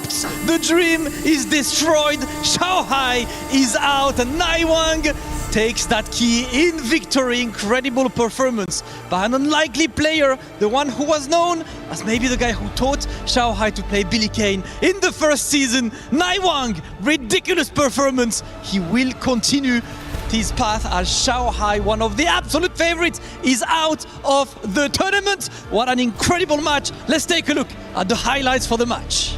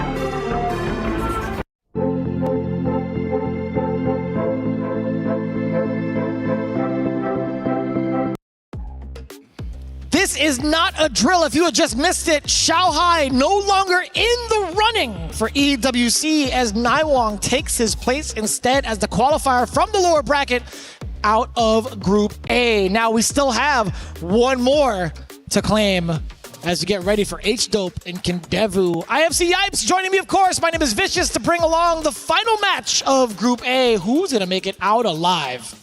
Let me tell you something, what Naiwang just did for the rest of the tournament, that was a big favor. You could thank him later. Now it is up for grabs. I mean, Goichi is the defending champion, but obviously everybody expected Xiaohai to make it all the way to the grand spill of things, right? The creme de la creme, of course, the curtain call, known as the grand finals. But who is going to occupy that seat? That is, of course, if Goichi can stay dominant the whole time, but that's in the past. This is the present. Kindevu versus H-Dope. This is going to be a spectacular match. I mean, winner moves on. Two people that we can highlight from this group. We could say they could be potential threats in the grand final seat. When you talk about Goichi, he could face off against Lagia. He could face off against K-Top. Both have been looking extravagant on the way over to their qualified spots. I mean, K-Top again, right? We had a lot of things going on for the story about the twins, but it was him who took out Daniel Maza 3-1. 3-2 against Xiaohai, putting him into the loser spot in the first place, right? And then on the other side, Lagia having a phenomenal run versus Zhao Shai 3-1, actually was the one to put down the other half of the twins, H-Dope, here into the loser side. He took him down 3-0. So we'll see how this is going to play out. But Kindevu, I feel like he's just been like solid all the way around, right? He's had 3-2, fell a little bit short to Xiaohai. Pretty much a tough ask going into this. But since then, being put into the loser side, he found redemption over Daniel Maza 3-2 and is looking to possibly do so again over H-Dope. It's going to be a tall task, going to be a tall order, but I can guarantee you it's going to be sick. Game 1, Mr. Big versus Mr. Karate. Who's the big mister here? Who runs the town? My goodness, man. Yo, shout out to Kindevu just sticking to his guns with the Mr. Karate. He does have an Andy Bogard as well, but he rocks literally.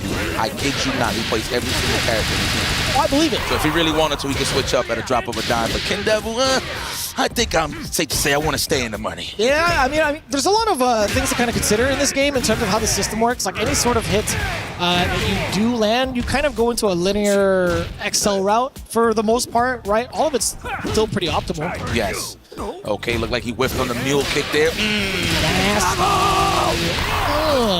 That's right. If he dies, he dies. Alleviate that a little bit. Of course, waited for the search. Try to hit him with the command throw. Man, caught the whiplash there on that standing fierce. Good God. Staring him down, you will lose. That's it. Oh, the electric jerky. Damn, so shockingly delicious. Yeah, man. Get the hell up out of here. Knockout. Good first blood there from H-Dope. Damn, do you count those as electrolytes then? Perhaps? Does that count? I think so. Okay. I think so. It's good. We'll take it. I like it. Put it together. Freaking together. Damn. This man is, I don't know if he's rowing a boat or he's just beating on the drum, but who's receiving that damage right now? Were you the one that called it on day one psycho sausages? That was pretty good. Said psycho sausage links? Yeah, that got me pretty good. You might see it though, considering you want to get the hell about the No! Don't touch me, I'm a vegetarian. Come on out of here, make it the hell about. Pow! And then he throws out the meatball. He's a liar. Yeah. No, that's the one with the bread. Yeah. Yeah? Oh, so you can combo with meaning no counter hit. I just learned something, so that just everybody was just missing it. I see. Oh, leave him re-stand. I thought he was gonna hit him with the juggle one and then re-stand him. Oh my God. He got mad catch. This is gonna hurt. I feel like he could have went for another round. I'm not too sure if he could have continued that, but he's trying to save his ball. Nice, the command throw. Disgusting. I feel like that was the first one, hell, of the week I seen from Mr. Big, for real, Kindevu actually showed one off just very sneaky-like, right? That's the big problem. It's like you never know when it's gonna come out because there's no real, I feel like there's so much pressure that he could exude on your wake up that you never know when it's really coming. Whereas you compare it to someone like Mr. Karate, he has to go into a stance first before a command grab could even be, pulled out, right? Be executed. So there's a little bit of telegraphing there in comparison to Mr. Big. Copy. Oh, there it is, This man hit him with the Statue of Liberty uppercut. Oh, the target combo to jumping. Yeah, he almost hit him with that cross-up. By the way, that cross-up is ferocious. There we go. I love the way he spins it. It's like the quick draw McGraw. Yeah. Yes. Sick. That's right. Damn, yo, there is a lot of violence. There's something about Mr. Bate that he doesn't like your jeans, your slacks, sir. That's your slacks, yeah. Should be slacks. Should be slacking a little bit. Oh, I was gonna ask. So if we, all right, so we know K-Top's government. What's H-Dope's? Now I really have to find out. See, I'm updating my Pokedex as we speak. I got you. Let's go. I like that, the close fist. What are you gonna do about it? You wanna mess up your JDs? How good is your JD? Can you hit him on the multiple side of things on the attacks? Yes, you can. Good luck, brother. Okay, I got it. So obviously we know Islampro, but his real name is Charalampros. Charalampros getting in there. Of course, punishes the Tatsu with the neutral jump, but he doesn't get anything. Charalampros. I was going to say, I think us saying his name kind of made him drop his combo. I'm not going to lie to you. I might have, we might have cursed him a little bit. Man, hell no. If anything, we're showing him respect, calling this man by his name. You know the name. Charalampros. Let's go. Now I got to see Kendevu's, man. Oh, Yosuke Ito. Yosuke Ito-san. Now, ooh, I like that. Hit him with the jump, air to air real quick just to fill out the temperature. All right, going for the whip punish. Notice how he's not throwing forward H. Oh. That's how high level this is here. Notice. See that? Yeah, he knows that Kendevu could react to that and he could hyper defense accordingly. But it's just like clear airs. It's clear. It's honest. It's honest Abe neutral right now on the side of big. So he's just waiting for his proper spots to get some big damage with punishes, of course. Oof. There it was. As soon as I speak, and that's why he's not doing it. Respecting the H, not only respecting the HD, but respecting the Dragon. Like that. Damn. Ito-san on the verge of dealing massive damage, by the way. Great block on the overhead. We'll take that. Charalampros! Electrolytes! I like that. Oh yeah, do something, spend it now. Oh, not even? He's confident that he's gonna get some mileage here. Counter hit. Yeah, a couple of the lights. Let me get that XL route. Charge him up. Dash up afterwards. I love that he can extend his special moves into a dash. I think that's pretty godlike. Hey, did you see the shadow dancing in those ranges of the throw while he tried to full send it, just dash on the wake up and go for the command through? Kendevu is not having it. He had to go for the whoa to both of them, actually. All tied up, one apiece. You don't know what to do. Take it slow. Drink some H2O. Bars. H2O. Kendevu, strong start. But remember, this is one of my favorite lines. It's not how you start, it's how you finish. Facts. Let's see. He ran up to him twice. Okay, there you go. The Psycho sausage links. What is Oh, it's pretty good, man. Give me that. Let's go. Let's go for a throw here, shall we? Absolutely. Good call. Let's go for a neutral jump here. No, another throw. Absolutely. I'm telling you, a neutral jump is coming. He's going to have to look for it. Oh, try to hit him with the meaty overhead. The cross cut. Damn. You can't jump about Kendevu. There's one attribute I want to give it to him. You cannot jump on this man, especially when he's sizing you up. Shogoken. Uh-oh. He probably thought it was the command throw. It kind of does have that same animation, so it's a little rough to kind of tell. Word? Give it to me. Wait. A little problematic. Has to use the rev guard. Prevent the chip. It's going to come for you one way or another. Good call. Good call. Use it as a counter poke on top of it. I mean, a lot of people like stringing up and then back dashing, right? Big kind of does that to space out for the forward H as well, but good snipe out there with the Tatsu. Damn! Swinging! That man put both sticks in one hand and swung. That's crazy. Ultimate violence here for Mr. Big. Mr. Senor Big. Senor Big, please. If you would have got a combo from that, I swear on everything, I would have just got off this chair. If it was a counter hit, most definitely, because it pops up, right? Oof! The chase down. That's again the second time he tried to chase after a slight jump reset. Jackson, he's weak in the gut. He's weak. Damn! He's weak in the gut. You look like a Jackson. Yes. Again. So you sound like my mother. Now he's hitting with the put up your dukes, right? Yes. Oh, mule kick. Try to go for the command throw. Chases it with the Tatsu. Disgusting. Oh my God. Hey! Hey! I would have pressed the button too. Nobody blames you for pressing that button that exact moment, but it's Kendevu making the right reads with a neutral jump. Charalampros! You gotta find your way to retribution. It's down, what, 1-2 versus Kendevu? Yeah. Yeah, man. H-Dope. They can't be throwing out his government for too long, man. I love it. I love real names. I got a bland name. My name is Michael. Come on, man. I will say this: I never met a Mike that I don't like. Yeah, I was about to say, like, that is your line for very good reason. It's true. It's very true. Oh, come on now. Help me. Damn, this is so like. Jesus, stay with me now. What's the word? It's like it's so private in this area. Don't you believe? Oh, you mean like yeah, right here in this warehouse. Oh, I see what you mean. It's the gym. That's right. Oh my God! What the hell did you try to press there? Maybe a check. Ooh, the hyper defense was gold. Like. I like that. HDGC, baby. That was very nice. That was OLED high quality. Damn, HD for H-Dope? It just all makes sense. The H-Dope guard cancel? I like it. The taser, the cross. He did the degeneration next with the super. Yup. But actually, he's playing Mexican style when he does that super. For people that don't know, with the lefties, you know. This hand of mine is glowing red. Oh, damn, yo, look at his ball, son. BPO. One expensive meatball. Make it hurt. Lord. Again. You're in throw range for kill. That's definitely enough. Oh, I lied to you. It's SPG defense. I actually thought I was going to kill too. Don't worry. You ain't lying to me. Ken Devil, of course, with a chance to move on here. Just one more game. I should say one more round. H-Dope, how you feeling? I want to see more games. So we get a game 5. That's a great start. Damn, he dashed up in his face and smacked him across the chest. Oh, I like that meaty tick so you get the throw, right? Damn, he's hitting it with the full Taito drum, man. Uh-oh. I thought it was too high. Ross. That is what that is. Oh, spend it now? No, not even. He's so confident, man. Me, I panic. I spend that level 1. I want low percentages at all times. That plus the advantage you get off of the knockdown. Exactly. He's going to have to do it. He's going to have to do it. He is super high. He's already at 80% on the rev. He's got to relax. Oh, you already know. Block sequence all day. HD's incoming. The taunt just to rev up even more. This is looking troublesome here for H-Dope. Look like he could have jumped in with the bar. There's no way. There's no way you couldn't have reached with a heavy, right? I think the target combo one, yes. I think so. He should have.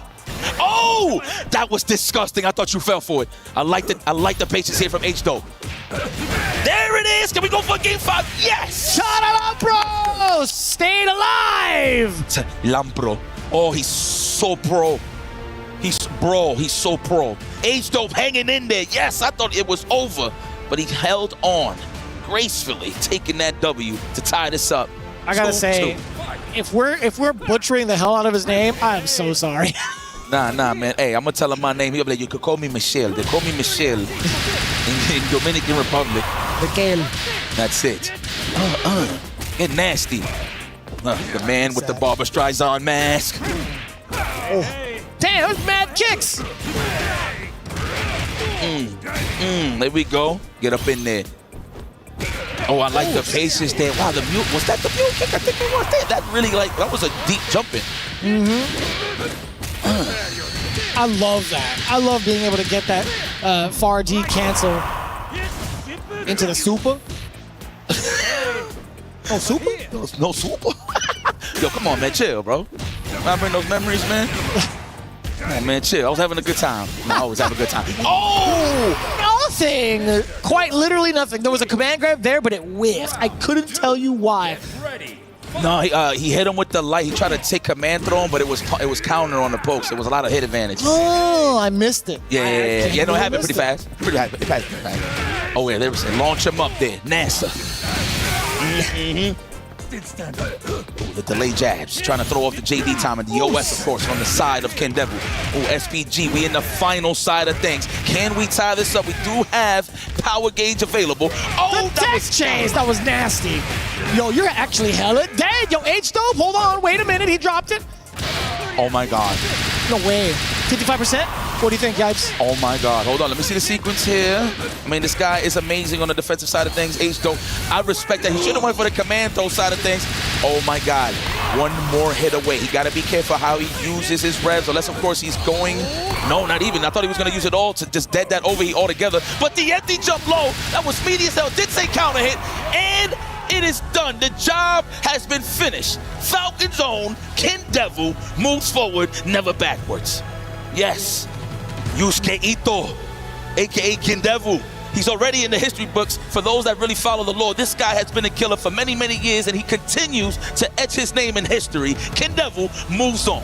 That's right, the Golden One further representing the Falcons, qualifying out of Group A with a handful of different safe jumps. Amazing, amazing play. But we got to say, farewell, we bid you adieu from H-Dope as we stand by with Damascus.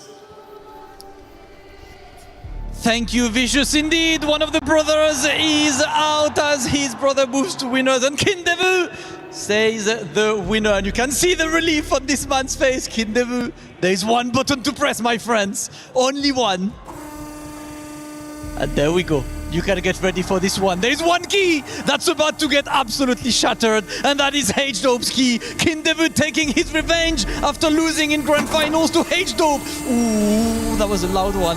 That was a loud one. Kindevu, congratulations as Kindevu moves forward. Commiserations, of course, to H-Dope, but a ridiculous match going down to the last game. Congrats again to Kindevu. Let's take a look at the game's highlights.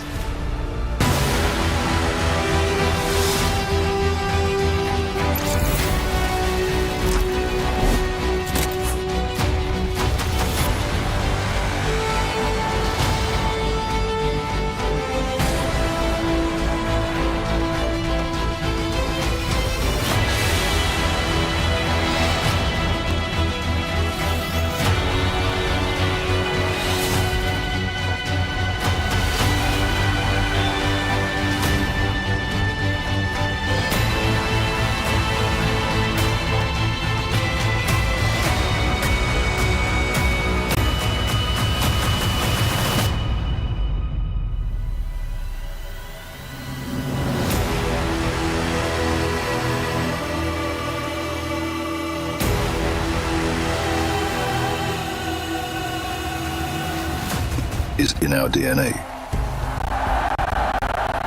Whenever we let it out, it becomes our superpower. Now imagine an entire city being built to supercharge it. Kadir City, powered by play.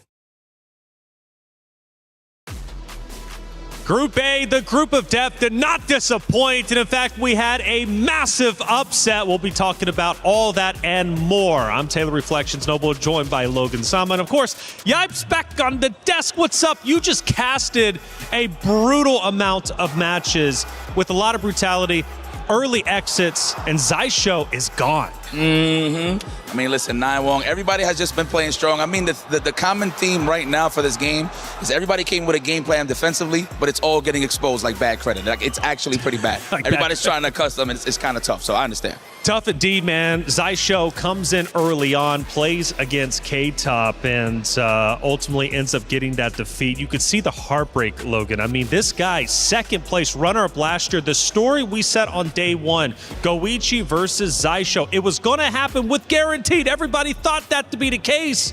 But as he looks on in disbelief, Logan, he's out. Yeah, he had so much expectation on him yet again. Like, I cannot overstate how much of his legend is tied to SNK titles. He has done literally everything there is to do. But when he gets on this Esports World Cup stage, Zhao Hai cannot close it out. I don't know why that is.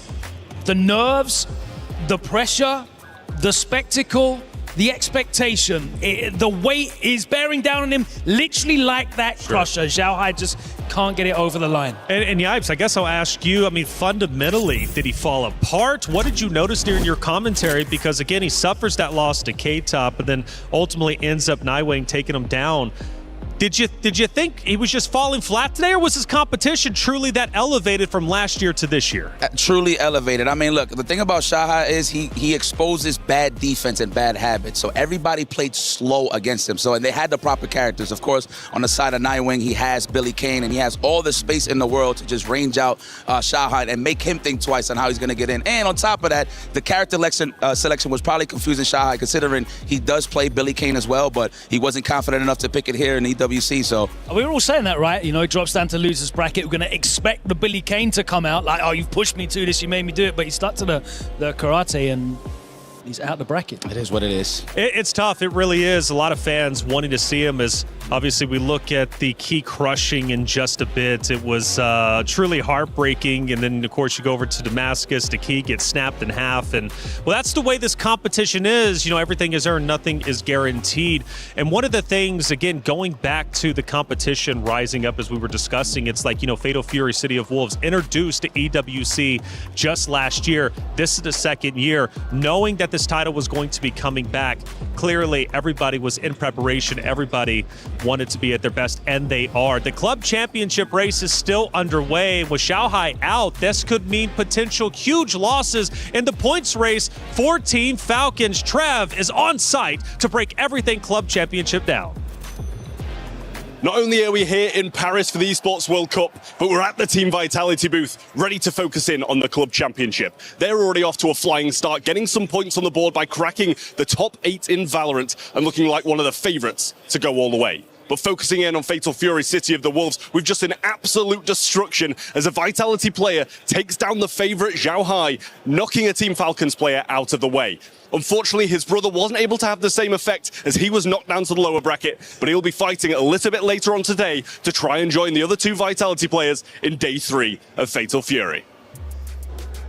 Trev, thank you so much. Setting the story right. Look, Falcons take a heavy loss, but Vitality looking great. Granted, they did lose one of the twins, but they've got another one who is looking incredibly strong. Might even be one of the strongest contenders out here outside of Goichi. Of course, it's K-Top.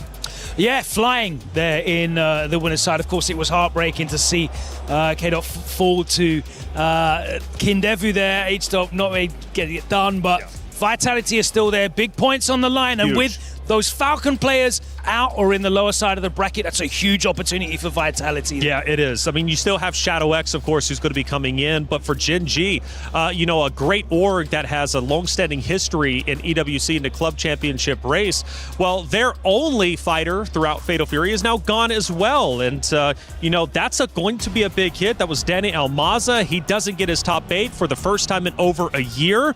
But for Vitality, flying high, flying strong, they are looking great. So let me ask you this, Yipes. I mean, K-Top beating Zhao Hai in the way that he did, controlling his group on the upper bracket. I mean, how strong realistically does he look going into the playoffs? Well, I'm pretty amazed. So this is the first time I actually get to see the twin. I heard a lot of stories, so to see him play in the grand stage, beating a guy like Zhao Hai says a lot. I mean, the momentum is on his side at this point. Oh, this was one of the most crazy points, right? Yeah. That's going to probably be moment of the tournament, that comeback there. Pixel health. There he is. Incredible stuff.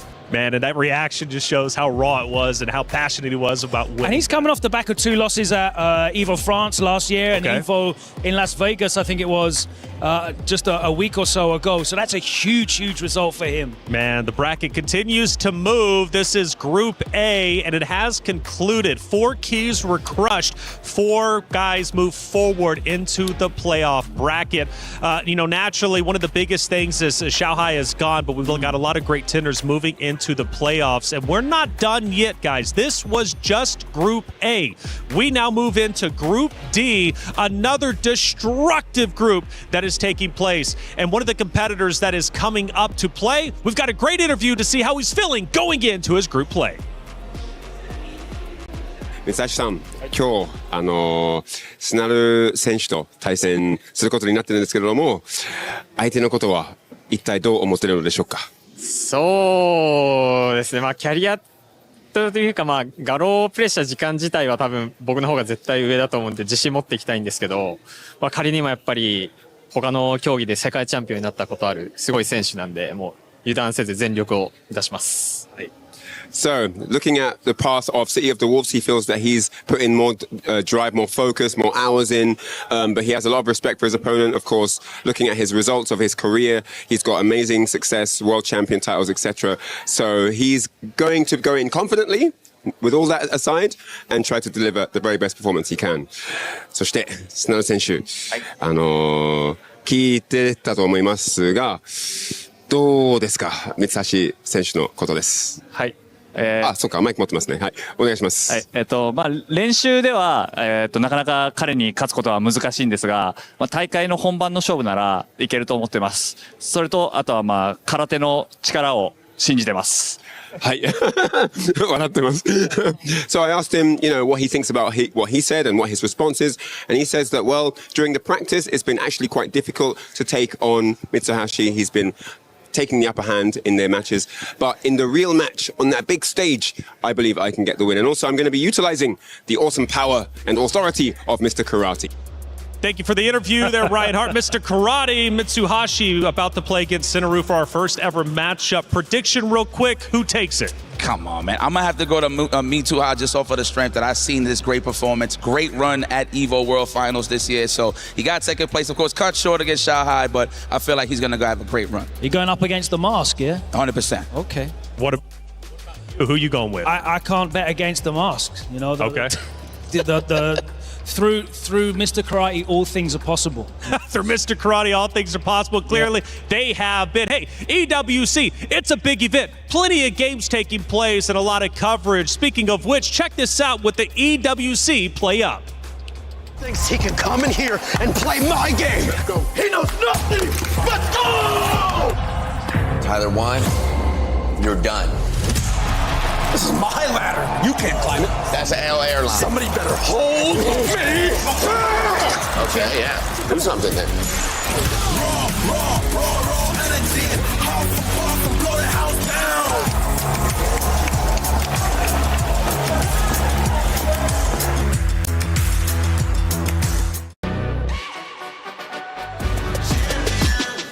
This ain't no regular thing. Came for the ring. You know what I mean. My name in the lights, better get right, champion.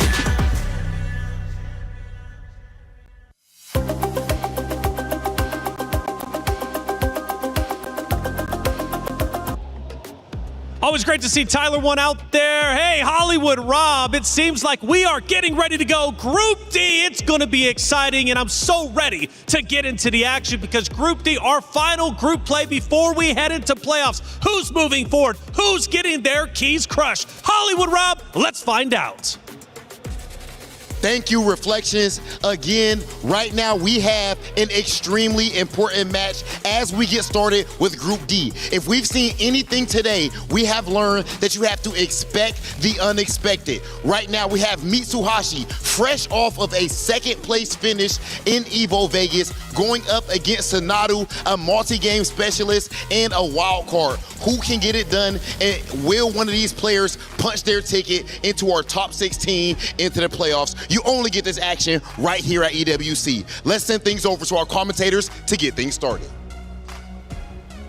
Reflections, Rob TV, making the excitement go to a fever pitch. It's your boy Tasty Steve Colt on the mic. Hey, yo, it's been a pleasure always seeing you do your thing, talk about KOF, Fatal Fury just the same. How are you doing, and are you ready for Group D? Oh, Steve, it's up. The pleasure is completely for me. That's right, people. I am Colt. The voice is loud. The accent is thick. Yeah, boy. And the hype is boiling under the skin. We are ready to rock right here because we have no other than Mitsuhashi rocking Rock Howard. And it's going to be fantastic. You were asking me how I be feeling. Man, what a day. Yeah, it's been crazy. It's been crazy. History is being written. And, of course, these two, the next two players, want to be the main character in our narrative, my dear Steve. As we see, of course, they were saying, Logan was saying, of course, that he wants to believe in the mask, and of course, Naru is right now the prophet he's wishing to listen. I like that. Look, Mitsuhashi running the rock. First one we've seen Mr. Karate kind of run the roster when it comes to these tournaments so far. But people forget about Rock, right? He's kind of like the staple, right? The main character of this Fatal Fury world. But two, he's got good damage payout. They gave him some great buffs going into Season 2. And look, I want to see how he's going to be able to fight a character like Mr. Karate. But of course, Mitsuhashi had a great showing at EVO, like they were pointing out. Senado plays multiple games. He knows what it's like to be here. He knows that little extra bit it takes to get the W. So I want to see what happens. Completely right, my dear Steve. Of course, Rock, one of the strongest characters in the game, but right now, being a little bit outside as the new meta is being developing. But look at that beautiful guard cancel in order to take as much damage as possible. Wake up super, the choice of the champion, Steve. And like you said, off of a guard cancel nonetheless, Scenario. And wake up Raging Storm. Right back at ya. Oh, where are you just going? Standing C, punch him in the mouth. Look at that, brother. That standing C, close C, 6 frames from startup, and you are getting those haymakers in your face in that big nose. You know, we kind of seen this before, too, where players are starting to hit buttons in these ranges where Mr. Karate really wants to operate. Oh, yeah, and it's typically these big, heavy buttons. Big neutral jump here. Damage, cash out. SPG, tap it in. Spins it for the Raging. And look at this, how much damage he's taking off already. Mr. Karate stuck in the corner. Then the party, in order to pulse, we are going to have the defensive options on this game are showing up, Steve. Immediately going into the guard cancel to deliver that much. El Cruzadito, the cross-up is not going to work, and you are down in the ground. Mitsuhashi showing us he's playing hella fast right now. Bro, Mitsuhashi, look, this is probably one of the most complete packages we've seen, like a player come in and hit everything on the first round, first game nonetheless. This is one of the reasons Mitsuhashi had such a great showing. The full kit, bro. The full kit in display right here, right now, Virtus Pro, with the clutch draft right there. Shout out to them for supporting this player. Of course, Mitsuhashi wants to pay back with some victories, but look at that scenario coming out of swinging, delivering the old classic. This is the bread and butter right now. We have been eating that all day long. Steve Fardi, in order to control in kind of space, good backdash from Senaro for 10 anything, but he's also eating those fireballs. He has to be careful with the movement. I like how Mitsuhashi's playing back, though. He's using a lot of fireballs, but the guard cancels are on point, and Senaro's not able to get any game started because every time he even blocks something, he calls it out with a JD. Wild punish, gets the knockdown with the Cadillac kick, and he has been not afraid to wake up rising tackle so many times. Guard cancel on the close D into super. Raw super. SBG checking in. Senaro trying to make a statement right now, getting a dub here. He needs the damage, that's for sure. He wants to make things even. Oh, wow. The Shippukens flying all over the air. The arts of his father are right here. Double Reppuken in your face. Bro, they are constantly. Oh, the command grab. You love to Duncan. see it. Is the blood blowing? Is the blood blowing? Raging. There you go. Storm. The blood boils, Steve, and the Raging Storm is gonna take that round. Oh. Yo, they are playing fast, too. Okay, gets the dunk. And knockdown in the corner as well. Calls him out, and once again, backdash to safety, standing B, full combo conversion, and look how close he is to SBG check-in already. It's been about the movement, my dear Steve, the positioning, the micro adjustments in terms of spacing are giving Mitsuhashi that edge, and right now, he's dominating this round. No red blood for you, bro. Oh, but you're falling into the trap, baits into bait. It's going to deliver some damage, and Senaro is back into this fight. Big bomb, big damage, and now he's got some momentum on his side. First time we've seen in this set, by the way. Mr. Karate typically been the character that's been leading the charge, waits for it, this time doesn't take the bait. The cross-up, Mitsuhashi, very aware of the offensive options, but you cannot simply solve every equation at once. Come here, bro. Knees into faces. Oh my gosh, the damage. Slaps into cheeks. Neutral jump, that's been one of the main defense options. Red blow to get the knockdown in the corner. Patience from Mitsuhashi, but sadly he's gonna get thrown for his trouble. Okay. Good, the adjustments here from Senaro. On point, trying to adapt. I like the changes in his offensive right now, not going for every single Dragon Supremo possibility. But the shining knuckles right there, my dear Steve. I'm going to tell you right now, he's definitely kind of eliminating just how effective the stance is right now, just by playing at a certain range. And it's forcing Sonato to actually engage a lot more. But the spacing by Mitsuhashi has been so good, especially with those guard cancel to take his turn back. His punish game, bro. His punish game has been completely on point. The RSPG is going to be felt very well. We were talking about his punish game. Right now, he let a little bit out there, a little bit money on the table, but it doesn't matter because he goes out swinging, trying to find something. But good defense over here by Sonaru, who is not over depending on this Dragon Supremo, but it doesn't matter. Charging Storm, vámonos! With my love to El Homie. Yo, wait a minute. Mitsuhashi said he worried about everybody else. Y'all need to be looking at me. I was second place zero, bro. I was the pick from AJC Jipes. I had to represent. He said, I'm not gonna let my boy down. Good stuff over there.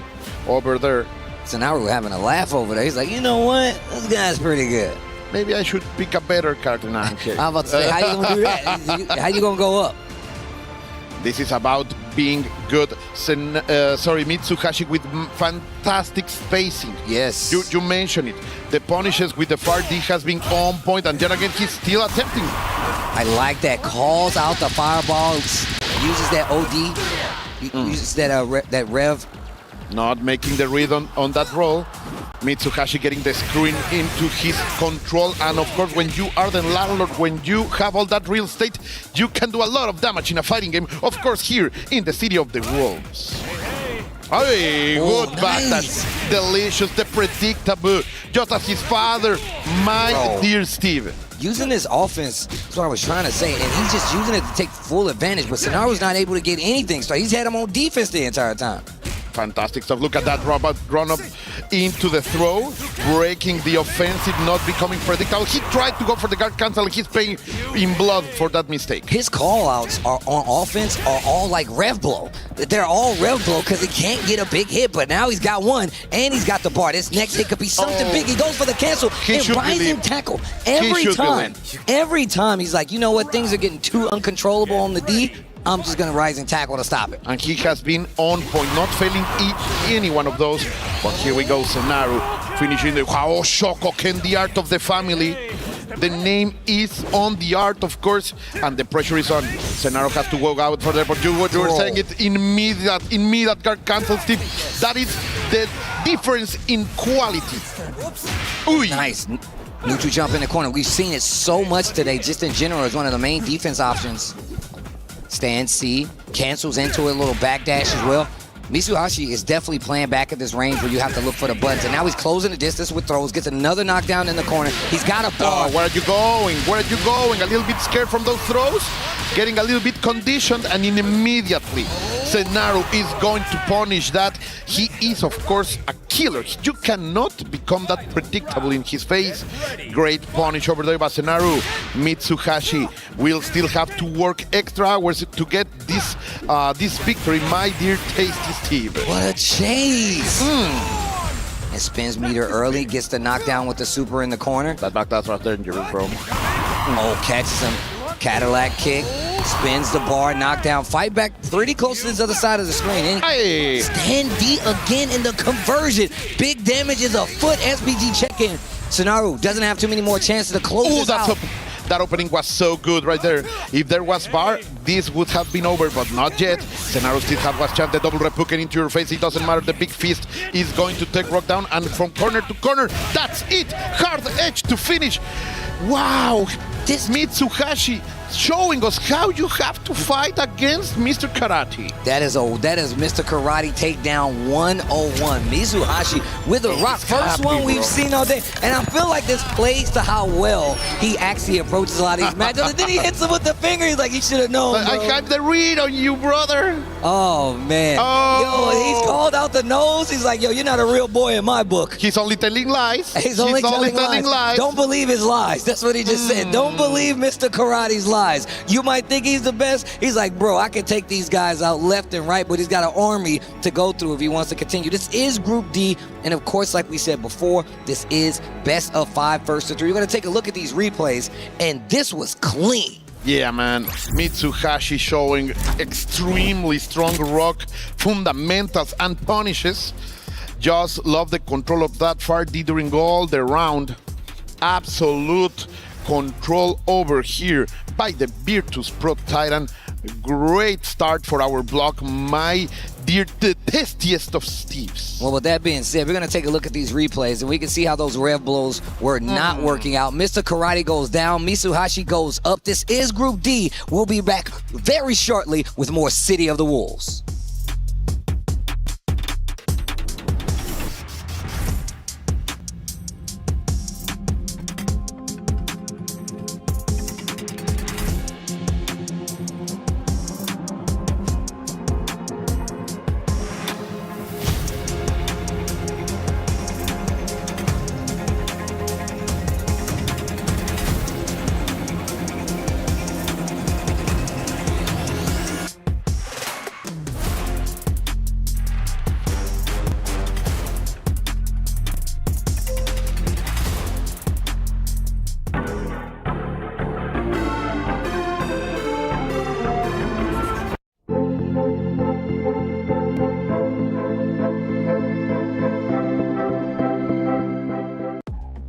We are back, people. So happy for you to be with us. Look at this golden stage.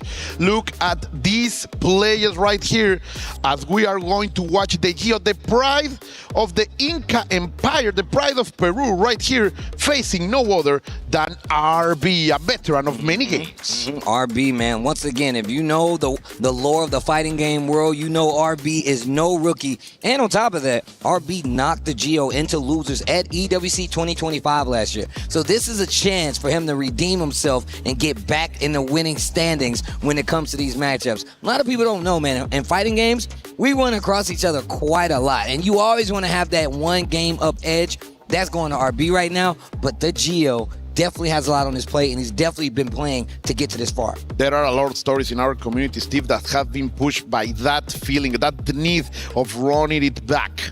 And right here, the Live and the EWC have given this chance to the Geo, who last year had a good performance, but I am sure he wants to deliver a lot more for his community right there. And of course, the team that has trusted him so much last year, getting that draft has been big for him. He has been traveling a lot, and I just love to see this South American, Latin American champion performing better and better on the world stage.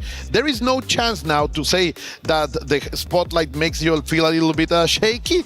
By now, you have to be used to this and bring your A game. Yeah, it's really not one of those things where you've made it this far, right? And we still have like SWC that's going to be there as well. These guys are trying to get there, and they're trying to show up. Especially, this is one of the tournaments on the path to that, even though a lot of these players are trying to get here instead. However, the whole thing, this sets up the season, I feel like, in a lot of instances, because these guys just came from EVO, and then we also had EVO Japan that happened earlier this year. We're getting a lot more acclimated to seeing some of the major names that are going to be placing a lot more frequently in those top 16s, those top 32s. It's the players that are here at EWC. And for what's happening here today, after the upsets that we had during the bracket, this Thursday, I can tell you, man, that these guys know that everything can happen, and they want to use that energy, that chaotic situation around them, to bring the victory into their own side. So we will see. Most likely, I know that Gio will be bringing out his Mr. Big. He's jumped from Hokutomaru into Mr. Big some months ago, having a fantastic offensive play. He has been for a lot of time a very offensive-centered player. I will love to see what he can bring to the big bouncer guy. Well, look, speaking of offense, we got Gato on the side of RB, and we know he knows a thing or two about making sure you can't do anything. Being an oppressive player, especially with a character like Gato, lots of damage, Good buttons in the scramble, but this is going to be a little tougher because we know Mr. Big's got some long-range buttons. You got to respect it. The wake-up is a little different. That wake-up DP might not be on the table as much anymore, especially with the options that Mr. Big has put on display. As soon as I say that, he does it anyway. You got to set the precedent. You got to set the precedent. The stairway to heaven right there as the offensive is being brought by Gio. Of course, this is the potential that has Mr. Big. That is that big advantage.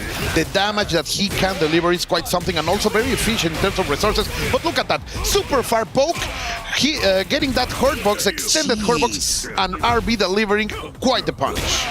Big jump in once again, keeping him on his toes. SPG check in for the Gio, and RB isn't giving him any space. The guard cancel, gets the counter hit, but drops the combo. That is not what you want in a first round game versus Gato. But he picked it up. He can clean it up too. Not dead just yet though. Cuando la tiro la levanto, Gio says he is trying to maintain the pressure here. RB, he's living on a prayer, but he's fighting out. What the dash up? This dude did dash up JD. Got it anyway, but still goes down to Gio getting that first round. Gio trying to feint a throw right there. RB reacted with his own, and it was a neutral jump instead. Good bait by the Peruvian player. The Peruvian Titan. Where are you going? Okay. I love his new combos, how they work at City of the Wolves. Big damage and the knockdown in the corner. You don't want to be here because your options aren't the best. Outside of these, the obvious supers, right? You still have to respect it. Okay, sends the fireball just in case you try to twitch. You were talking about those big normals and right here, but he is going to get another jump catch, but he drops the combo. RB looking a little bit shaky on this round number one. Maybe the shiverings are on his side instead of the Gio, my dear Steve. Oh my gosh, the double throws, gets the knockdown back to the corner, finally wakes up, gets the DP, dash up to close the distance. Great just defense on the side, the overhead to sneak it in, call the police, and that's gonna be a broken neck and a broken back as well. Criminal robbery right here. What RB wants to escape with. No, it don't matter that you are making this revolutionary. The Rev Flying Man is not going to hit. RB recomposing, maintaining control and showing that there is a great contender in front of the Gio. You can see that RB's playing back just a little bit more because he's trying to space out these buttons. He knows the Gio is now just defending, and on top of that, he's willing to hit buttons. Not just do wake-up risky stuff, but actual buttons where he's going to check you and make you respect the ground game. But once again, RB not afraid to pull the trigger on that DP. Back dash to keep the corner, close D to keep the pressure. I love when you have those roll reads able to maintain the corner, as you were saying, to become the landlord. Talking about the overhead. Big damage over here by Gio. He has the potential two bars on deck. That's a lot of salsa. He has a lot of money to spend. My dear Steven, you know how capitalism works. You're gonna watch a business. The dirty business from this bald man are going to be applied. And look at that. Oh, that's a lot of voltage, Steve. Chocoplasma. Jeremy in Damascus somewhere smiling right now. The big cheese on his face. Mr. Big is his name. And the first game goes to the Gio. Great stuff over here. We want to see this kind of quality play that was back and forth. My dear Steve, RB adapting board. We saw a little bit of shaky momentum from him, not only the defensive options, but when he was in the offensive, dropping a couple of combos there, giving the Gio the possibility to take the edge. And so far, when given the possibility, the Gio has done it. So right now, he's looking good. You can tell right now that the Gio definitely studied up hard for this match. He is playing super offensive, and RB's not been able to keep his momentum in his favor. Wow, the crouching anti-air, elegant stuff, the Muir stuff over here by RB, who yet again getting those reads on the rolls. I love it. First it was just for pressure, now he went for the grab, and he is mixing it up.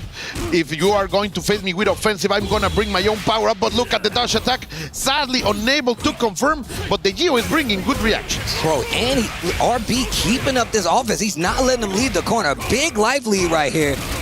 And he's got meters, so this next touch, he doesn't actually have to spend it, but if he wants to make sure it's a done deal, he's going to have to spend it. Rev Blow gets the knockdown in the corner. Command throw as well. Look at him. So first it was landing catching the landing, and then the command throw. The Geo right now in control against the corner. RB, he says, I'm going to stay here. I feel comfortable. Come to me, and you will make the mistake, and he's going to punish that, getting the first round. Stand C on top of that. You're starting to see a lot more of it. The Geo's been jumping quite a bit and staying at this range where that button is just a little too slow and gets caught by the bigger stuff. RB switching to these DP conversions and getting the damage even well. Knockdown, dash up, close this distance. Oh, and he's over him, bro. He's in the complete driving position, not allowing this bouncer to get out of there. He is letting anyone enter. Wake up super once again. And stagger pressure on the side of RB, but it doesn't stop the Geo from holding his ground with the defense. A couple of throws. Timing. Back throw on the punish. That's big for RB. We're going from coast to coast, but he doesn't care. Finally, a guard cancel in order to stop RB's offensive. The Geo breaking. He's trying to do the Muhammad Ali classic, bro, like fluttering.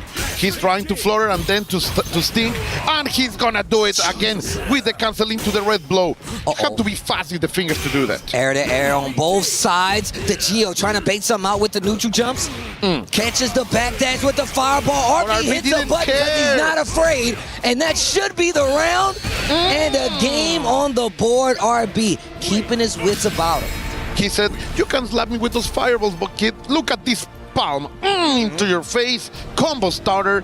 RB didn't care about Geo trying to make a statement, and he said, no, it's my turn. It doesn't matter if you are hitting those fireballs. Some of the buttons that Gato likes to use that typically aren't fast, like stand B, stand C, definitely work in his favor a lot of times, but the Geo and Mr. Big, they have a little bit more range on them, so you gotta be a little bit more careful. And it's making the offense for both of these guys a little bit unpredictable.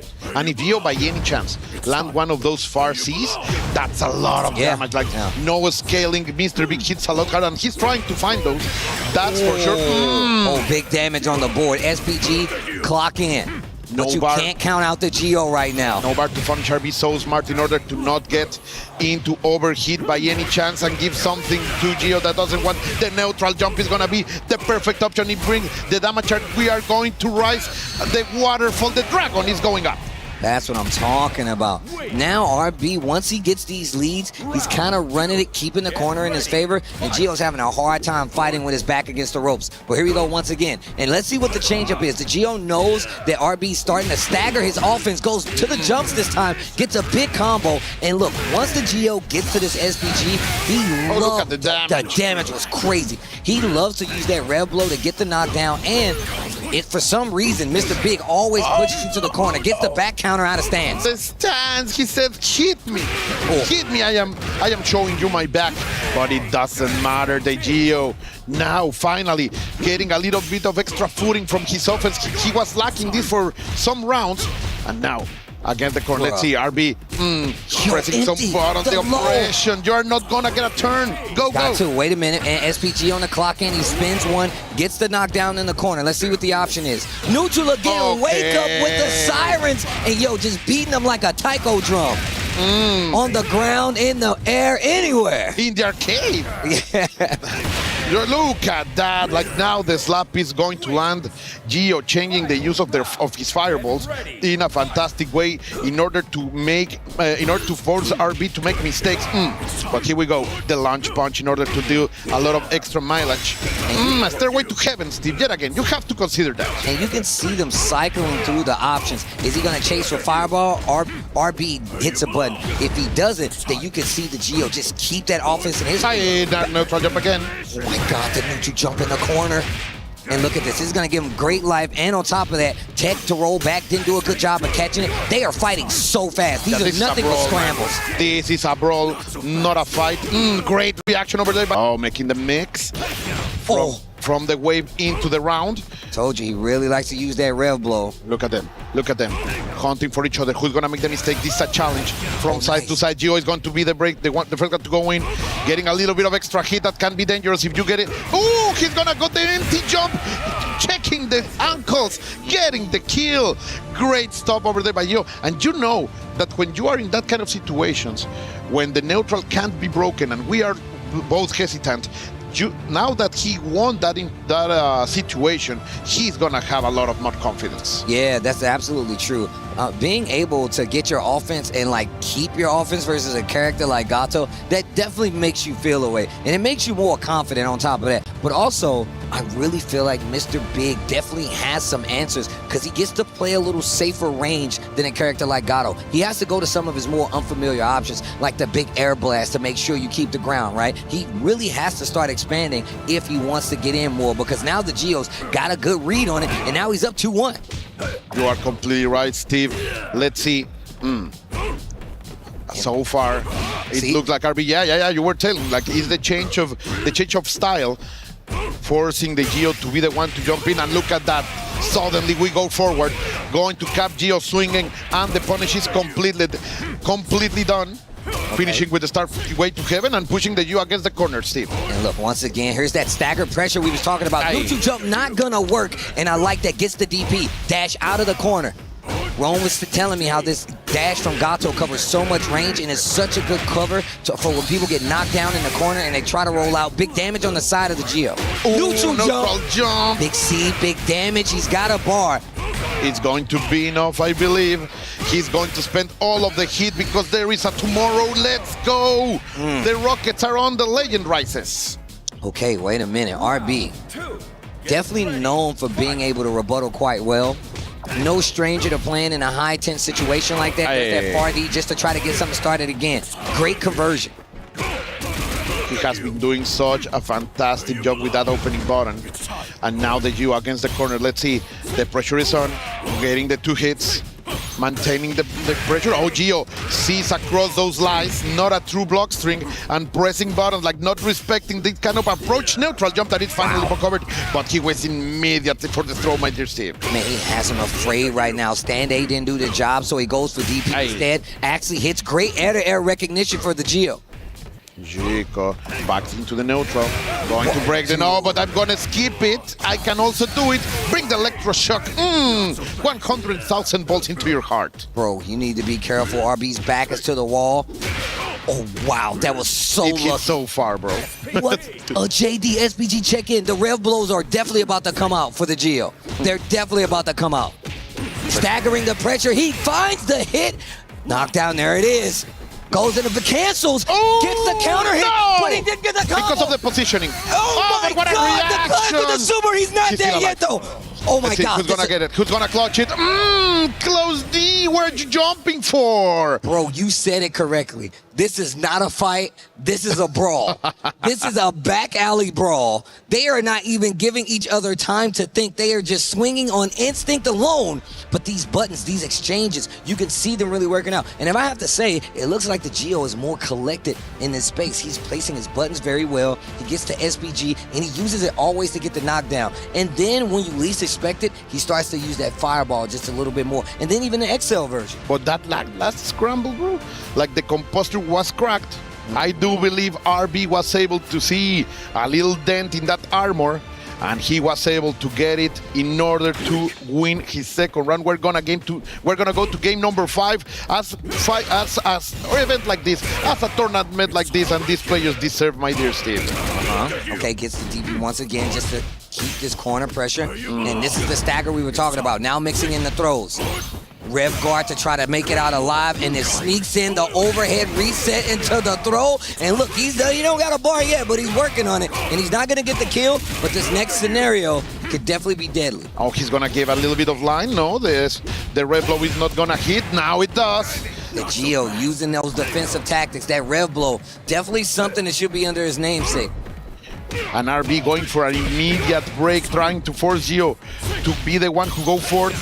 No, it's not going to work. That's the kind of mistake that he's trying to provoke. It's the rev blow, rev guard. RB staying on the defense now. There's the throw. Another one. Yeah, he tried to go for the command throw. RB hold north, as my boy Yipes would say. And now things are turning out for the better. RB on set point, big damage already, and he's using some meter to make it count. He wants to ride the momentum. He built a wave, and now he wants to surf again to victory. The pressure is on. Oh, you're gonna check the ankles. The mix-ups are coming from RB. Gio on a lifeline. Of course, he has the extra defense from the SPG. What can you do? You have full resources. You are going to die rich? No.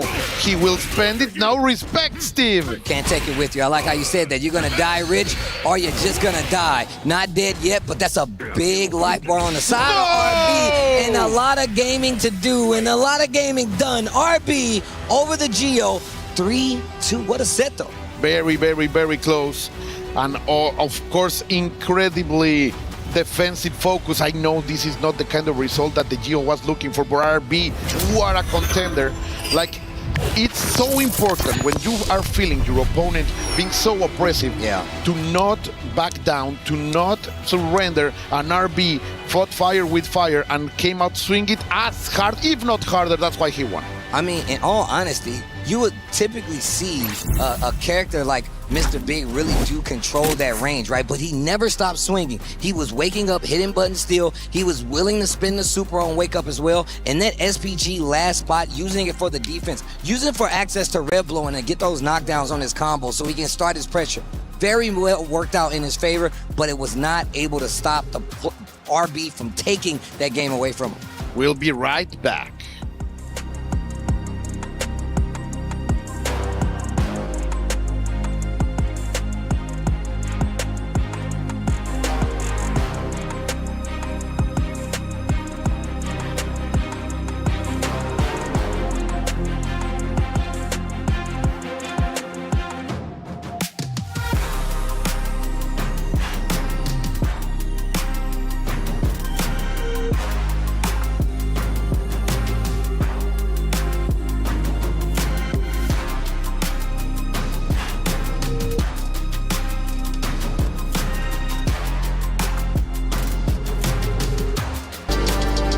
Every click, every clutch, every respawn. We were there for the years of grind, and we're here. Now, the proud founding partner of EWC, powering the biggest event in gaming, shoulder to shoulder with the world's best, making history. Greatness deserves a stage. Lenovo Legion, reach your impossible.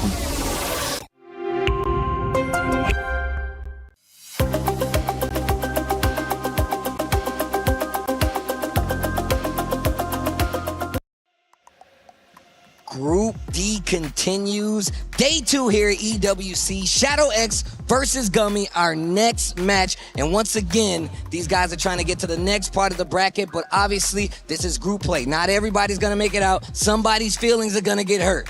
You are completely right, and my feelings are the ones who are gonna be hurt because these two have big places in my heart. Shadow X, a friend of mine since years. Gumi, also a neighbor, in fact, part of the representatives of La Pura Ciudad, of course, fighting for the Smash Factor crew in front of him, Shadow X from Falcons. And right now, he has a lot of responsibility on because some of his teammates are out. Let's say like the star player is not going to go forward, and Shadow X needs to step up in order to maintain the hope for those points opportunity that the Falcons are wishing for. And these guys have definitely crossed paths before.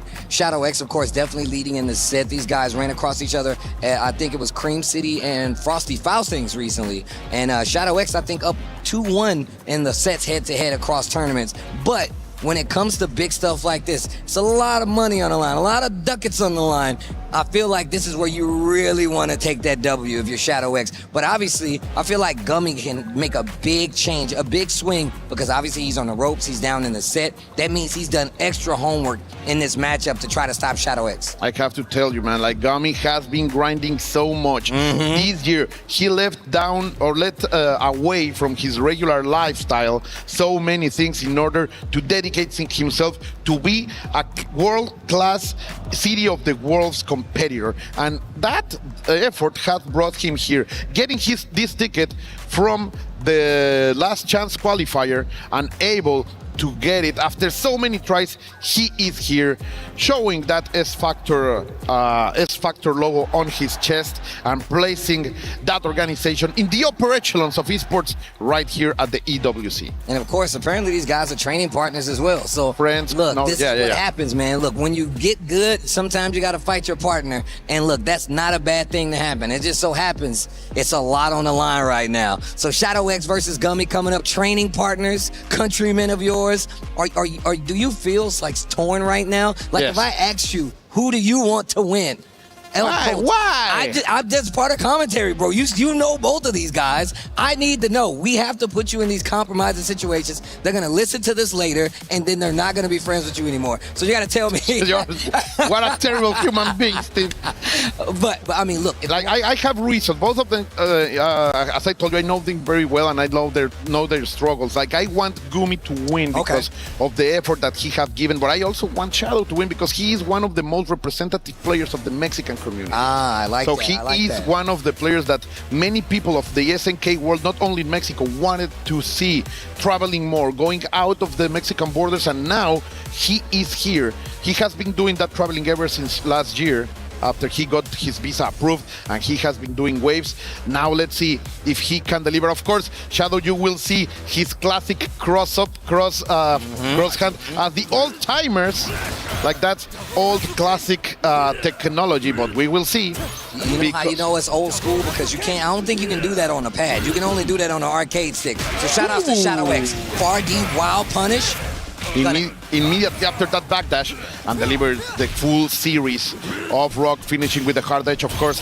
Now coming face to face. He wanted to go for the crazy, just defending the multi-hit, but that's gonna make him pay. Oh, nice. Gets the knockdown, dash up, gotta hold this button up close. And once again, rinse, recycle, and repeat. And he's got the corner as well. Call out with the fireballs, gonna cash out with the shiny knuckle.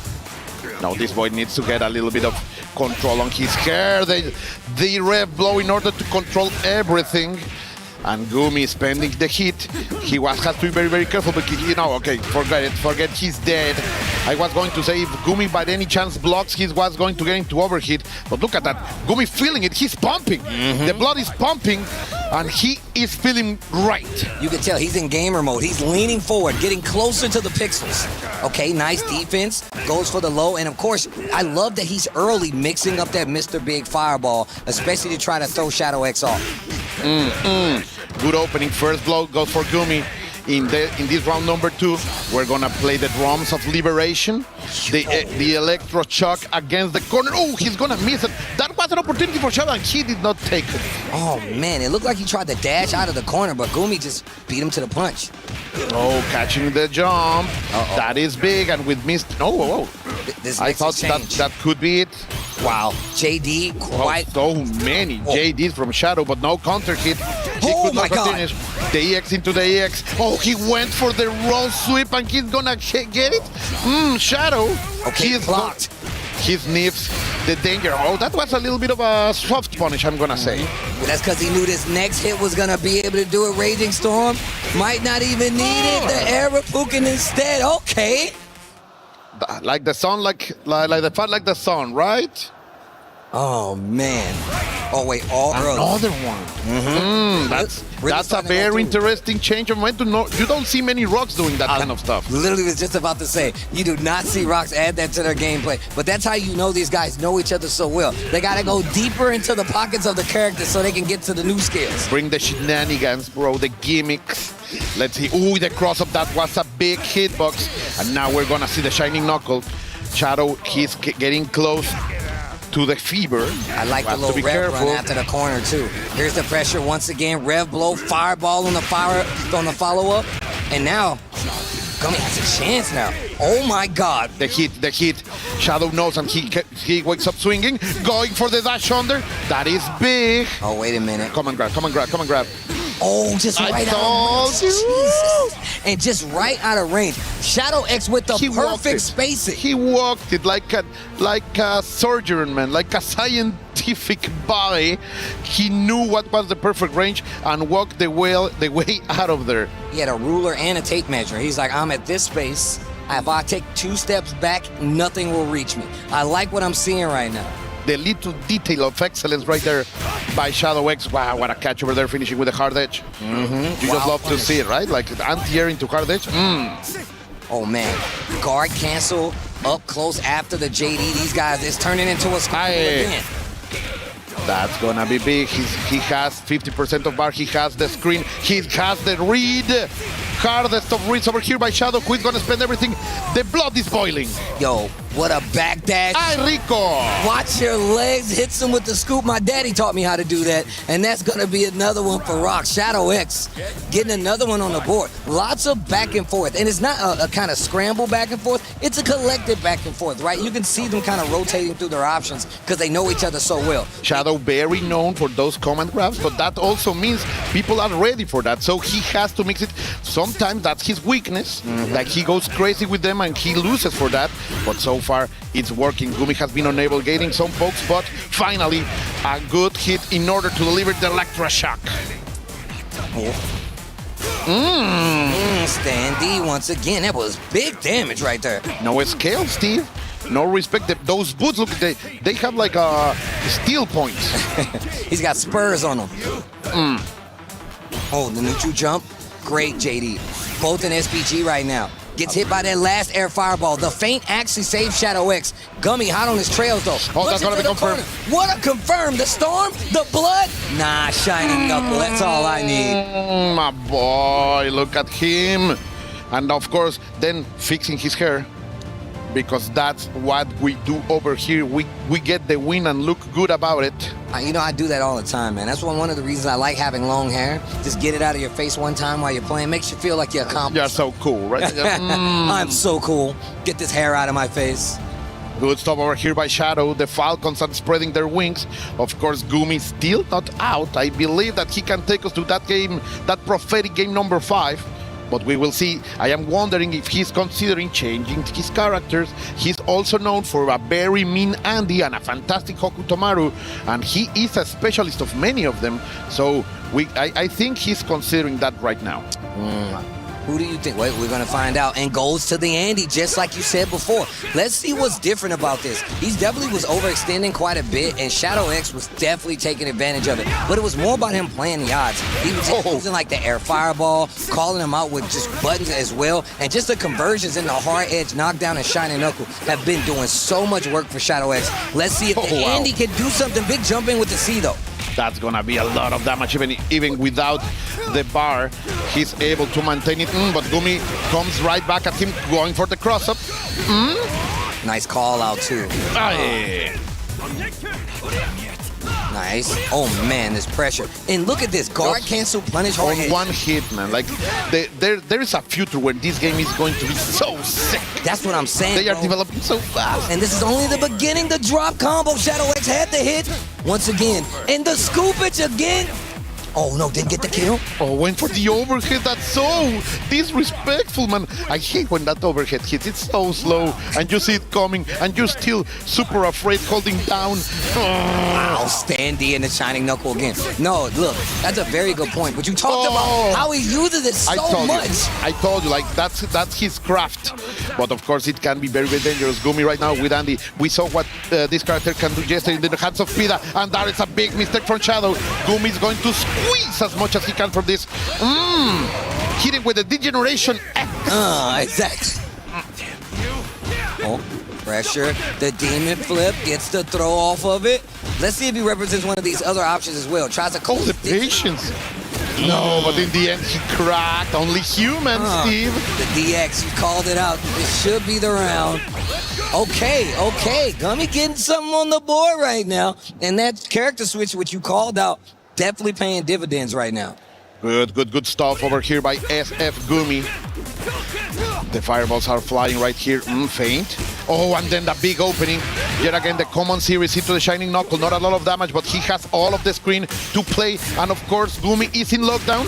Oh, no respect at all. Cero miedo. Wild punish. Yo, no fear. Okay. Nice, just defense. Give me feeding. Feed me. Feed me more. I like him playing back a little bit. Use the fireball, make him engage, and I like that fireball back. I don't know what it is about fireball battles in Fatal Fury, but I'm like, yeah, that's what I'm talking about. They feel elegant. Yeah, they said they feel elegant, like a poem. Ooh, oh my God, the JD on the DP. Delicious, man. That's the kind of stuff that you wanna see, and we're gonna go for the ignition gear. Shadow win what he's going. Oh, I thought he was going for the common throw. Yeah, there you go. The Shadow magic. I like how you said, I thought he was going for the throw. That was so good. Shadow X takes it 3-0. The Andy switch not going to help him out. But look, traveling companions, partners in crime, obviously a big stage to be on. And look, one of you gotta lose, and Shadow X, it won't be you. Still, this is group play. There's games to play, so still an opportunity to get out of there, but it's gonna be tough from here on out. Yeah, that's for sure, man. What a performance over here by the Falcon representative. Shadow is gonna take it. As I told you, I am sure a lot of the persons in the SNK community are happy for this victory, but I also have to say shout outs to Gumi for his efforts, for his fight. He is a player that developed all of his fundamentals on the side of Mortal Kombat. Like this is this is a game that brings so many communities together, and Gumi is the proof of that. But Steve, we will have a very short break, and we will be right back with even more Fatal Fury action.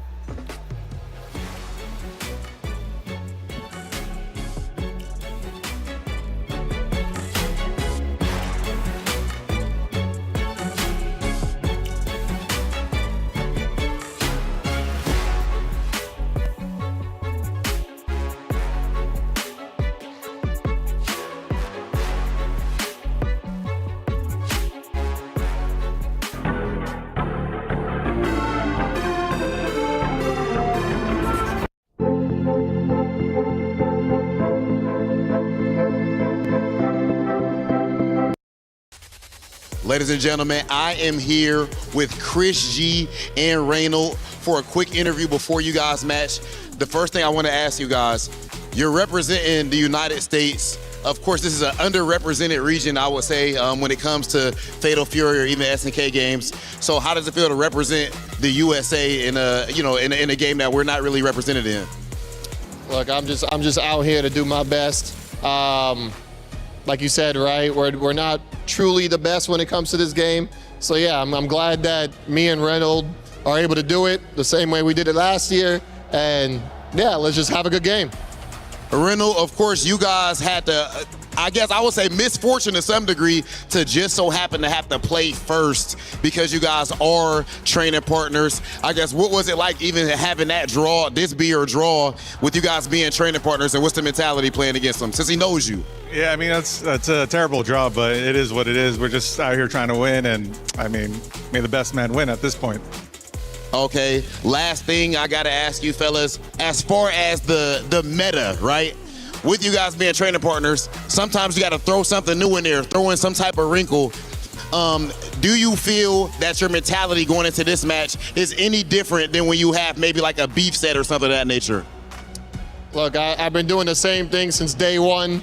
This is day now, I don't know, 500, and probably day 800, I'm gonna do the same thing. Ladies and gentlemen, Chris G and Reynold, two of the best in the world today. We've got US versus US. Chris and Reynold, you can go ahead and take your seats. It is about time for us to get into it. Let's send things over to our commentators. And it is USA versus USA. It is the luck of the draw, but I say it's divide and conquer. They have to fight each other, and it does come that way sometimes. However, also, you got to remember, this isn't the first time these guys have met up in tournament. I believe last year, Combo Breaker, Reynold did take out Chris G. But at Level Up Expo, Double Jeopardy, Chris G did return the favor and take out Reynold. So obviously there's a little spice between these two, where obviously they both want to win. But the question is, who are we going to see on the side of Reynold and Chris G? Chris G obviously known for playing a very strong game, no matter what the game is. World known, I would say, for what he's been able to do. Some of the best execution in all the fighting games. But Reynold, this dude is representing the house. And if you know, you know. Those long nights playing in the garage at Paul and Mo's, Reynold was there. He's one of my tutors when it comes to KOF and like Fatal Fury, because we got to play a lot back in the day. So it's amazing to see him here. He's a very consistent player and definitely just loves Fatal Fury and KOF. Yeah, man, like it's so good to see Chris G in this side of the community. As you say, those are the fingers that have sent 3,750,000 soul fists, and now he will be facing no other than Reynald. Training partners, they have been working so hard in order to be in this upper echelon of events, even traveling together to many international events, but right now it doesn't matter. It's going to be Reynald against NY Chris G. Yeah, man. Chris G, definitely one of those players you have to respect, man. This guy has been playing on stages across the world for multiple different games. Whether you need the tag, whether it's one-on-one, whether you got an easy mode, my man Chris G figures out a way to play it at the highest level. But this dude, Reynald, this guy plays every game the way he wants to play it, whether it's anime, whether it's a Street Fighter game, and of course, if it's a KOF or a Fatal Fury game. He's one of the people, especially when it comes to stateside, that's been consistent playing these games and a great representative. And I'm happy that my guy is wearing a jersey, bro, because he's such a great player, such a great representative, and I'm just a big fan of him. They deserve that, of course. Both Evo champions, both masters of their craft, and now rivals in this beautiful game. Man, you just reminded me, I was there right next to Reynald on the stage. You know the glasses that he's wearing? Yeah. The USA glasses? I handed him those glasses once he won Evo. Lord. Yeah, it's kind of crazy. I was also there when Chris G won his Evo and we had that mysterious challenger. I was there for all of this. So it's really crazy to see that these guys going head-to-head now in City of the Wolves, especially EWC, lots of money on the line, but you're about to see some world-class play. Two of USA's best going head-to-head here at EWC 2026. It happened to Mexico just minutes ago. Now it's happening to the country of the Stars and the Stripes. It's more than feeling shattering, that's for sure. And I just love what I am looking at this. These are players who have been making history on the fighting game community. Now they want to bring that kind of quality, that kind of excellence to the EWC. And let me tell you right now. You are watching it on screen. You're seeing it on the screen. The Wolfgang Krauser. You said you guys are tired of seeing the karate? Welcome to the armor. Chris G, Reynolds going head-to-head here in Group D. And it's Krauser versus Mr. Big. Let's get into it. Just the boss battle, my friend. And he's going to start swinging with the big kick, crossing the screen and delivering the full. Look at that. Look at the damage, bro. Is he going to charge the fireball? Look at the damage, bro. Oh, my God. Tries to sneak in the overhead. Chris G going with the Mr. Big. And this, I feel like, really kind of fits his style because it gets the knockdown, makes you play a neutral-heavy game. But it looks like if Krauser touches you twice, you might be dead. Completely right. Going for the Blitz Baru. He is in overheat. That can be the moment that come back, but no. Tai Kaiser wave. You just love to see it. Bro, this dude Krauser hits like a truck, bro. Look at how he's built, bro. Like he's gigantic. I wish he got to keep the armor on while he was fighting. Great throw. And I like how he's using that fireball, keep him at bay, especially in the mid-range. We know Mr. Big has great buttons. He's going to be working that range, or at least trying to. Trying to go for the cross-up. Great defense over there by Chris G. But be very careful. Yes, he's in overheat. The fever is in. How can Chris G survive all this? What a great anti-air over there by Reynald, who is maintaining the control as Chris G is still in overheat. Oh my gosh, and just look at this. Okay, wait a minute, wake up super actually works, but he's still in overheat like you said. He does have the corner. Reynald taking his time, scouting, hunting the prey. Oh, what a catch out of the air. Big damage, keeps it close. Ooh, going for the knuckles. What a mix-up over there by Reynald, breaking the regular block string in order to open up Chris G on the toes. And we know that Chris G can block low. Like, you have to do it on that tag game, he's a master of. But you can see that Reynolds is definitely using that kick. That I think that's called that leg tomahawk to actually close the distance and make you second guess if you're going to swing on wake up. He's making him hold it, and you can see that smile. You can see the cheeks forming. Reynolds is a serial smiler, by the way. No matter what's happening, the smile gets bigger as the gameplay gets grimier. Yeah. He enjoys those kind of reads. He feels them, and he really loves them. So we will see Chris G taking a little bit of a breather. I completely agree. Trying to fix his ideas in order to see what's the solution to that enigma in front of him. But he also has the Hokotomaru. That's I knew it was gonna probably come out, especially in a situation where you can't really get away from Krauser, right? This character can change up his air trajectory. He makes you second guess on attacking on the ground, and this is what we've known Chris G for. And let's see if we can actually help him out in this Krauser matchup. Okay, high dodge. The dodge attack perfectly executed. Of course, as you were saying, Chris G pick up the young ninja as his main character. Oh, but such a wild punish. This is going to be big. What a great roll over there by Chris G getting out the corner, adjusting the Hokutomaru up and down. Very interesting. The first time we see an SPG on the middle side of the bar. Oof. Okay, and once again, he's catching. He's scouting that backdash with that big kick, and look at the damage payout. He's only touched him like 2 times, and that should be the round. Once again, Reynolds, and look, first time seeing this character today, right? All we've been seeing nothing but the mask, nothing but the sticks, and my man was like, you know what? It's time to bring out the big guy, the armor. The largest range crouching C in order to open up, and 30% of Chris G's life is over, but he's fighting back. Okay. He's going the Nimpo.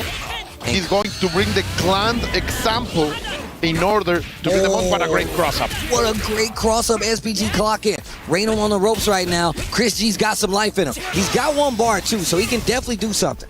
The blitz bottle, but this is not Jetch. This is Krauser. Cross-up very well. The defensive skill for Chris G, but immediate confirm over there. Trying to take out the SPG from the equation. Great take over there by Chris G. And you can see Reynolds trying to close the distance. That rev blow gonna push Chris G out. And nice high dodge, gonna get a full conversion off of it too. He's got a lot of meter. He's gonna use one of them, and that's all it's gonna take. Okay. Okay. Some stability over here by Chris G, chilling down a little bit of the momentum that Reynolds has getting. Showing us that he has practice and he knows the counter plays for the Reynolds options. Can we see more from Chris G? Okay, a little stand D action right there from Reynolds early off before this offensive stream coming from Chris G.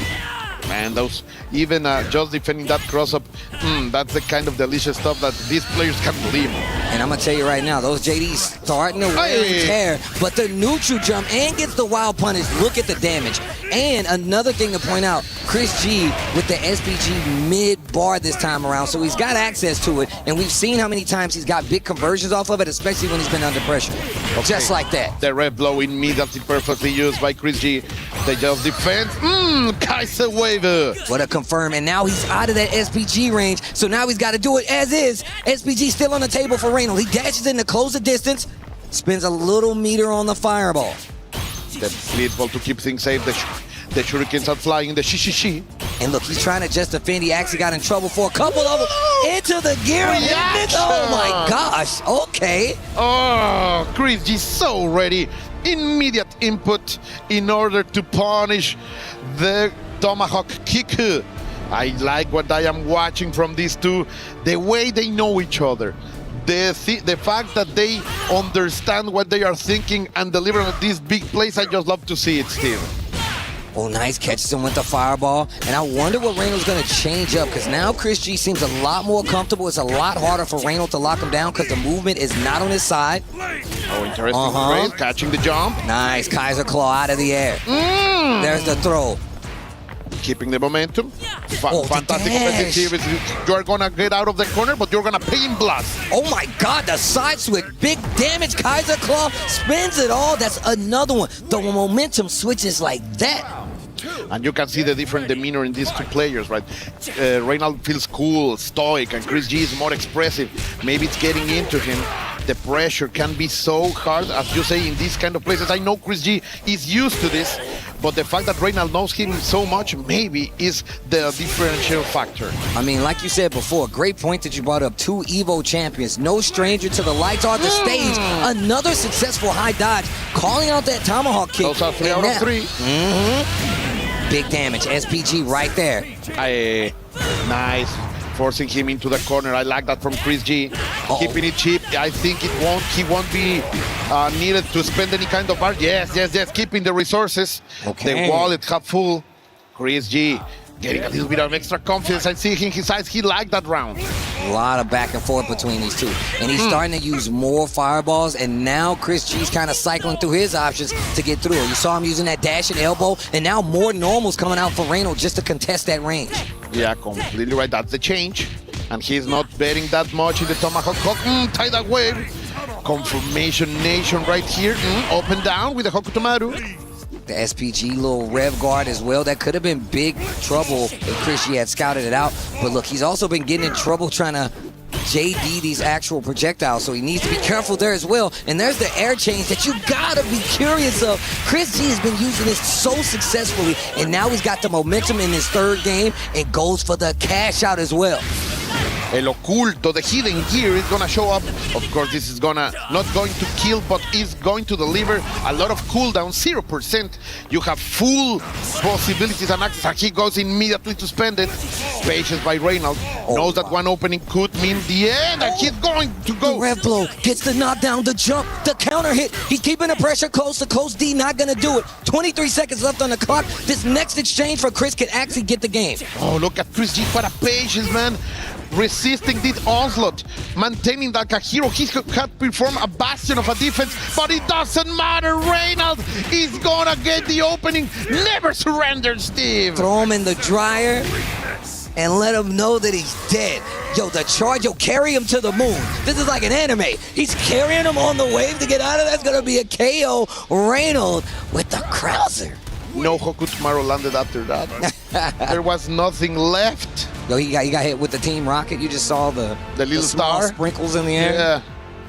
But let's see, Chris G is going to stay with the young ninja. Well, that's gonna be big. Look at the confirm. Just love it. Reynald, ready for everything. He's like, yeah, you want that SPG in the middle? I can help you get to it a lot faster. And that's also big, right? Like the factor of that hidden gear hitting when the SPG was delivering that extra defense was why he survived. And now Chris G, it's so hard right now, Steve. Yeah, bro. You can see with a sliver left on that SPG, he's getting its worth out of it, though. Cross up again on the ground, big wild punish, and I'm afraid to say that is dead. This next round could tell it all. Reynolds versus Chris G.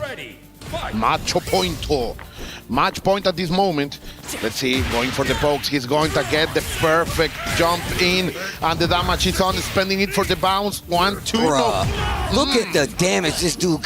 Oh my God. 50%, Steve. 50% is gone. Oh, okay, wait a minute. Chris G, not out of this yet. Not out of this yet.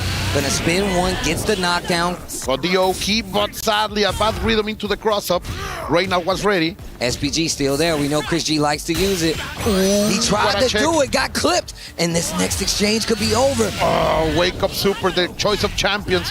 Of course, and Chris G goes for the overhead. Let's see, in the center of the stage. Right now, Reynald is on the hunt. He's going to use the armor of the Red Blow and gonna take it.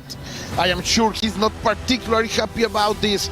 Chris G is out of the tournament. The shake is there. No, sorry. Yeah, he's into the out, loser bracket. Yes. Onto the lower side. This is. I was getting excited. Reynolds stays alive. No, it happens to me all the time. Gonna be the winner here. Taking it over Chris G. The Krauser pick, nonetheless. Probably the most unique pick we've seen out of all the players here for City of the Wolves as we take a look at this replay. And just look, like I said before, Reynolds known for being one of these players that very much is strong in these KOF games, these City of the Wolves, these Fatal Fury games. He has such an understanding. And on top of that, he always molds these games to his type of play. Yes. He always finds those characters that fit him well. In this case, it is very much so a two-touch Krauser that made you pay. And even the switch to Hokutomaru, the character that we know Chris G has done so well with, it got him a game, but it was not able to save him. With that being said, though, we will be taking a quick break. You take a look at these replays and join us on the other side.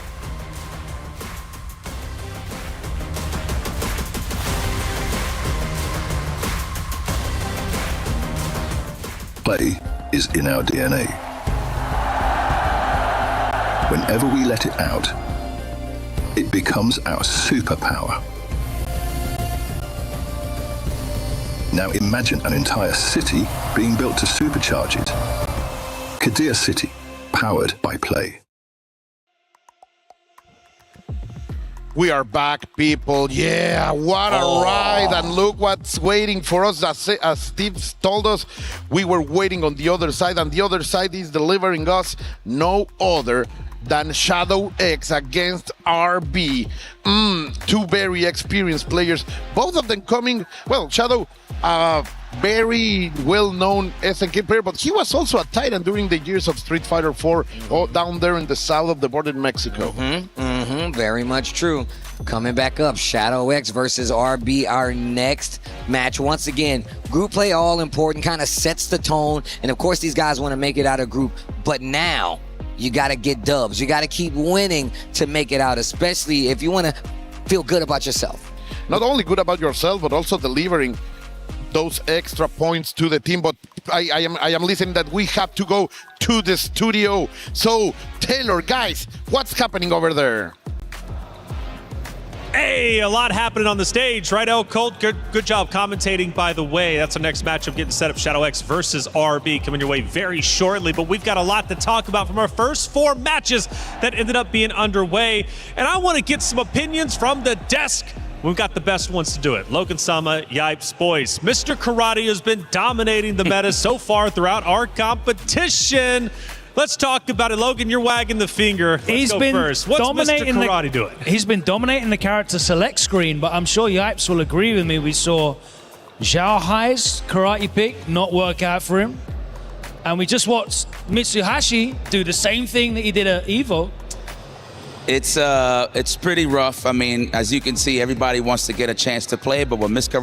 Karate does the best, it's not letting you play. It turns into a one-play game. I don't know if you notice, you see the knee when he rises it up, it has body armor and stuff like that. And of course, if it's a perfect parry, he gets a combo, but if it's a counter hit, it's a combo. So he's literally controlling the pace of the match at all times. Even when the players are correct, they're incorrect, if it makes sense to you guys, which is kind of nuts.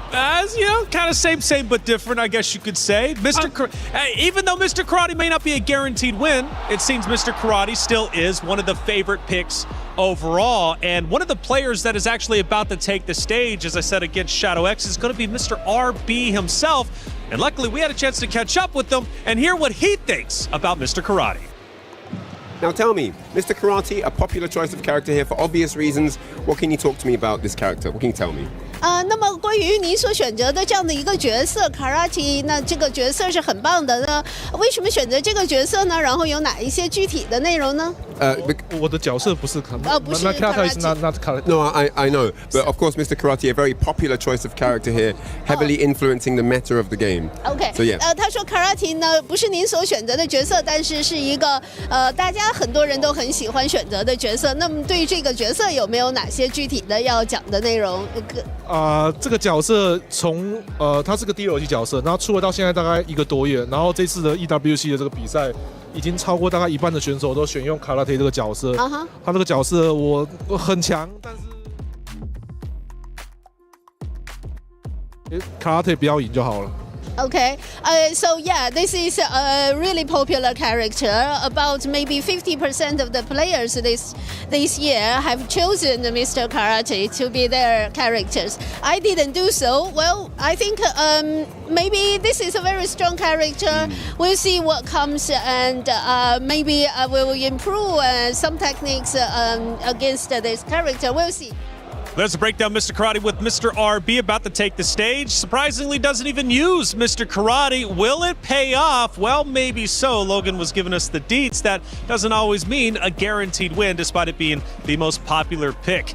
We've had some great matches. Let's start running through some of them, starting with number 1. Mitsuhashi taking on Sinaru. It was a barn burner 3-0 beatdown, and that means Sinaru is now going to have to fight through the loser bracket. A perfect example of what we were talking about, you know, character select screen. It doesn't mean that you're going to get the job done. I did think that Mr. Karate was going to get the job done.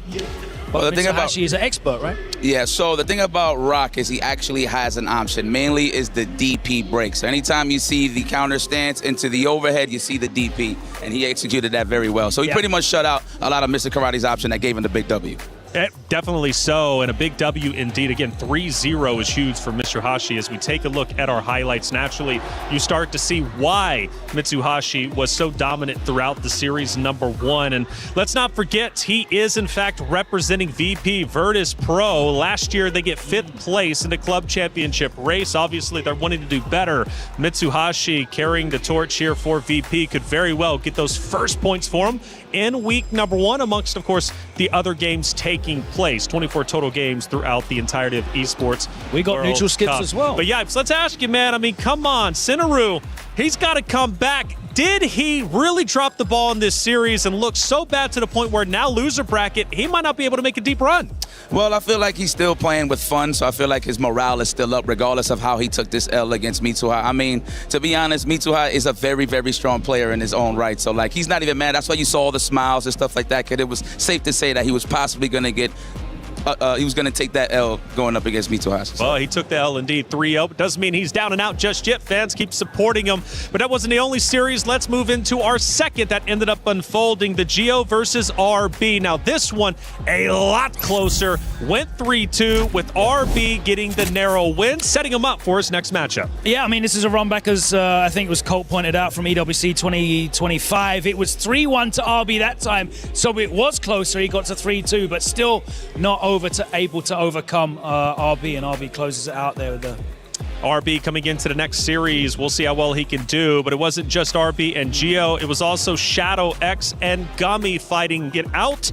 Now this one, another 3-0. Now Gummy, I really want to see him at least come through the loser bracket. The reason why is he's our last chance to see any of our last chance qualifier players make it all the way through. They're all gone. Gummy is the last hope. But Shadow X and Gummy ended up fighting super hard, and ultimately it was Shadow X getting a big victory. 2 of Mexico's finest. Unfortunately, that they had to meet up early on, but that's just the nature of the game when it comes to one-on-one. So anybody could have took it at any given day, but Shadow is definitely one of the strongest in Mexico. And that's very true in terms of their previous record. They went back and forth over the last couple of events. DreamHack Atlanta, it was Gummy that had the advantage, but it went completely the other way this time, man.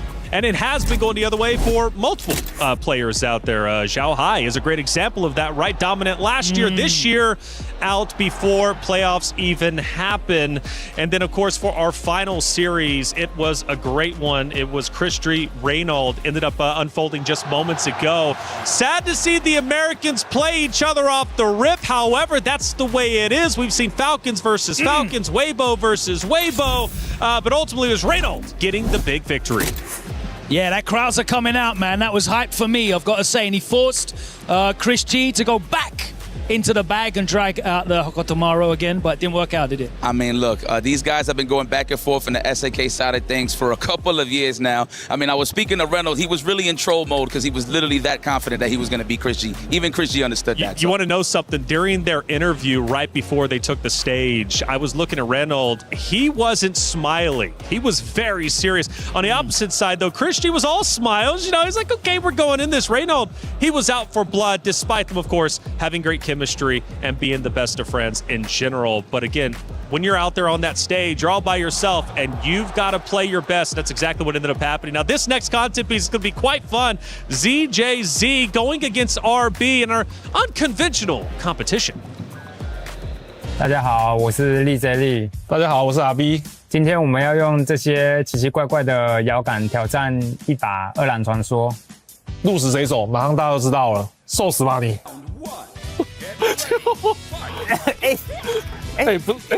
没有。你还会生红？太夸张了！你快来接哦！不要再接了！这个会死！人家不是不来笑死！你死啊！那个，哎呦！你白痴啊！不要！啊！我的手算了，节奏出不来啊。玩的时候很酸，好累。那个刚刚相信大家看完了，这个回去呢，我再自己做一个这个回去苦练1年，明年我 EWC 再找魔王报仇。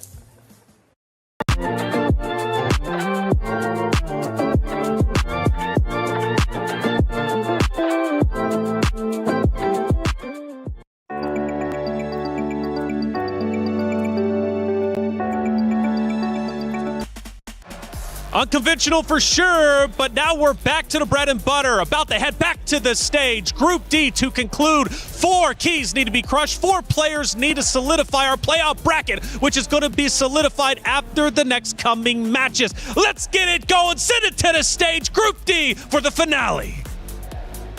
From the laughs against ZJZ to the center stage against Shadow X, RB takes his position as we are back here at the Esports World Cup. It is the end of Group Stage D. I am Rome himself. On the other side of me is the Delicious and the Vicious. What's going on, man? Damn, I'm both now. I'm rolled up into one package. I like that. No, I'm very excited to see it, right? It's all come down to this, the final moments of phase number 1. Shadow X versus RB. Who's going to be the main qualifier? The first qualifier, I should say, coming out from Group D. And it's been pretty hotly contested, right? We've talked about our main focuses of the day. Group A into Group D. We just saw the conclusion between Chris G and Reynold. A little bit of a heartbreaker, I will say. Both technically coming in from Cali. Although, you know, Chris G, he's always rocking the New York in his tag. But again, watching Mitsuhashi versus Senaru, that one actually was quite the surprise seeing it go 3-0. Yeah, I mean, it's a surprise for sure. Mitsuhashi is dominant as he can, and obviously seeing Senaru run Mr. Karate, but Mitsuhashi, I think, is the best player when it comes to fighting karate. We'll talk about that much more as we get to it, as we rock into this matchup. Shadow X also playing Rock Howard himself, going up against RB. RB back on the Gatito. I love seeing him play this character. It's been a while, but he made the switch back and obviously got him here to the EWC. Here we go, game number 1. We've talked about the characters on the screen. Already off to an aggressive start. RB does score the tick throw. Does, and right now, just, you know, trying to get out the corner there, great position. You know, Rock players love throwing out that EX elbow from afar, but the big old stop sign says RB. That's wild, too. He didn't really have to tech chase. He was just kind of waiting for the proper meaty timing, and it was up to really Shadow X to figure out which side it was going to be on because of that short, shallow roll. Absolutely. Wake up DP. I like it. First one already to establish that I'm not going to be afraid to do it. As you're going to rock yours, I'm going to block it. And this should be the first kill. RB putting down Shadow X in his first round. Damn, that's crazy. You rock yours, I'm going to block it. That's actually a really, really great thing to kind of, you know, shadow a little bit. Like, you kind of set the pace. It's like, you know what, I'm going to throw out this DP. Let's see if you actually kind of get antsy for your own. I really like the tone that RB's been setting thus far. I agree. Also puts emphasis on just how scared even the high-level players can be in that corner, right? Always trying to find a way out. We've seen so many neutral jumps earlier, and obviously the DP from Shadow, as he's going to try to see if he can break down the offense. Shadow, obviously one of the best grappler-style players. He usually plays grapplers in other games and likes to put an emphasis on Rock's grab. You'll see some tick throws here, but RB might be aware of that as we see these two being super committable until non-confrontational for the most part, right? The biggest thing that we just saw right now is Shadow X kind of committing to that jump, that airborne approach. Definitely going to get checked by RB. I like that too. Going for the backdash there so he doesn't get hit by the overhead. The full link off the counter hit fireball. Lovely stuff. Ooh, the delicious link. The hot link's already being cooked up. RB, the first time we actually seen him take significant damage, but it's now RB catching the counter hit. That was a very close C. Catching Shadow X flinching more than enough damage in the tank as well. You're going to build up. Yes, sir. Doesn't even need that extra bar, Vicious. We're taking that to next round. It's kind of wild, too. I'm pretty sure he could have still extended and built up into, like, even to a red line if need be, but I like that. The damage calculation was there. That's a cold killer, man. You know when to stop, right? You know not to overexert. Save yourself for the next game. Good quick one for RB. See if Shadow X takes into this next matchup here. Maybe some findings. That was a great RD. Finding is open and off the whiff throw. Hell yeah, that's what I like to see. Shadow X not going out without a fight, but still the GC. RB still intact defensively. Got him in the corner. Go for another throw. Now this is where it gets scary. Do we go for the hat trick? Of course we do, but the backdash unfortunately doesn't get anything out of it. RB looking like he's playing another game here with these throw loops. You were talking about Shadow X being the grappler style. It looks like it's RB for the most part. I like that too. Ooh, so again, catching him flinching up close. We still get the close C conversion. Hella damage incoming.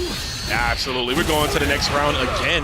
Shadow X unable to find his footing so far in the set, even though we see glimpses of brilliance, right? The far C counter hits, able to get him in and some of those elbows to close the distance, but really, RB is just so tactical in his approach coming back at him. Yeah, tactical in the approach, but also really patient in the neutral, right? He's forcing a lot of errors throughout the entirety of the set so far, and now we get that early sequence of offense. RB, are you gonna go for a tick throw? What's the setup like? Damn, no, a slight delay with the Rev right in front of him too, the Rev guard, just kind of tantalizing Shadow X. Masterfully done. Finds his way out though. Great Abare from Shadow X, the 2A. It's gonna enable him to close the distance. Right again, cut off at the seams. The offense from RB, making sure that Shadow X does not get any confidence boost back into his system here. Shadow X being so persistent, eats a grab, and this is actually going to do, I do believe, even after the damage scaling, oh, he's just going to spin one. I thought he was going to go for the 2 there. I think it's totally fine. I would have also agreed with you, trying to see the red line damage. Oh, Yo! Lordy, tell me that wasn't the hotness. It's like that? Okay. It is like that. You in the streets, baby. Yo, RB stands for real belt, because that was super Fatal Fury right there. Taking this one into a game 3. Man, Shadow X, this might be a fast one. No way. Might just be. That was really, really convincing coming in from RB. Okay, Playboy, I see you. Man, Shadow X taking a deep breath in between that matchup here, going to the character select, which I do agree. You got to take some time. You need to figure it out, man. You don't want to go down to the sharp. We talk about, obviously, Group A being the death pool, but this pool is just as stacked as we've seen some players earlier making their way on through. Shadow X wants to extend his life into tomorrow. Don't want to have to fight out in an even harder bracket. I could see that. A lot going for RB right now. The first time we've seen, okay, Shadow X getting started yet again, getting a pretty significant punish at that.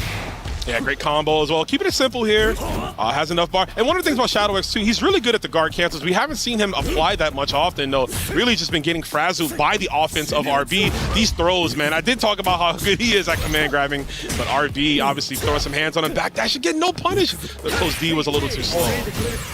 Flashing a little bit at the back turn. Oh, Lordy, the wild punish. Me and El Cold have been talking about that normal for the whole tournament thus far. That is a far-reaching wild punisher.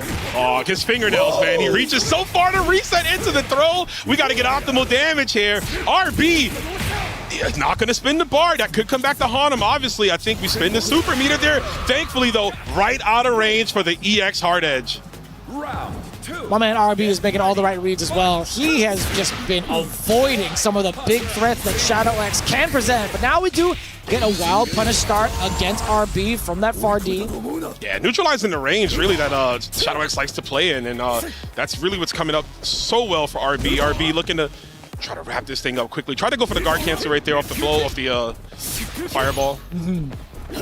I like calling it the air fireball. Why not? You know, stomping the fireball. I call it dive kick sometimes, but right now we are diving in, big damage. Now this is crazy. We got that bar. Here's the 50-50. We going high, goes for nothing, tries to bait out, but Shadow X doesn't bite. Eats it over at that time. The command grab to scare him into jumping. RB with the sickness. He's going to take this one 3-0. What a filthy game from Southtown's finest. Man, I haven't seen him take this much control since the olden days of him playing Street Fighter 4. This guy has been commanding the screen. He has been forcing so many errors throughout the entirety of the series. It's been rather impressive.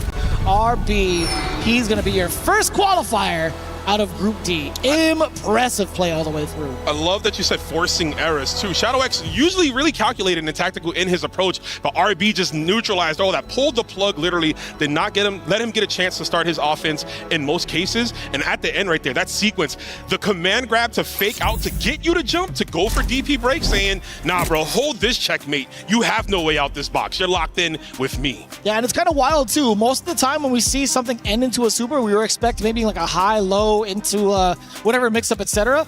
No, he'll find like a string and then go into a command grab and then force you to guess afterwards because of the back turn stance cancels. But either way you spin it, man, RB looking rather convincing.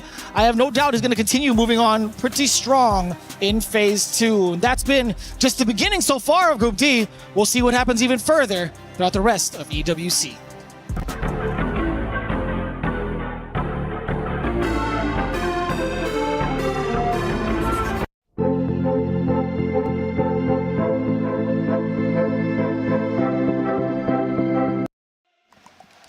Just like that, we have the rest to go through as we get Reynolds into the hot seat to face off against Mitsuhashi. Oh yeah, this is going to be our final qualifier on the winner side here in Group D. Let's see who's going to join RB on the other side.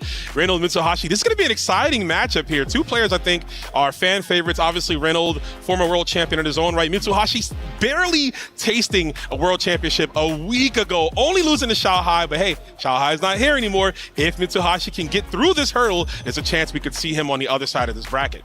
Oh, that's just so wild to consider. And it wasn't even that long ago either. It was what, almost like last week, pretty much? I've already lost track of time, to be quite honest with you. I know we were all there, able to experience it, and we've teleported here at EWC. Different circumstances, as you had just mentioned, but a new threat has entered the building. I repeat, Reynolds is now your opponent, who's already brought up some of the surprises. We saw the Krauser, and that's something he's been talking about quite a few times with some of the talent here. But now going back into the Mr. Karate. We had seen what happened with Senaru trying to make that work out for himself. It didn't by any means. Right. As it was a clean 3-0. And Reynolds, I would never guess or second guess his approach, right? This is a button check happening right now, so we could end up seeing him go back to Krauser. But if there's one person I don't want to play karate against, it's Mitsuhashi. He has represented so much that he knows how to deal with this matchup, leaving a body of karates at Evolution. And like you just mentioned, what we just saw him do to Senaru, who's a very strong player in his own right. I think you go in with the Krauser.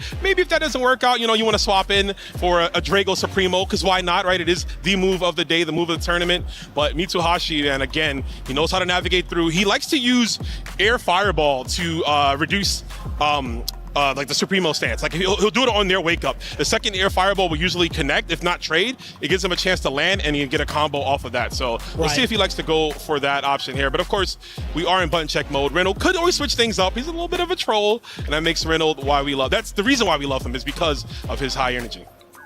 Yeah, I mean, that type of mentality also adds in a lot towards his gameplay, towards how aggressive he can be. He feels like this creative expression kind of really leads to so many different ways of playing certain characters that you're not normally used to, right? Because he's having fun with the game. Oh, yeah. Right? He gets to be so creative and also put a big smile on his face, whether he's winning, whether he's losing. He still gets to express himself. And I think that's why he's like one of the biggest threats. Like, if he's having this much fun, it's hard to kind of like condition a person like this or to anticipate what he's going to do next. So, speaking of anticipation, it's not going to be the Mr. Karate.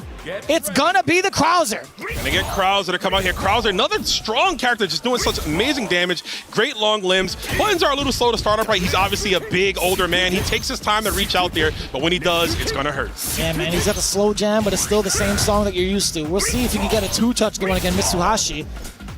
And obviously the tail of the table is that 2C from that range. Did you see how many whiffs there was? My man was moving so slow, but still avoided the danger. That's crazy. Nasty stuff right here. Great blocks too. Not falling for the block strings there from Mitsuhashi. Dashing under the right way to deal with that rock fireball, which is interesting. Krauser's a tall guy, so to get under that one, Reynolds definitely had to read scouting. Man, we were talking about the movement. We were talking about his stature. He'd be moving like a speedster right now. And that's them stem cells, brother. Jabbed in his legs. He is moving right now. Elbow to chest, throws to the corner. This is where it can get ugly now. Damn, he's got all the peptides on him, huh? Oh, wait a minute. Move them knee braces is nothing but ice. But right now, he's getting iced in the corner, possibly with the command grab. That was like a frame perfect. I think we level 3 here, Vicious. We spend it all. And we got to hit the hidden gear, play the theme song, what have you. You already know, from being ice in the corner to getting melted in the life bar, Mitsuhashi spending it and making it hurt on the first round. Burned in the summer heat. Mitsuhashi cooling off his own self, right? Keep him cool and collected in his mind. Reynolds with a hot start. Let's see how he can keep it going, though. That's crazy. He already brought out the Kool-Aid in the middle of summer. No, not the Kool-Aid. What color do you think Mitsuhashi brings to the cookout? The purple. Clearly, he's got the grape going on, man. You feel me? Good call. He about to get squashed like some grapes getting stepped on here, possibly by this Krauser. That big range, the 6C, man. Yeah, man. It's taking up like, what, 3/4 of the screen, it looks like sometimes. Ridiculous. Damn! Even the lows. Oh, when is it meter? Let's go! Yeah, the overheat is here. We were talking about the summer. Oh, that was actually mid-air on the wild punish. Yeah, that wild punish ping, man. Sound direction in video games so important. You hear that ping, you know it's go time. And Reynolds with the air claw, the Kaiser claw, if you will. The empty load doesn't finish. No. You only needed one more hit left. Not like this. Now you're an overheat. Break his guard. Shout out to Yipes. I know he wants it. I know he wants to see it. It might happen here. We got access to Revlo. Revlo does a chunk on block. Reynolds tries to get out of there somehow, and he's going to lose this game. Another clutch back victory from Mitsuhashi. And that was actually mad unfortunate. There was a moment where he caught the empty jump low as Krauser, and he was literally 1 pixel, 1 light away. I don't know what went on through his mind for him to force the drop. Yeah, a bit of an accident, right? You just needed a 2A, right? Low B, 2A, and 2 knees, and that would have been knees to face. But we got another chance here. Nice stop sign, too, for the EX elbow. I like that. Just put in some hitboxes. Like you mentioned earlier, whiffing a few buttons. We've seen the wall punish happen as we got another one as she was off the counter hit DP.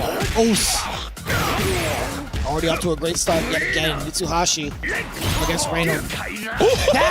Tell me that wasn't sick. Tell me that wasn't one of the illest plays today, son. You cannot JD the air throw, so Reino put him in prime position. You want to JD this? Well, hold this. What a beast, dude. That was beautiful. I'm telling you, one of the biggest prospects in California, yet alone in the United States. Has been for a decade plus right now, man. But Mitsuhashi showing you that there's a new era as he goes for the combo, keeps him locked down in the corner. 75%, walks him down. Anything we'll do at this point, Reino has to find a way out this corner. We haven't seen command grab yet, right? Which has all that guard point on there, but you know Mitsuhashi's got to be ready. Just like that, the air fireball, the fadeaway jump shot connecting and stopping the leg tomahawk. Damn, he even had the same pose as his foster father, bro. Foster father? I was telling you, he had the Terry pose, you know, the air bust a wolf. Dog, Rock has like 10 fathers and like 10 uncles in the game. Yeah. He's got a few aunts too, right? That's why he's bringing the right flavor Kool-Aid. He knows. Bringing it for the family. Yeah, man. Might have to call Krauser uncle, though, the way he does so much damage, man. Pulling on him with the anti-air yet again, the 6C, covering all angles. It's funny because lore-wise, he could technically be like one of the uncles, right? He is his uncle. That's Geese's half-brother, yeah. That's true. Mr. Big brings him Christmas gifts. Yeah. Got it all, bro. Ooh, the links. Let's go. Wake up 5A, get that extension. The 2C and the corner turn. I love that side switch. That's so good. The Gigatech Cyclone. Is that what he says? I mean, he says something else, but I don't know if we say that on the broadcast. Maximilian begs to differ. Yeah. What a beast.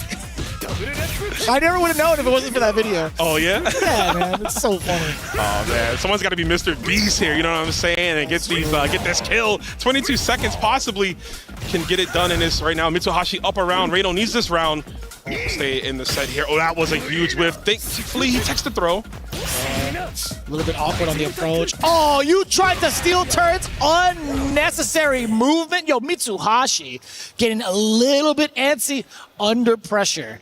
Yeah, that's that youthfulness where you just have no fear of getting older, right? No fear of getting put down. Mitsuhashi with the DP. Cost him, but he's right back in there, man. Not letting himself beat the turd. Reino with the 0 frame. That's what I like to see. The Cyclone. I'm telling you, man, I will not crack up every time I see that super. Oh, yo, nothing. The big interruption against, what was that, the break? Yeah, the big shoulder right there. The DP punishing it. And again, dude, he is so ready for those leg tomahawks, which is so crucial to Krauser's kit, right? You neutralize that because it covers so much of the screen, but just like that, the 2C as well. We're going to get the side switch yet again for Reino. Damn, he even did a micro walk. The defense now for Mitsuhashi. Good He's supposed to eat all of it, though. Look, he's revving up like crazy. He finds the gap, being able to DP through it. Tons of damage. Oh, the rain. The rain falls down. Mitsuhashi 2-0 right now over Reynolds. Reynolds he's losing these crucial moments here. Obviously, when it comes down to the round enders, Mitsuhashi having a load of butter, all that bar there in the bottom, he could just stick it to him and spend it. Reynolds, see how he takes this approach in this game, though. I feel like if we can maybe start utilizing the overhead. We haven't seen overhead yet from him. We haven't seen command grab. Don't know if he's trying to save it for like maybe a round ender to catch him off guard, but we only have one more game possibly to play. You gotta let it rip.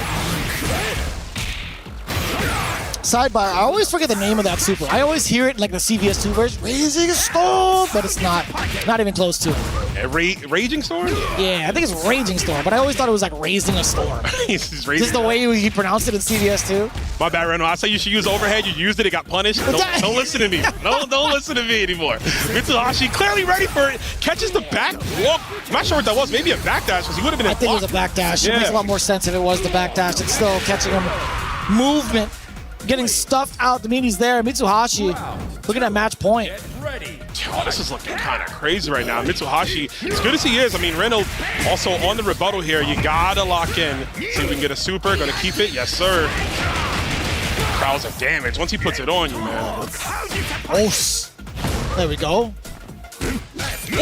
Damn, right in front of him, he's gonna fake him out. That is one of the weak parts about Krauser. His low confirms aren't the best. He almost has to go for close B into 2C link, but the problem is obviously range dependent. If he's not close enough, he's only going to be able to go into knee halibird. We're going to get the super juggles off the JD. Nice clap back from Reynolds.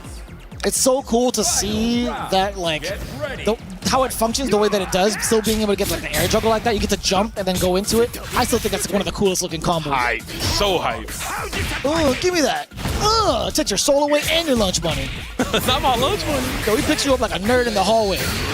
Shoves him into a locker, right? Give him a little swirly here. You want a Raging Storm? Hold this Storm myself. As you get the low confirm off the EX legs. Damn, he puts you upside down in the toilet, Raging Storm. He comes out the toilet.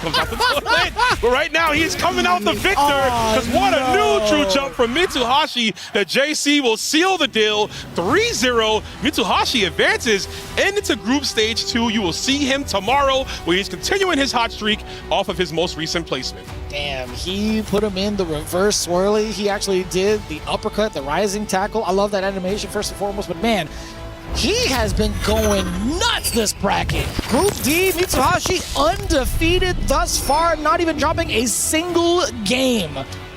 That is a well-studied player, my guy. Look at the face. He's having a good time. I love to see the expressiveness and the pictures, right? Everyone's having a good time here. But Mitsuhashi here, dominant performance over the likes of Reynolds here, showcasing that he knows how to fight just about everyone in this game. Not just karate, obviously putting Krauser down, playing out of those spaces, but you gotta love it. Yeah, I liked him pretty much readjusting towards the pace that Reynolds has been setting majority of the time, right?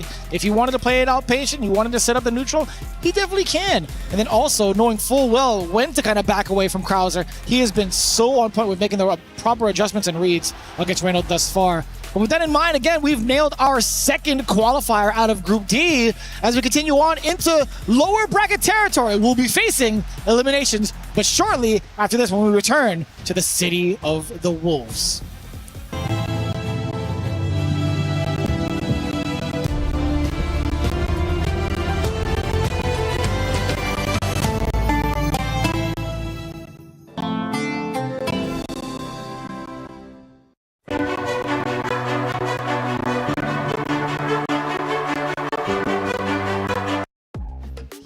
Fly in Saudi. You can also fly here to France and chill with us for the rest of this EWC. We just saw the winner side of Group D be solidified. We're going to see RB and Mitsuhashi tomorrow, but now it's time to crush Keys, baby. We're on the lower side of this bracket. It's going to be the one and only Gio from Peru going up against Gumi, the Latin American kill. One of them has to go home, Vicious. Yeah, it's kind of rough, and all things considered, there was a little bit of favorites going on in the over at the desk. You know, we talked about Gumi being the last person from the last chance qualifier to make a big wave out of EWC, but also big storyline coming in from the Gio, right? All the way from Peru, making that transition over to Mr. Big. He's always shown the fundamentals and the proper kind of like progression towards being a great player. I feel like there were a lot of things that were kind of holding him back in terms of how he wanted to play, not necessarily reflecting within the character itself. So now that he's found Mr. Big, hopefully he can find big dreams here in his path in the lower bracket. California, if you will, right? I mean, and I love to say that because honestly, like, yeah,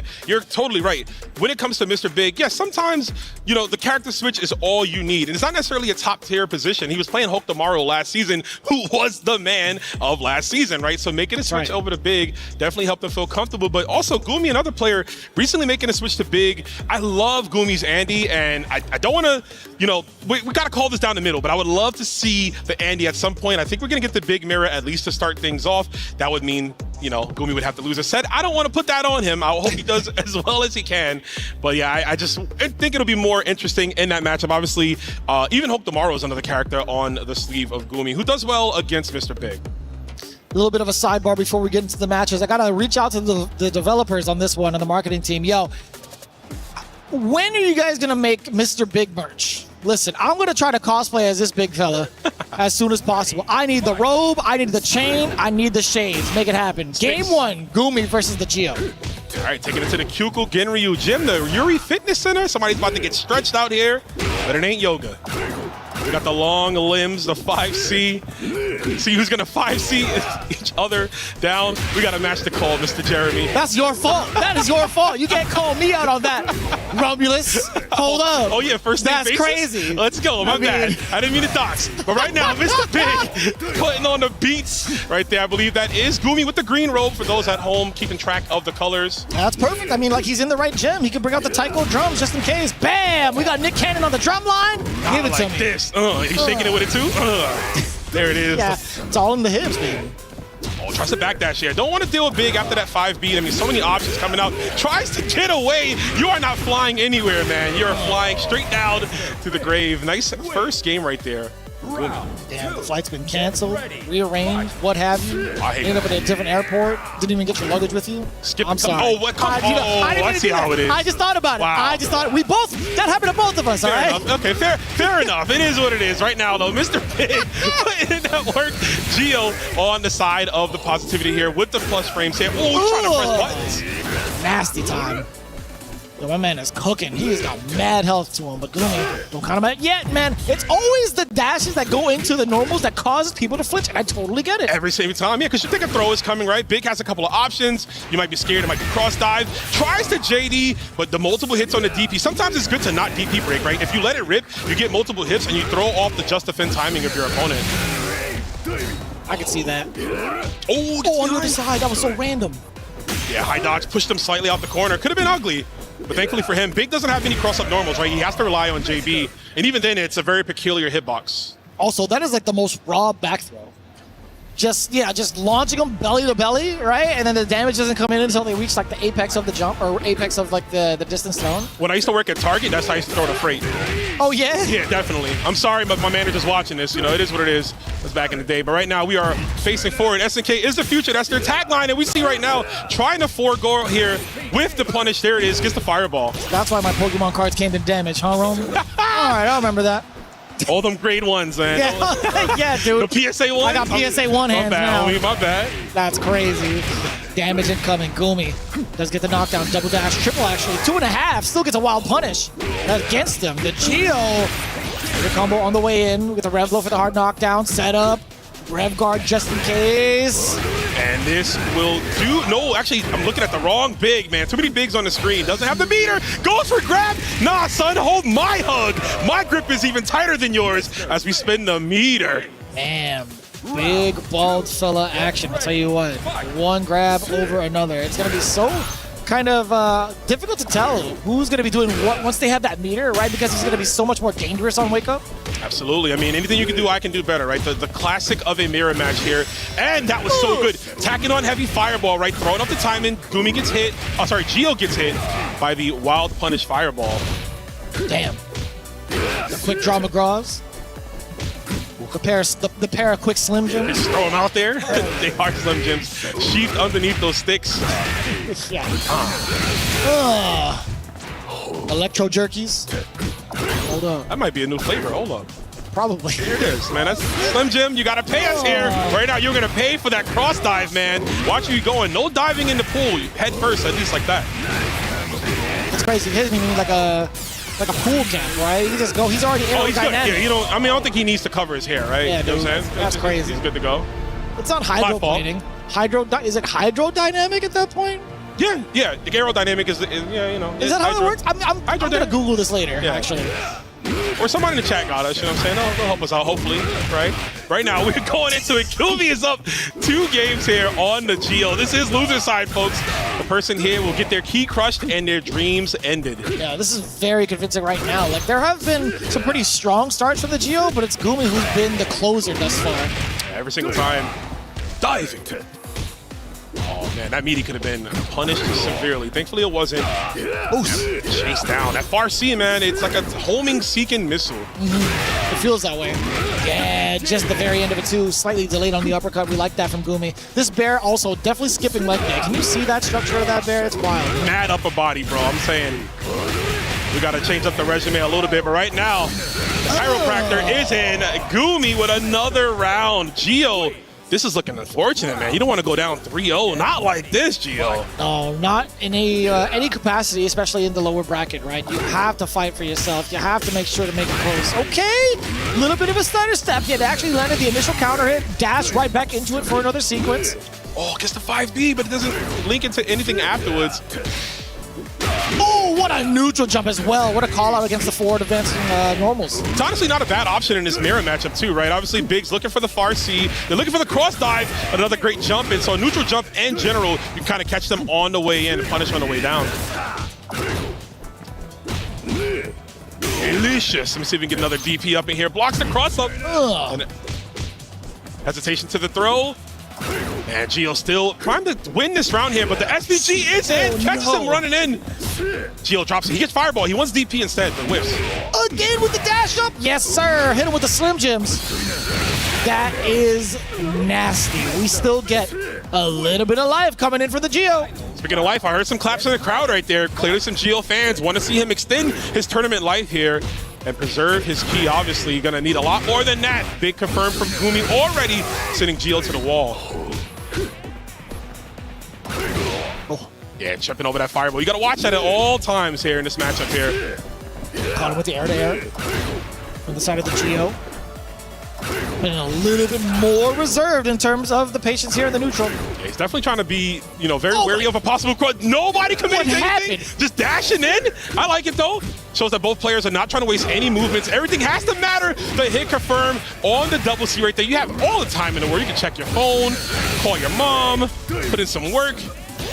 Oh, just in the air, going for that rev blow yet again. Finds success this time, gets the knockdown, also getting the side switch. Pretty significant now for the GL. He's got plenty of bar to his name, but he's been revving up. That is way too high up there for you to continue to take your turn, man. And as a matter of fact, you flew too high to the sun. That's going to cost you your life. Gumi over the Gio, 3-0. Mexico triumphs, sending Peru home, all the way back home from France. What a set from Gumi. We talked about Gio obviously being a premier Mr. Big.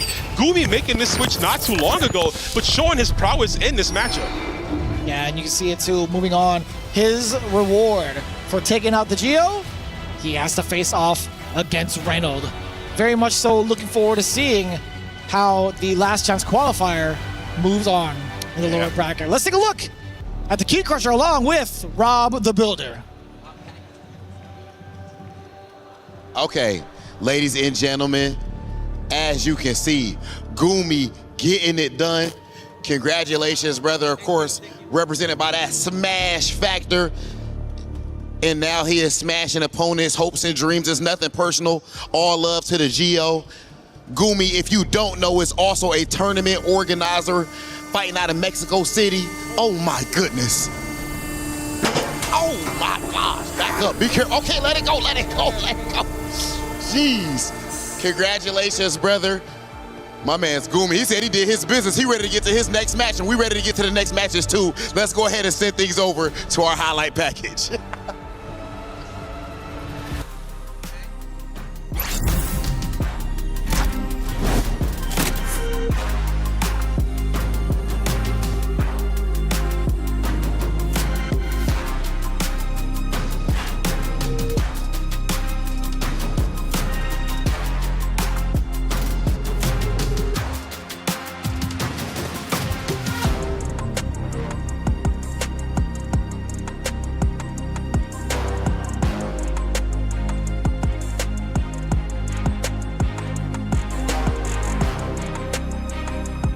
Is in our DNA. Whenever we let it out, it becomes our superpower.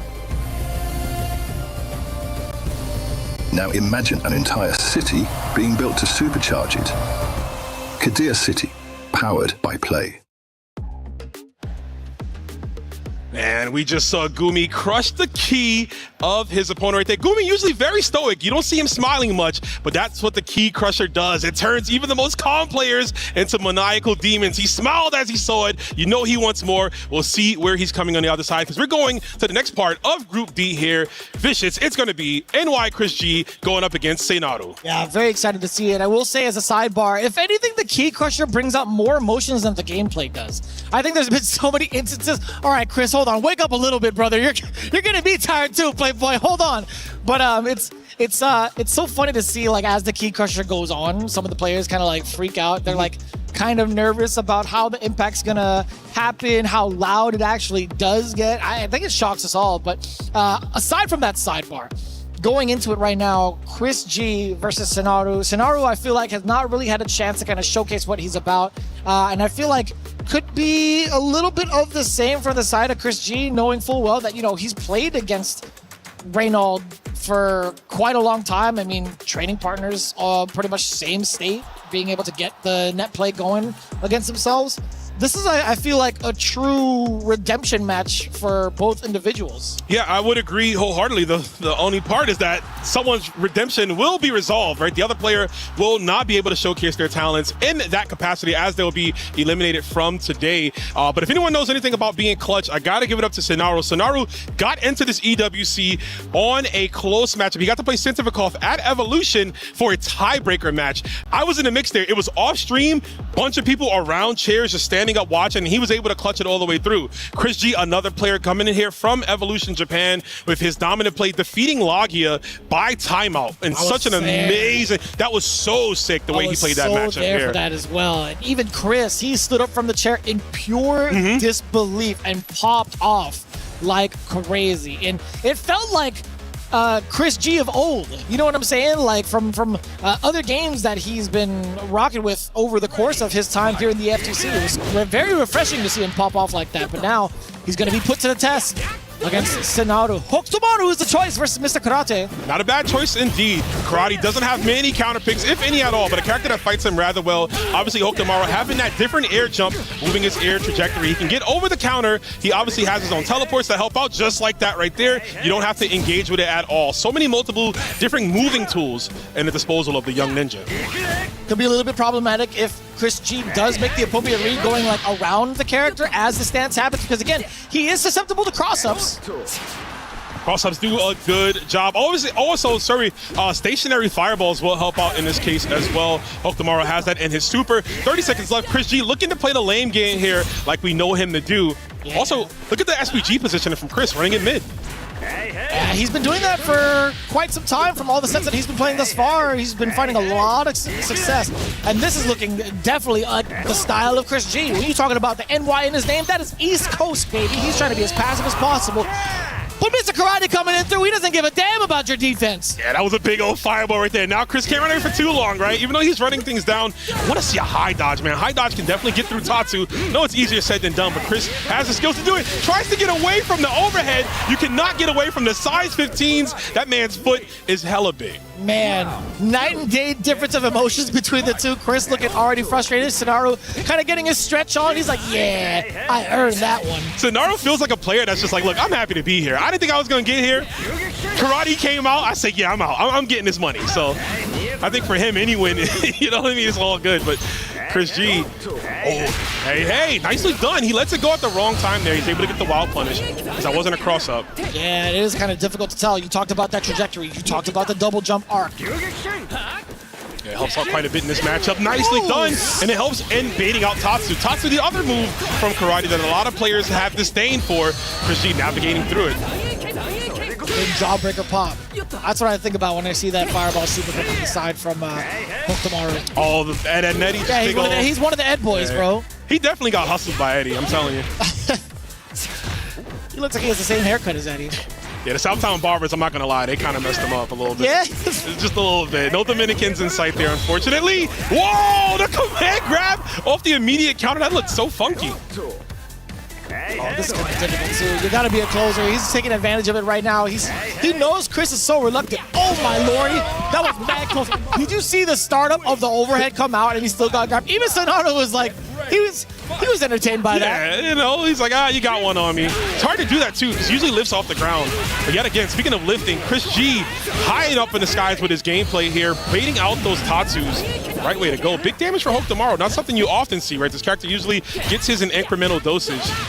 You got to take advantage of those wild punishes when you can. J.A.? I like that. Hey. Nice call against the command grab. Chris has been on and calling out a lot of the stances from the previous round up until this one. Another set of jawbreakers. Yeah, now you have to guess here on which side he's coming from. Blocks the cross up, not indeed. Pixel left on the rev meter, for Scenario. So has access to it, so he's not going to die from chip. Tries to go for rev low in the skies. Chris G, though, playing this super well in the 5-8. Low committable, gets the tap on his chest, and there it is. You can see again the 9-day difference. Like Chris G, although he had won that game, he got the better of the exchange. Scenario, he was just kind of scratching his head. He's like, man, this is kind of difficult. I gotta chase this guy down for majority of the game. Man, I'm okay with that. He's taking a deep breath, but he still has a smile on his face. You know, I actually like that. I'm really enjoying the fact that Scenario is still having a good time. I agree. Like I said, he feels like that kind of a player who's just like, you know what? I'm going to go as far as I can, as far as the long nose of the karate Tengu takes me. Tries again to go for counter. I think Chris G is clipping him in the instance before he goes for the follow-up, right? So after the counter, but before the next move, he's able to get those wild punishes. Damn, now the change of pace. Chris G just kind of running up against Scenario. Hey. Oh, he gets him, but he doesn't finish the combo. And even on defense, look at the meter here. Karate has been revving all the way up. There's that cross-up. Enables him to get past the Karate. Maybe everybody should have just played Hope Tomorrow, or not, because you're going to have to hold this sequence here. I don't know if anybody could have the same type of success because of the way that Chris G's been playing so far, right? Ooh, catches him. I mean, it's an overhead that also works as an anti-air, apparently. This is dangerous. Chris loses SPG, essentially losing Hope Tomorrow's only meterless anti-air, if you will, with Rev Blow, but nice anti-air with the high dodge. Gonna clip him up here. God, the noise behind it, too. I love it. Oh, man, ambiguous. Yeah, you had to keep the red guard up. Rev guard, excuse me. And just like that, again, with how much mobility this character has, it's so hard for Mr. Karate to actually get the Shippukyaku. Yep. Yeah, no Tatsu for him, right? No Hin Shippukyaku. Love that. Yeah, it's a good move. I try to say it every single time, bro. It's just like, it's just a cool move. It is. It's really good too, but obviously, I mean, if you have a double jump, you're able to get around it. And just characters in general that can bait it out. High dodge also beats it. A little more risky. But man, look at that fireball. So durable for Mr. Karate. Get that. Get the ninja star out of my face. He still held on to it. Yeah, holding on for quite a bit here. There's a throw tech. Nicely done from Chris. On the other side. Absolutely ready for it with Scenario. Oh, just walking into it there. I'm not sure what he tried to go for there. There was a counter hit, actually. Yeah. Scenario tried to press the button. Oh, he tried to maybe JD on the last hit of the Kuhadan, but 100%. Doesn't get it. 100%. Oh, it's time. Somebody call Yipes. If Chris G can get this sequence, it's time to make his god. Oh no, hidden gear out of the overheat into the fire. A lot of damage being dealt to Chris G. Most importantly, recouping them funds, man. Getting all your money back on tax returns. I know nothing about that, but Mr. Karate obviously has a great accountant to hold him down here and gets it back. Wake up palm, he doesn't finish the Rev Excel. This could get ugly real quickly for him. Awatu, 20 seconds on the clock, doesn't even care. Wakes up DP. Scenario, a man happy to be here in France, is gonna send it all with that uppercut. It's reasonable too. You know, if you have nothing to lose, it's like, why not take that gamble on that 50-50? Absolutely. What a block. Double block, actually, the double overhead there. Good defense. Nice chase down. Was that like the tail end of the back dash? Looks like it, yeah. He caught him. Well, Tomorrow, I mean, he kind of elongates himself with that light kick, right? Stretches out just a bit. He's the growing boy, but he can hit you with those, whatever he got on his feet. I don't know what those are. The Southtown 5s? I don't know what's happening there. The Air Ninja 3s. Because he be jumping too, man. He do be, yeah. Oh, put him back on the ground, though. Man, skipped the cutscene on life. It came back down.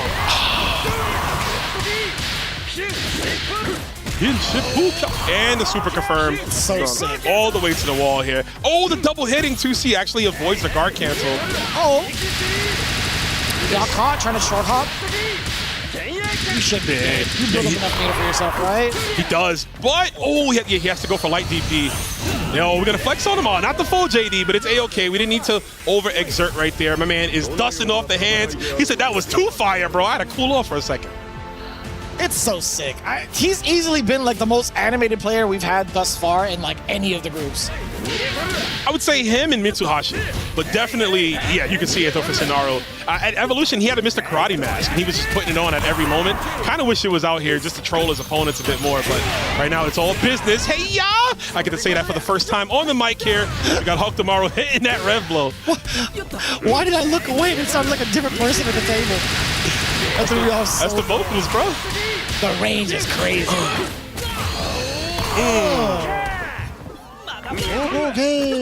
Oh, meaty overhead, but doesn't get anything else after that. I don't like how he gives you the thumbs up after that. Damn, my man was jogging the marathon. He's getting in there, man. Got to get the steps in all the way through. Now Kushi looking to slow things down. This is where he had the most success here. Oh, he did something. As you saw the zoom in, it had to be a high dodge. I'm pretty sure that was a high dodge attempt. We're going to ask Chris G after. Nah, dude, it's difficult. He's trying to react to the impossible, even if you do react to it. Like, how much of a reward do you really get out of it? Yeah, for sure. I mean, that's the thing, right? Because it does scale your combos. It's a dedicated anti-air, and it can work in those situations, but the risk-reward, I guess, is not too much. Chris G, better off going for the double jump. So right now, it gets a better confirm with the super, the jawbreaker, if you will, another one. Damn, dude. Buy one, get one free. Oh, speaking of, he about to hold this real Rambo. You know that's the first super in all fighting games? That's crazy, right? Is that true? Absolutely. Huh, that's godlike. The very first super, yeah. I believe that. Hey. That's kind of wild. What a cool design. For a first super, right? I've always been a fan of like the super big rushdown into like a giant hit. The final, yeah, for sure. Yeah, it looks cool as heck. But right now, Chris G, not looking so cool, man. Sonaru on the up and up after that last game. The momentum is in his favor. Tries to go for something there, but gets sniped. I can get you what my own, says Chris G, to teleport. Lingering on. Oh, I mean, you had to know, right? He was just within SPG range. You got to expect it. Oh, yeah, in between the gap, the jawbreaker. I like it. Ooh, that was so scary. Yo, but the command grab off the counter. Yeah, that was nicely done from Sonaru. Yet again, he's stretching it out, man. He sees the finish line. There he goes again. He's flaunting the wares a little bit. He's like, I gotta exercise my back muscles a little bit. I don't want to stiffen up. He's like, the celebration about to go crazy. I need to start stretching right now. Oh, man, but there we go. Again, A kicks from Sonaru. Mr. Karate. I was about to dox him, call him his real name. I don't want to do that, man. He's got a mask on for a reason. Yeah. Colt did it earlier. Oh, come on, Colt. Wow, Colt of all people, doxing masked men. Insane. No loyalty, no royalty in the streets, man. I thought, you know, thieves had a code. You know what I mean? That's what I thought, too. Right now, the code here is to win. If you're Chris G, to stay inside of this tournament, you need to. Those wake-up DPs are going to hit extra hard every time you lose your momentum. Nice punish on the way down. Gets the 5A. Not as much damage as you want, but still good enough for that confirm. Yeah, it's looking like Chris of previous rounds, right? Being able to call the movements out against Sonaru, but still trying to contest against the Drago Supremo. Drago Supremo. I never knew why it's pronounced certain ways, but anyways. Wild, by the way. That was kind of nasty. Yeah, it's a funny pronunciation. Counter stance works as well. Chris G, though, try to counter this counter with his own. Blocks the rev blow. I think he had time possibly to high dodge, but he doesn't want to risk it there, obviously. So what happened earlier? Oh, no. He's got all the bar, too. This actually will be it. Only needs one to do it. The damage of Mr. Karate on full display here at the EWC. Set point for Sonaru. He is popping out of his chair. Chris G needs to dig deep right now. Yeah, it's been rather tough for him to be the closer thus far, right? He's been working so hard movement-wise. Sonaru, he's just rocking out to the beat of his own drum right now. Hey, he's just going on about his own day. Good anti-air attempt. We can get a few more of those here. Pushing him to the corner as well, too. It still hits. It's so far, brother. It's a pretty good move. Oh, the throw bait. This is huge. That's a lot of damage. I think we have enough to, if not take him out of SPG, put him on the brink of it. The very tail end, which is not what you need. Hope Tomorrow has one of the better rev blows in the game, even though we haven't seen Chris G go for it often. Hey. Damn. Now he's just aura farming. That's what the kids call it, right? Yeah, that's what they say. I've stolen that for the kids, too. Gotcha. I got to check in with Lord Lazarus on that one. Lord Laz. Oh, Lordy. We got right into it. Again, it's one of the other MVPs of the game, right? Being able to get the EX Tatsu, Sonaru, eliminating Chris G 3-1, finally getting his opportunities to play, by the way, in comparison to how he played over in the upper bracket against Mitsuhashi. He's got to be feeling pretty ecstatic. You can see it on his face. What am I saying? Probably. That is guaranteed. I mean, hopefully that's not the the victory celebration, right? He's celebrating a lot, and I get it. You're happy you defeated Chris G, a demon in this bracket, but man, you got to preserve yourself. There's a whole lot more EWC matches coming your way, and you need to be ready for them. Chris G, unfortunately, defeated. He is done. One of the 2 Americans out of the bracket. That hurts us a little bit, but it is what it is. Right now, we're going to the Crusher with Damascus. All right, incredible performance, Senaru sending Chris G out, and of course it is time to give the key, to get ready to absolutely crush that key and destroy the dreams. And of course, do you, yes, keep that guy safe, yes, we must keep it safe out there. Let's go, Senaru just being briefed real quick on how to crush the opponent's dreams, and he's got to be looking good on this. And there we go, it is time for another key to be crushed. Whenever Senaru feels like it. Ooh, is that gonna be a noisy one or not a noisy one? Ooh, there we go, Chris G's key out of the game. And of course, Senaru with the biggest of smile. Great performance by the player, and he will still be in this tournament. More hopes for Senaru, incredible play, and of course absolutely destroying everyone with the one and only the stance from Mr. Karate. We will see more of Senaru later. So far it's been extremely entertaining, and I absolutely love this guy. Congratulations to Senaru. Let's take a look at the game highlights right after this.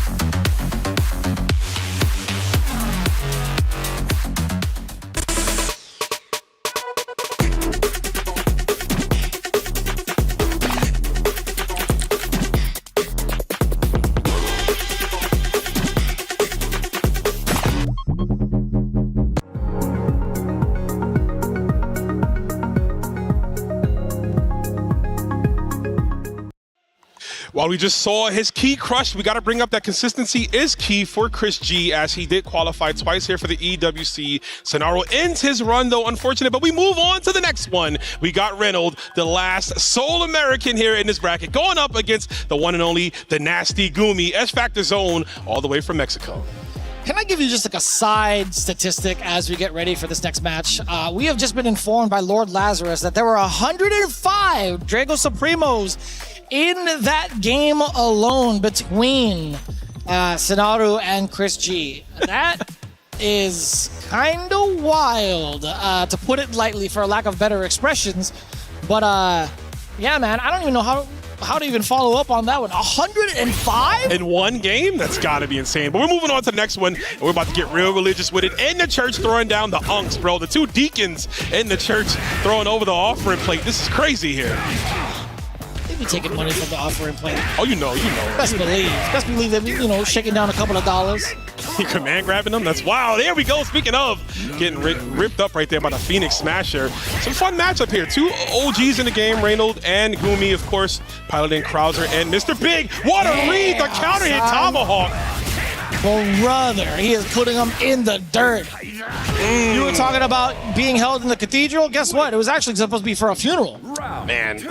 That's crazy, bro. Putting Big down, you think it's an open casket? Maybe. No, most definitely. The shade's on too. Yeah, shades on the corpse is wild right here. You gotta do it big for Mr. Big, right? You gotta keep it open casket. Absolutely. We know Krauser's got the budget, man. He is spinning him around too. He getting tossed around in the church. This is wild. We finally got our confirmed for Gumi off the high dodge attempt here.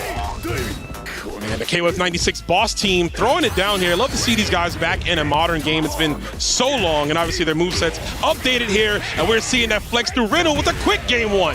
You are not kidding. It's been like a hot minute. I feel like I was never going to see Krauser again. That guy used to haunt my dreams. The first time I ever played him on a Sega Genesis, by the way. Brother, Sega Genesis getting it in? I'm telling I see you, that. man. Yeah, Biggs took a lot of quarters. Yo, the round start though, Jeremy? That is wild, Rome. Leg Tama. Yo, the dog in the background. What the dog doing? Yeah, what? Whose dog is that? So that's Mary's dog. That's Anton. Why is Mary's dog there? He's a big fan of old geezers throwing down. I honestly can't tell you. The dog. First off, the dog's got to be like 30 years old, which is Mitsuku at this point. Might be an apparition, might be a ghost, and we might see Big going to visit him too. Damn, that's kind of wild. You're putting the lore in the cathedral as well? I think so. Might just be tied to the stage.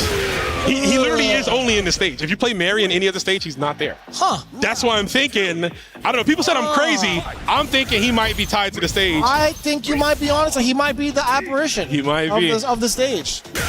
I think that's fair lore. Yeah, that's deep. Unless dogs live to 30 in Southtown, even with that food in Southtown, I don't know. No healthcare out there. You can see it right here for Randall. No, that applies for the rest of the country. Don't even just tie it to Southtown.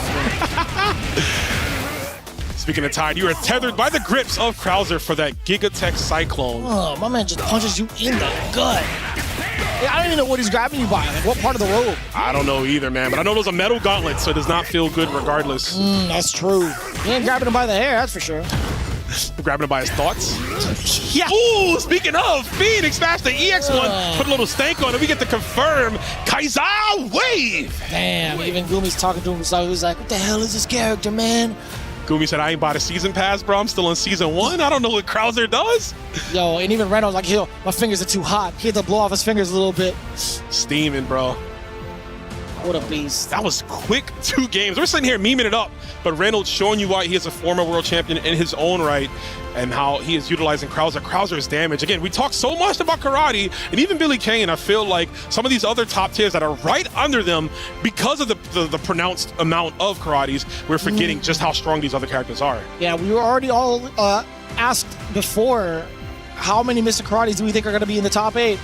These cats thought I was memeing. I definitely said 8. They thought I was joking. Yeah, that's a fair thought. I put 4.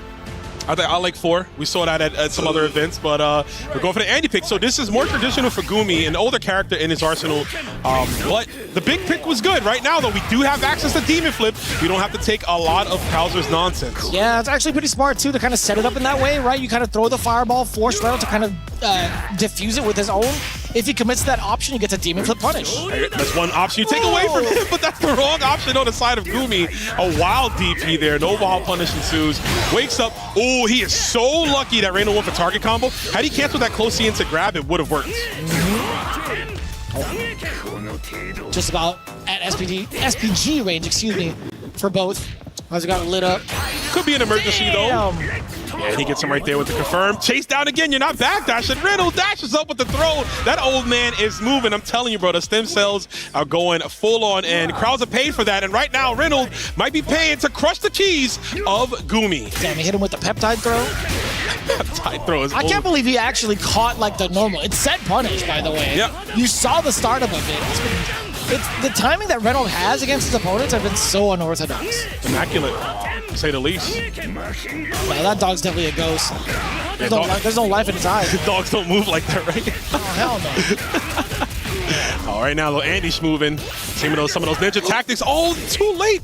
Yeah, the far C, Andy's slower than normal. I think you want to go for 2C in that case. Nice set rev glow, though, from Reynolds just to subdue him down. There's a neutral skip. We're going to build enough bar, but I think, yeah, there it is. Yeah, I had to do it.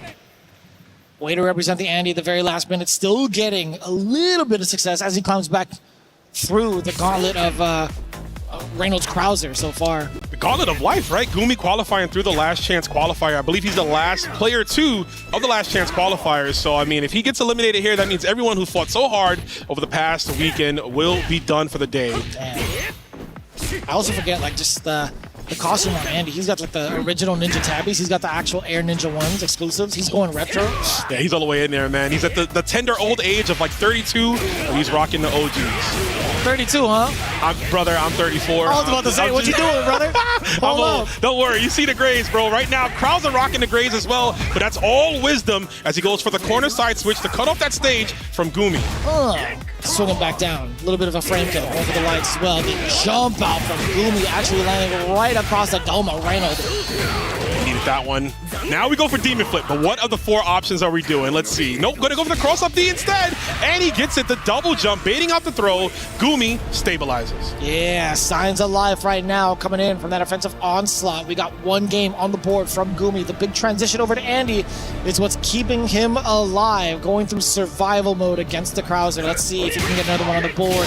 Oh, no, not like this, though. Another one's gonna take a while. Yo, he saw the dog, even like, yo, get in there, yeah. Yo, get in there. The dog's got his paws up. He's like, yeah, yeah. Oh, Anton from the grave. Oh, the good jab check. That's so beautiful from Reynolds. Close enough to get the full extension on that link right there. And we're going back to the corner as well. You're not escaping here. You're in here with me. 3 minutes. Late time. Yo, what the dog doing for real, though? Just hanging out. Nothing, just hanging around. Just hanging around. Oh, me? Just hanging around. God bless Beetlejuice. Oh, Lordy. If I had my own fighter game, Beetlejuice would be a playable character on day 1. But not the cartoon or like the fictional character, but the actual Beetle. Yeah, sure, yes. Beetlejuice. Bro, his hip, yo, he'd be crazy. He's so short. I mean, no hurt box. But here we go, though. Reynolds set point, folks. We just be yapping out here. This is looking so good. Nice JD on the side of Gumi. He's able to neutralize the JD attempt, which you've been seeing so much as he lands for those big counter hits. Oh, man. Gumi was ready. The defensive call out to the backdash. He's going to get the wild punish as well. God, Andy's so sick. Yeah. I can't believe it took him getting, older to finally be cool, right? Usually he's just stale Wonder Bread, right? Stale white bread, but obviously sprinkling some garlic on there right here. Sprinkling some 5As as well, too. Just peppering, but gets thrown to the corner yet again. King of Tech Cyclone. So much damage. Oh, baited! No, you can't do it. I was expecting maybe like a jump. So here's the thing with that super. They made it easier to punish if you're blocking, but hold the phone. I'll save on that thought. Reynolds gonna keep it simple with the red blow. Tries to bait out an option for Gumi. I'm surprised he didn't go for the super kill. That would have possibly done it. Baits the elbow, but nothing happens. Oh, the cross up. Couldn't catch him on time on the other side. Gumi looking to get at least another game on the board, and he's so close to doing it. Does it again with the cross up on the other side. Gonna need to here, wants to stabilize.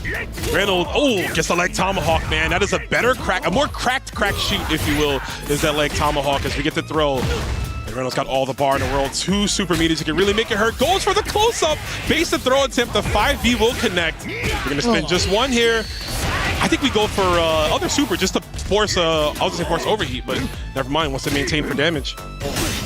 So trying to chase him down, and he does so. He predicts the elbow correctly. The pop-off coming in from Reynolds, 3-1, eliminating the final remnant of the last chance qualifier. Gumi no longer in the stands, no longer in the group. It's just Reynolds now facing into phase 2. Wow, nicely done though from Gumi. Got to give him shout outs and everyone from the LCQ who fought as hard as they could to get to the stage, but unfortunately, their dreams and keys have been crushed. Reynolds all the way out of the chair. Well, we're gonna find out what Rob the Builder has to say. Okay, that boy, the pop-off, well deserved. Well deserved, my boy. I like that. We hear Yipes in the background screaming and everything. I see you up there in your pose. You had them hands up. You weren't playing for real. Okay, give my man the instructions. Reynolds officially qualified. Oh my goodness, be careful. Let's see. Oh my God, why you gonna do him like that, Reynolds? Why you gonna do him like that? My goodness. Oh my gosh. Reynold, congratulations, bro. You officially qualified for tomorrow. Ladies and gentlemen, this is big dog energy right here. Only the best of the best. Let's go ahead and send things over and check out the highlights. My goodness.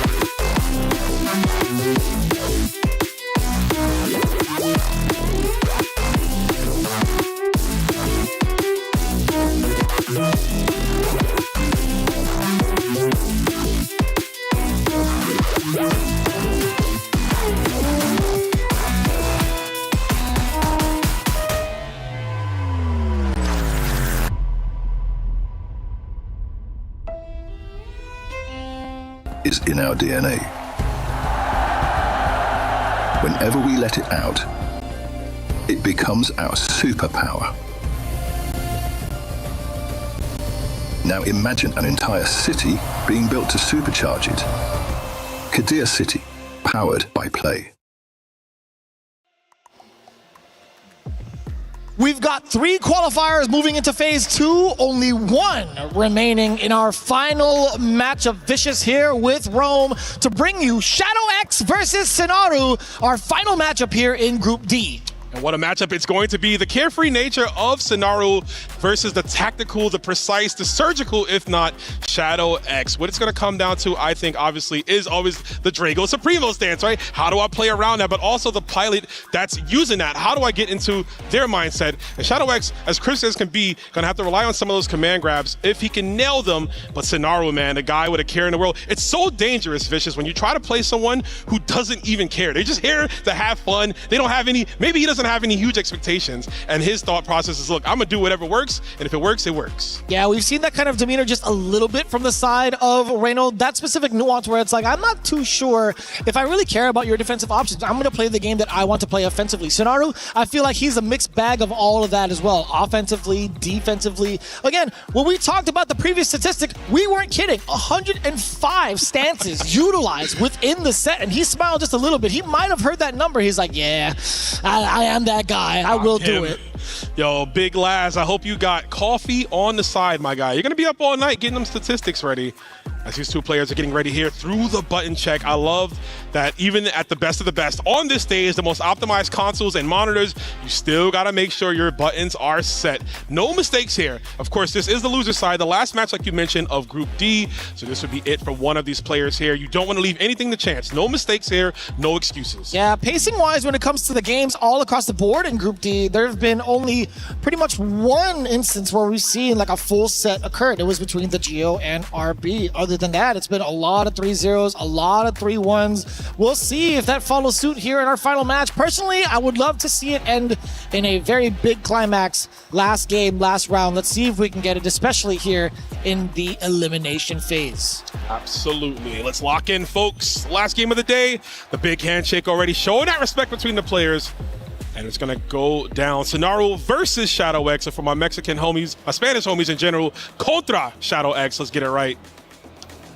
Yeah, let me see that. Let me see that dragon style, man. Let me see the classic if that's going to be occurring. I missed that. Got the protagonist, bro, Rock Howard.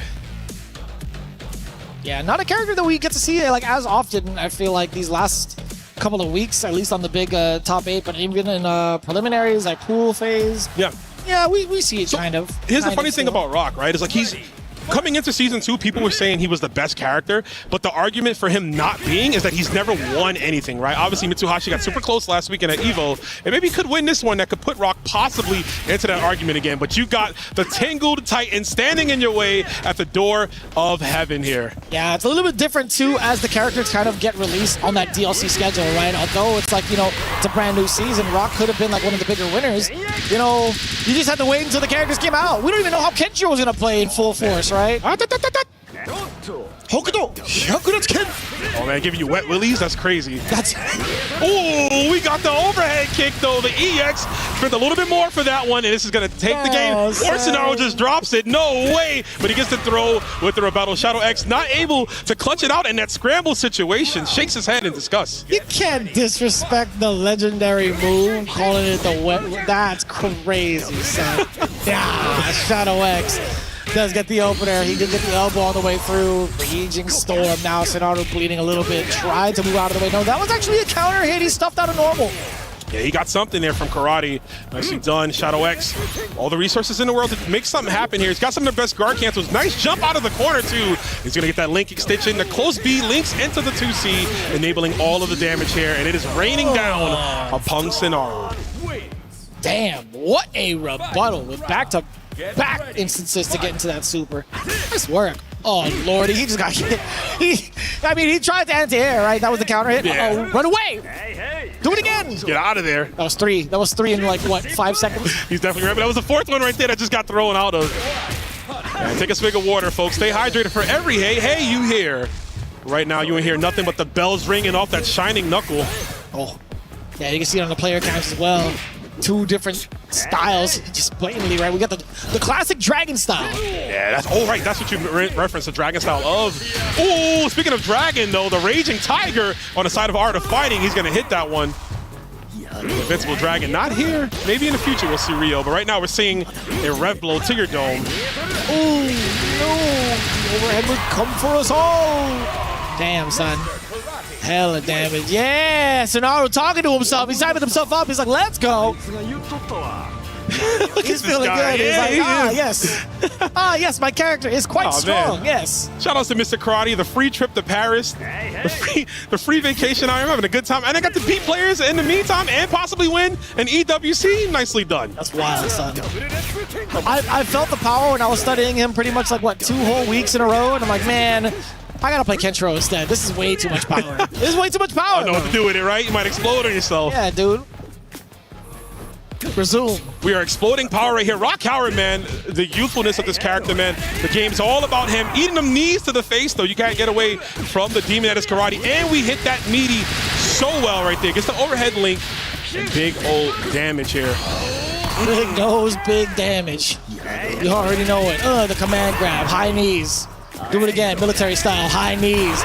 You know what? For the 3rd time, let me get it. Oh, okay. Oh, but we got that on the other side. Hey. And this will do it here. This round, all Sonaro. Damn. It felt a little bit predictable, too. You knew it was going to go into stance regardless. Just the what option? It's pretty much at the mercy of the dice roll. Who knows? How did New Day used to say it? Who? I don't know, man. Yes, actually, it sounds just like that. Who? That's correct. I had to think about it.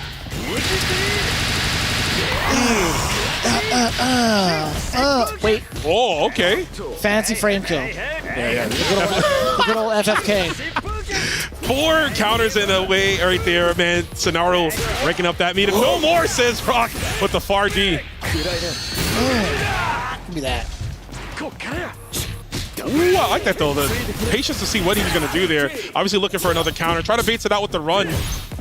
Having a run is so good in this game, right? It gives you that extra mix-up, which is forcing people for bad habits. Speaking of bad habits, you're about to get dropped like one because there's a super to send you on your way. Yes, sir. And I like the characters that do have run in their forward movement, right? Like when you tap forward twice, being able to tech chase a little bit better. It's also kind of tricky, too. Like, it could be a jump scare, too, right? For some characters, they run really fast. So, like, again, you just go for a throw, you bait it, and, properly punished. Ooh, I thought he was going to DP break. Damn, stepping on the fireball, man. Not like this. You got to watch the mines, bro. Trying to stomp it out a little bit. Got some funky toenails to him. Ugh, nasty. He's got bread. I think he keeps the manicure possibly, right? I mean, probably. I'd like to think that. I mean, that's why he's able to like stomp on fireballs, right? They're probably reinforced. Oh, absolutely, yeah. Give me that. This character's still sick. I don't care what anybody says. The man on the cover, Shadow X with the patience. There's another EX dash grab. And this is going to hurt, taking him all the way to the corner. Oh! Yeah, I get it.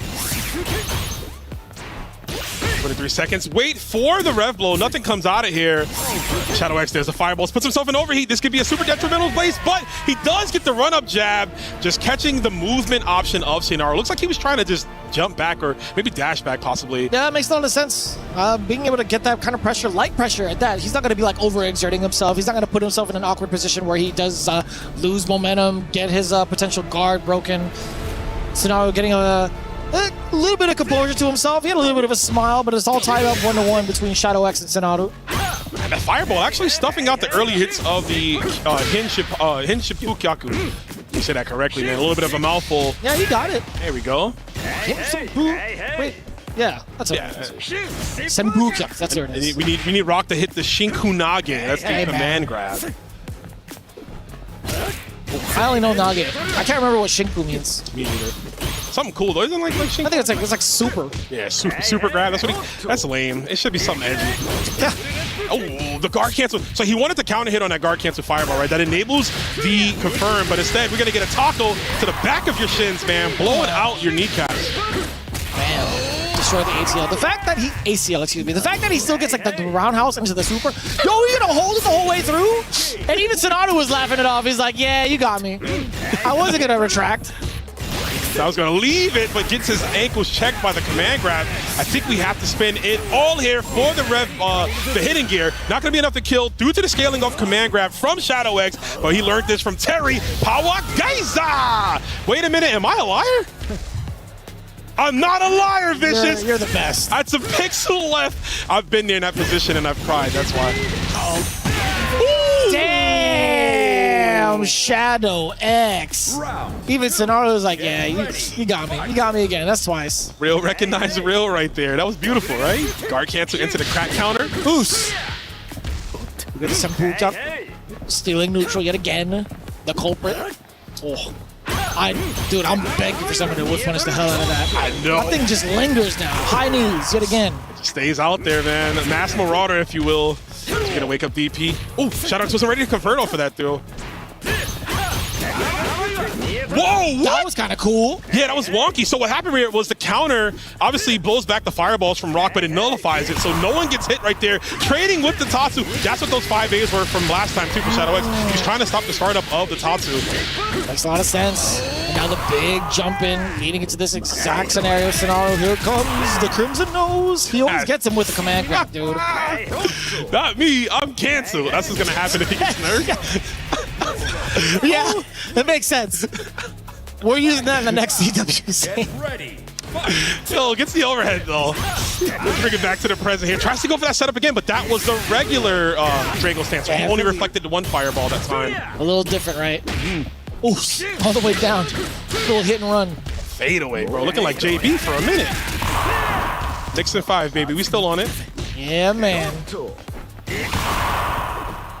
Yeah, again, Shadow X just putting some hitboxes out there, just catching those Tatsus. Nice backdash, unable to get a punish though. Short hops are better in those scenarios, but obviously it's naturally to just backdash faster than short hops.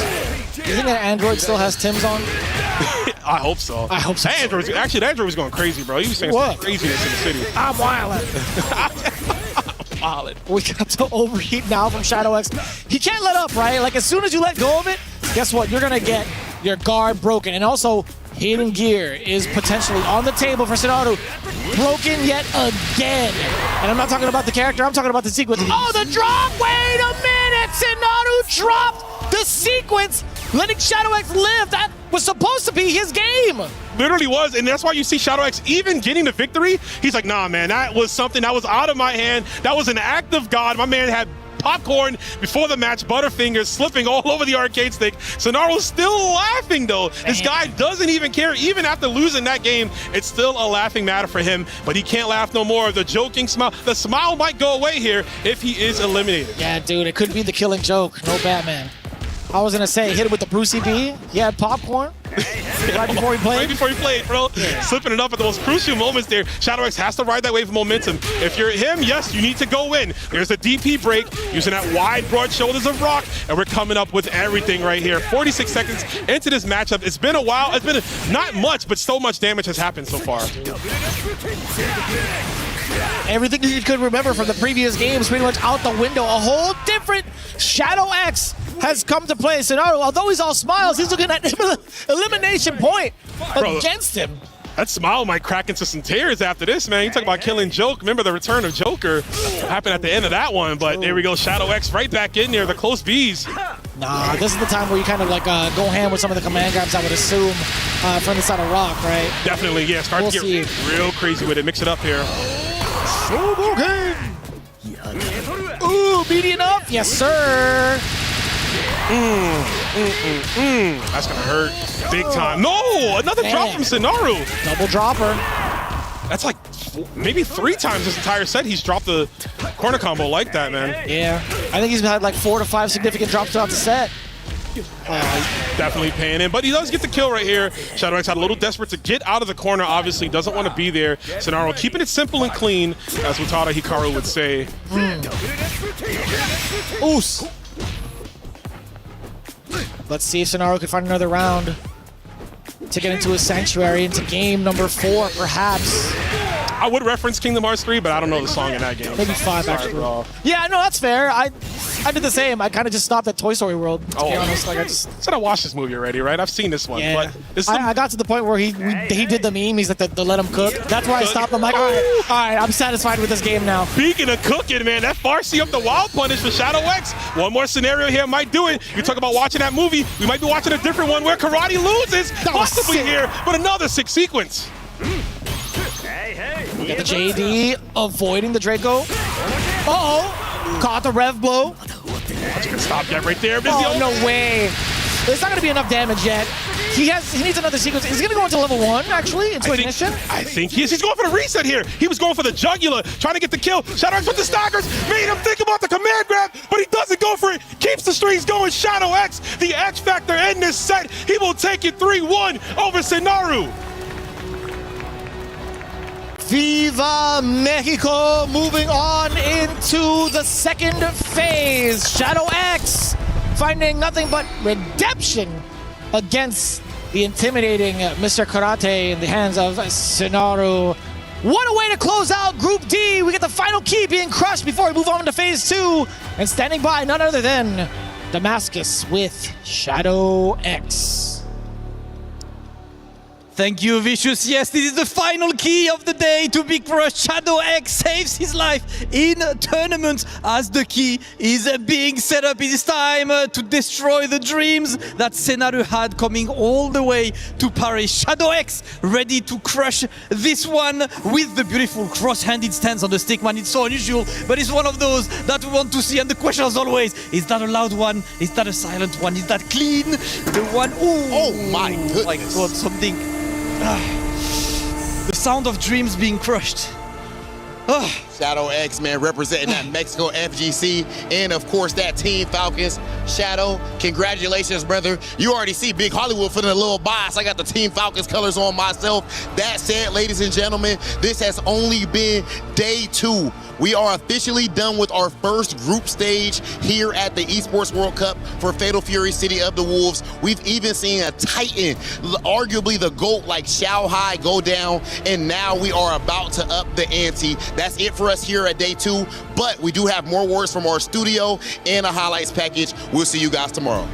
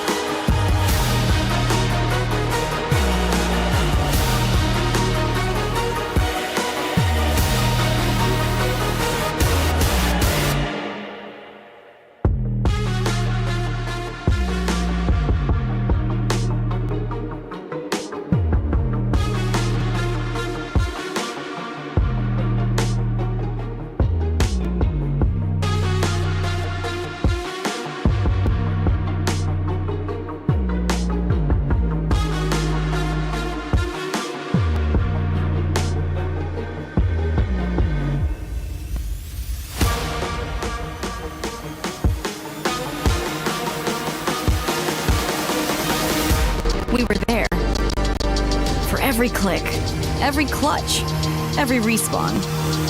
We were there for the years of grind, and we're here. Now, the proud founding partner of EWC. Powering the biggest event in gaming, shoulder to shoulder with the world's best. Making history. Greatness deserves a stage. Lenovo Legion. Reach your impossible.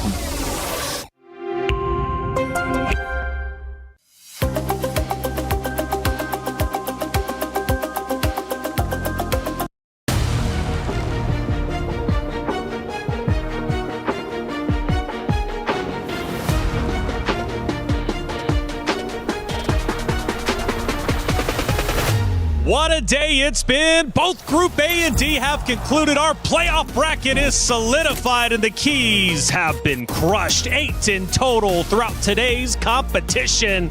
And the players getting giddy as they crush their opponent's keys. But one of the guys not being crushed is Shadow X. And I know, Colt, you're happy about that. Oh, for sure. But that was a complete shaker of a match. To be honest, sometimes Senaru let Shadow live, and he took those chances, able to survive. But Xiaohai, a champion in his own right, at least close to it last year. This time around, Logan, falling very short. Yeah, we saw Naiwang holding that. The most valuable of keys. Has he unlocked the path for Goichi to retain? Potentially. One of the twins, H-Dope, also getting his key crushed. Colts, you know, one of the twins makes it through. It's hard, though, to watch, of course, his brother in arms get his key ultimately destroyed. Completely right, but in the other side, in a very dominant fashion, maybe the most disgustingly broken of karates in the hands of K-Top. So, man, I am really looking forward how far he can go. Oh, I'm sure he's going to go just as far as he wants to. He's impressed everybody out here, and in fact, for the first time for many of the commentators hearing about him, but rightly so, because he's such a talented player. Let's take a step back in time and take a look at our bracket for Group A. It was exhilarating and at one point coined the Group of Death, and it absolutely was for some of the orgs and players, including our top dogs. Yeah, I mean, it proved to be the Group of Death for Xiaohai's hopes at sealing the one title that's evaded him in his career. But Falcons hold out, Kindevu making it out there in the lower bracket. Naiwang doing it for Weibo as well. But K-Top, wow, I love the energy here inside the Esports World Cup in Paris. The noise is crazy. K-Top doing it for Vitality, though, and Rejects Lagia is cruising. And we're not really talking that much about Lagia, but he has to be respected. But let's not forget Danny Almaza getting taken down early on. The only hope for Gen G, right, when it comes to Fatal Fury City of the Wolves for the club championship trophy. Gen G no longer going to get those club championship points, but Xiaohai has been the biggest talking point, getting taken down early on. No longer a chance to try and reclaim what he narrowly lost just last year. Let's hear what he had to say. Heavy lies the crown. Of course, the expectation on Xiaohai was definitely extremely heavy. And I want to ask him how he feels the match went. Well, specifically what I want to ask him is, where in the match does Xiaohai feel that the control slipped away and what the cause of that was? 回到我们现场来，我们知道呢，今天的这个比赛是非常激烈的，但是呢，暂时您没有赢得比赛。我们想知道，在这个比赛过程当中，有没有哪一点你觉得可能失去了控制，导致这个比赛没有成为最后的赢家呢？首先输的第一场，可能是我血量计算错了，就是剩一丝血。没有做好，然后后面被翻盘的那一下，可能平时自己没有遇到过，然后没想好怎么去破，然后有几个招也是平时没有遇到，就是这个角色新出来，不同人不同样，导致都没准备好，就是我自己练的跟别人练的就是有不一样，所以都被打中了。我会好好去总结的。Well, I think during the first round, I lost because I didn't calculate everything correctly. And then later on, I lost because my preparation, there is still some gaps. This is a new character. People practice it differently. Maybe there are some gaps in my preparation. So I will reflect on this and summarize it. Hopefully I can do better next time. Yeah, no, understandable. As he mentioned, a new character. Nobody knows everything here. We're all still learning together. Everyone, some people are better at this thing, some people are better at this thing, you know. So it's very, very difficult. And then you come up onto a stage. It's a very short set, first to 3. It's not a lot of time. So very, very understandable. That kind of feeds into my second question, which was, now that he's had the experience, if he could go back to before he had traveled from his home, how would he have prepared differently for this event? 是的，那么我们也的确知道，这个像您所说的，它是一个新的角色，大家都在学习摸索的过程当中。那么，如果想象一下，如果时间回到你离开这个中国之前，如果你事先知道的话，那么觉得可能会做哪些准备来做今天的这个比赛呢？其实我刚刚已经输的时候就已经想好，怎么去破那些招了。我已经想到，只是确实没有遇到过。不用在中国，我只要看一遍就知道，就是没有看到过，所以只能说，对手打得比我出色，我有点遗憾吧，但是争取下次做得更好吧。Well, actually, when I was in the match, I already thought about what I should be doing next time. I think going back, I should try to practice. There is something I haven't met before, some techniques I haven't used before, and I can summarize on that and do more practice. It's a pity that I didn't win this game. However, I think I can do better in the next round. If there's something that we know about Xiaohai, is that when he loses, he always comes back stronger. And we have no expectation for anything different other than that. Thank you very much, Xiaohai. Always a pleasure to watch you in action. And like I said, there's more to come. Thank you, guys. As the upsets emerge here for City of the Wolves, the action is absolutely insane. Stay tuned for more, and we'll be back later on. See you in a bit.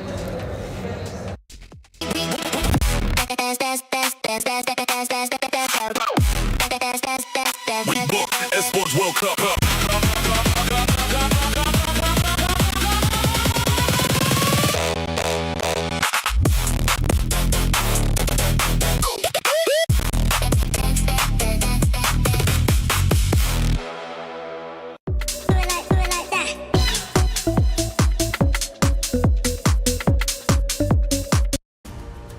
Reinhardt, thank you as always for the great interviews. Obviously talking to Xiaohai, seeing where his mind is after the early exit. Still seemed in high spirits. Colt, one of the things we discussed earlier in the day is the skill ceiling for Fatal Fury has risen quite high. Xiaohai's going to have to catch up. Yeah, man, like the possibilities in defense that this game is allowing the players to give is a, let's say, canvas of possibilities that opens up for high quality gameplay. And of course, Xiaohai has the skills to do so, but the more the times advances here, the more we will see players like him doing amazing stuff, and I cannot wait for that future. Well, we had a lot of excitement not only in Group A, but also in Group D. Let's take a look at how it ended up unfolding. We lost some heavy hitters, but we also gained some also heavy hitters, and of course in the playoffs going into tomorrow's competition. Shadow X, Colt, I know you were pumped up about that gummy from the LCQ. None of our LCQ competitors make it. It makes me sad, but still, stories are developing throughout the day. Yeah, Mitsuhashi is powering through, proving alongside, I guess, Shadow X that Rock might be the counter to Mr. Karate, the big pick there. RB, incredibly impressive, though. He hasn't really put up a big result. He qualified through a 4th place at DreamHack, and that's his biggest placement of the year so far. So RB is a very surprising name to get through in that winner's side. Everyone, of course, super hype about Shadow X, but Reynald, man, that Krauser, Taira. Yes. Kaiser Wave. And our green room, by the way, going absolutely insane. Loving that. I mean, you know, it's nice to have a variation from seeing that mask on the screen, to be fair. But yeah, we're super hyped for that. Super armor, command grabs, big bodies. Everyone loves that in fighting games. That's it. We definitely do. What a day it has been. Chad, who is your favorite competitor to move through to playoffs tomorrow? Let's take a look at our Kadia top 5 plays, because we had plenty of them taking place. And boys, honestly, sometimes it's hard to pick these top plays throughout the day because, well, There's so many that end up much. taking place. Let's take a look at our first ones going into the competition. And ultimately, of course, we start off with our guy of RB versus Shadow X. And it was this bait play that ended up paying off in the ultimate 3-0 to take the cake. Completely right, man. Like, Shadow X was really feeling the offensive from RB, going into many of his traps and biting in most of them. So this bait not only left Shadow X without a hope, but all of us without a voice. That's right, and hopefully we'll have a voice for tomorrow's competition. We're going to need it. It was Danny versus Kindavu over in the end, and it was super clashes with Red Blow, and then the scramble ultimately to take the win. The number 4 play of the game. Kindavu obviously playing out of his mind to take a win. Yeah, man, like Kindavu really bringing it. The hit he shaked the defeat of last year and brought one of the favorite players in the tournament, Danny, out of it. So shout outs to the Golden Thick Boy. The Golden Thick Boy going thick time. RB versus the Geo takes the number 3 spot with the super free scramble, Colt. Yeah, man, like these two were really in a slugfest, not respecting themselves, never, and showing up. Look at that reaction, super on super. You just love to see it. That's the kind of tangy, tasty stuff you love. Delicious. Chico. That's it. Number 2, it was Lagia with the Pixel comeback versus Zhao Sai, ultimately to take the number 2 spot. Yeah, we've had some incredible Pixel comebacks throughout the day. I love picking this one. And of course, Gato's been looking a very strong pick for a lot of these. Yeah, man, like that's a character that wants to be very close. And Lagia doing this fantastic comeback, just showing that he is the world champion, the SWC champion, and wants to maintain that momentum. Those pockets, it seems that they have no end. I feel like with all the commentary you're giving me, Colt, I think you're a little bit hungry. You're ready to eat and seeing all these tasty plays. Have you seen me? I'm always hungry. That's right. Number 1, though, has to be K-Top versus Xiaohai. It was the final round, and we know what the reaction, of course, we've got from K-Top himself, getting a tremendous victory and taking down the 2nd place finisher of last year's competition. The Regicide play, that's for sure, going with the complete challenge with a pixelite, like Logan was saying, demonstrating that you have to always believe, you have to never surrender. That's right. Never surrender indeed. And that was one of the key talking points I heard you guys say on the desk, right? When that ended up unfolding. You always got to keep competing and playing hard.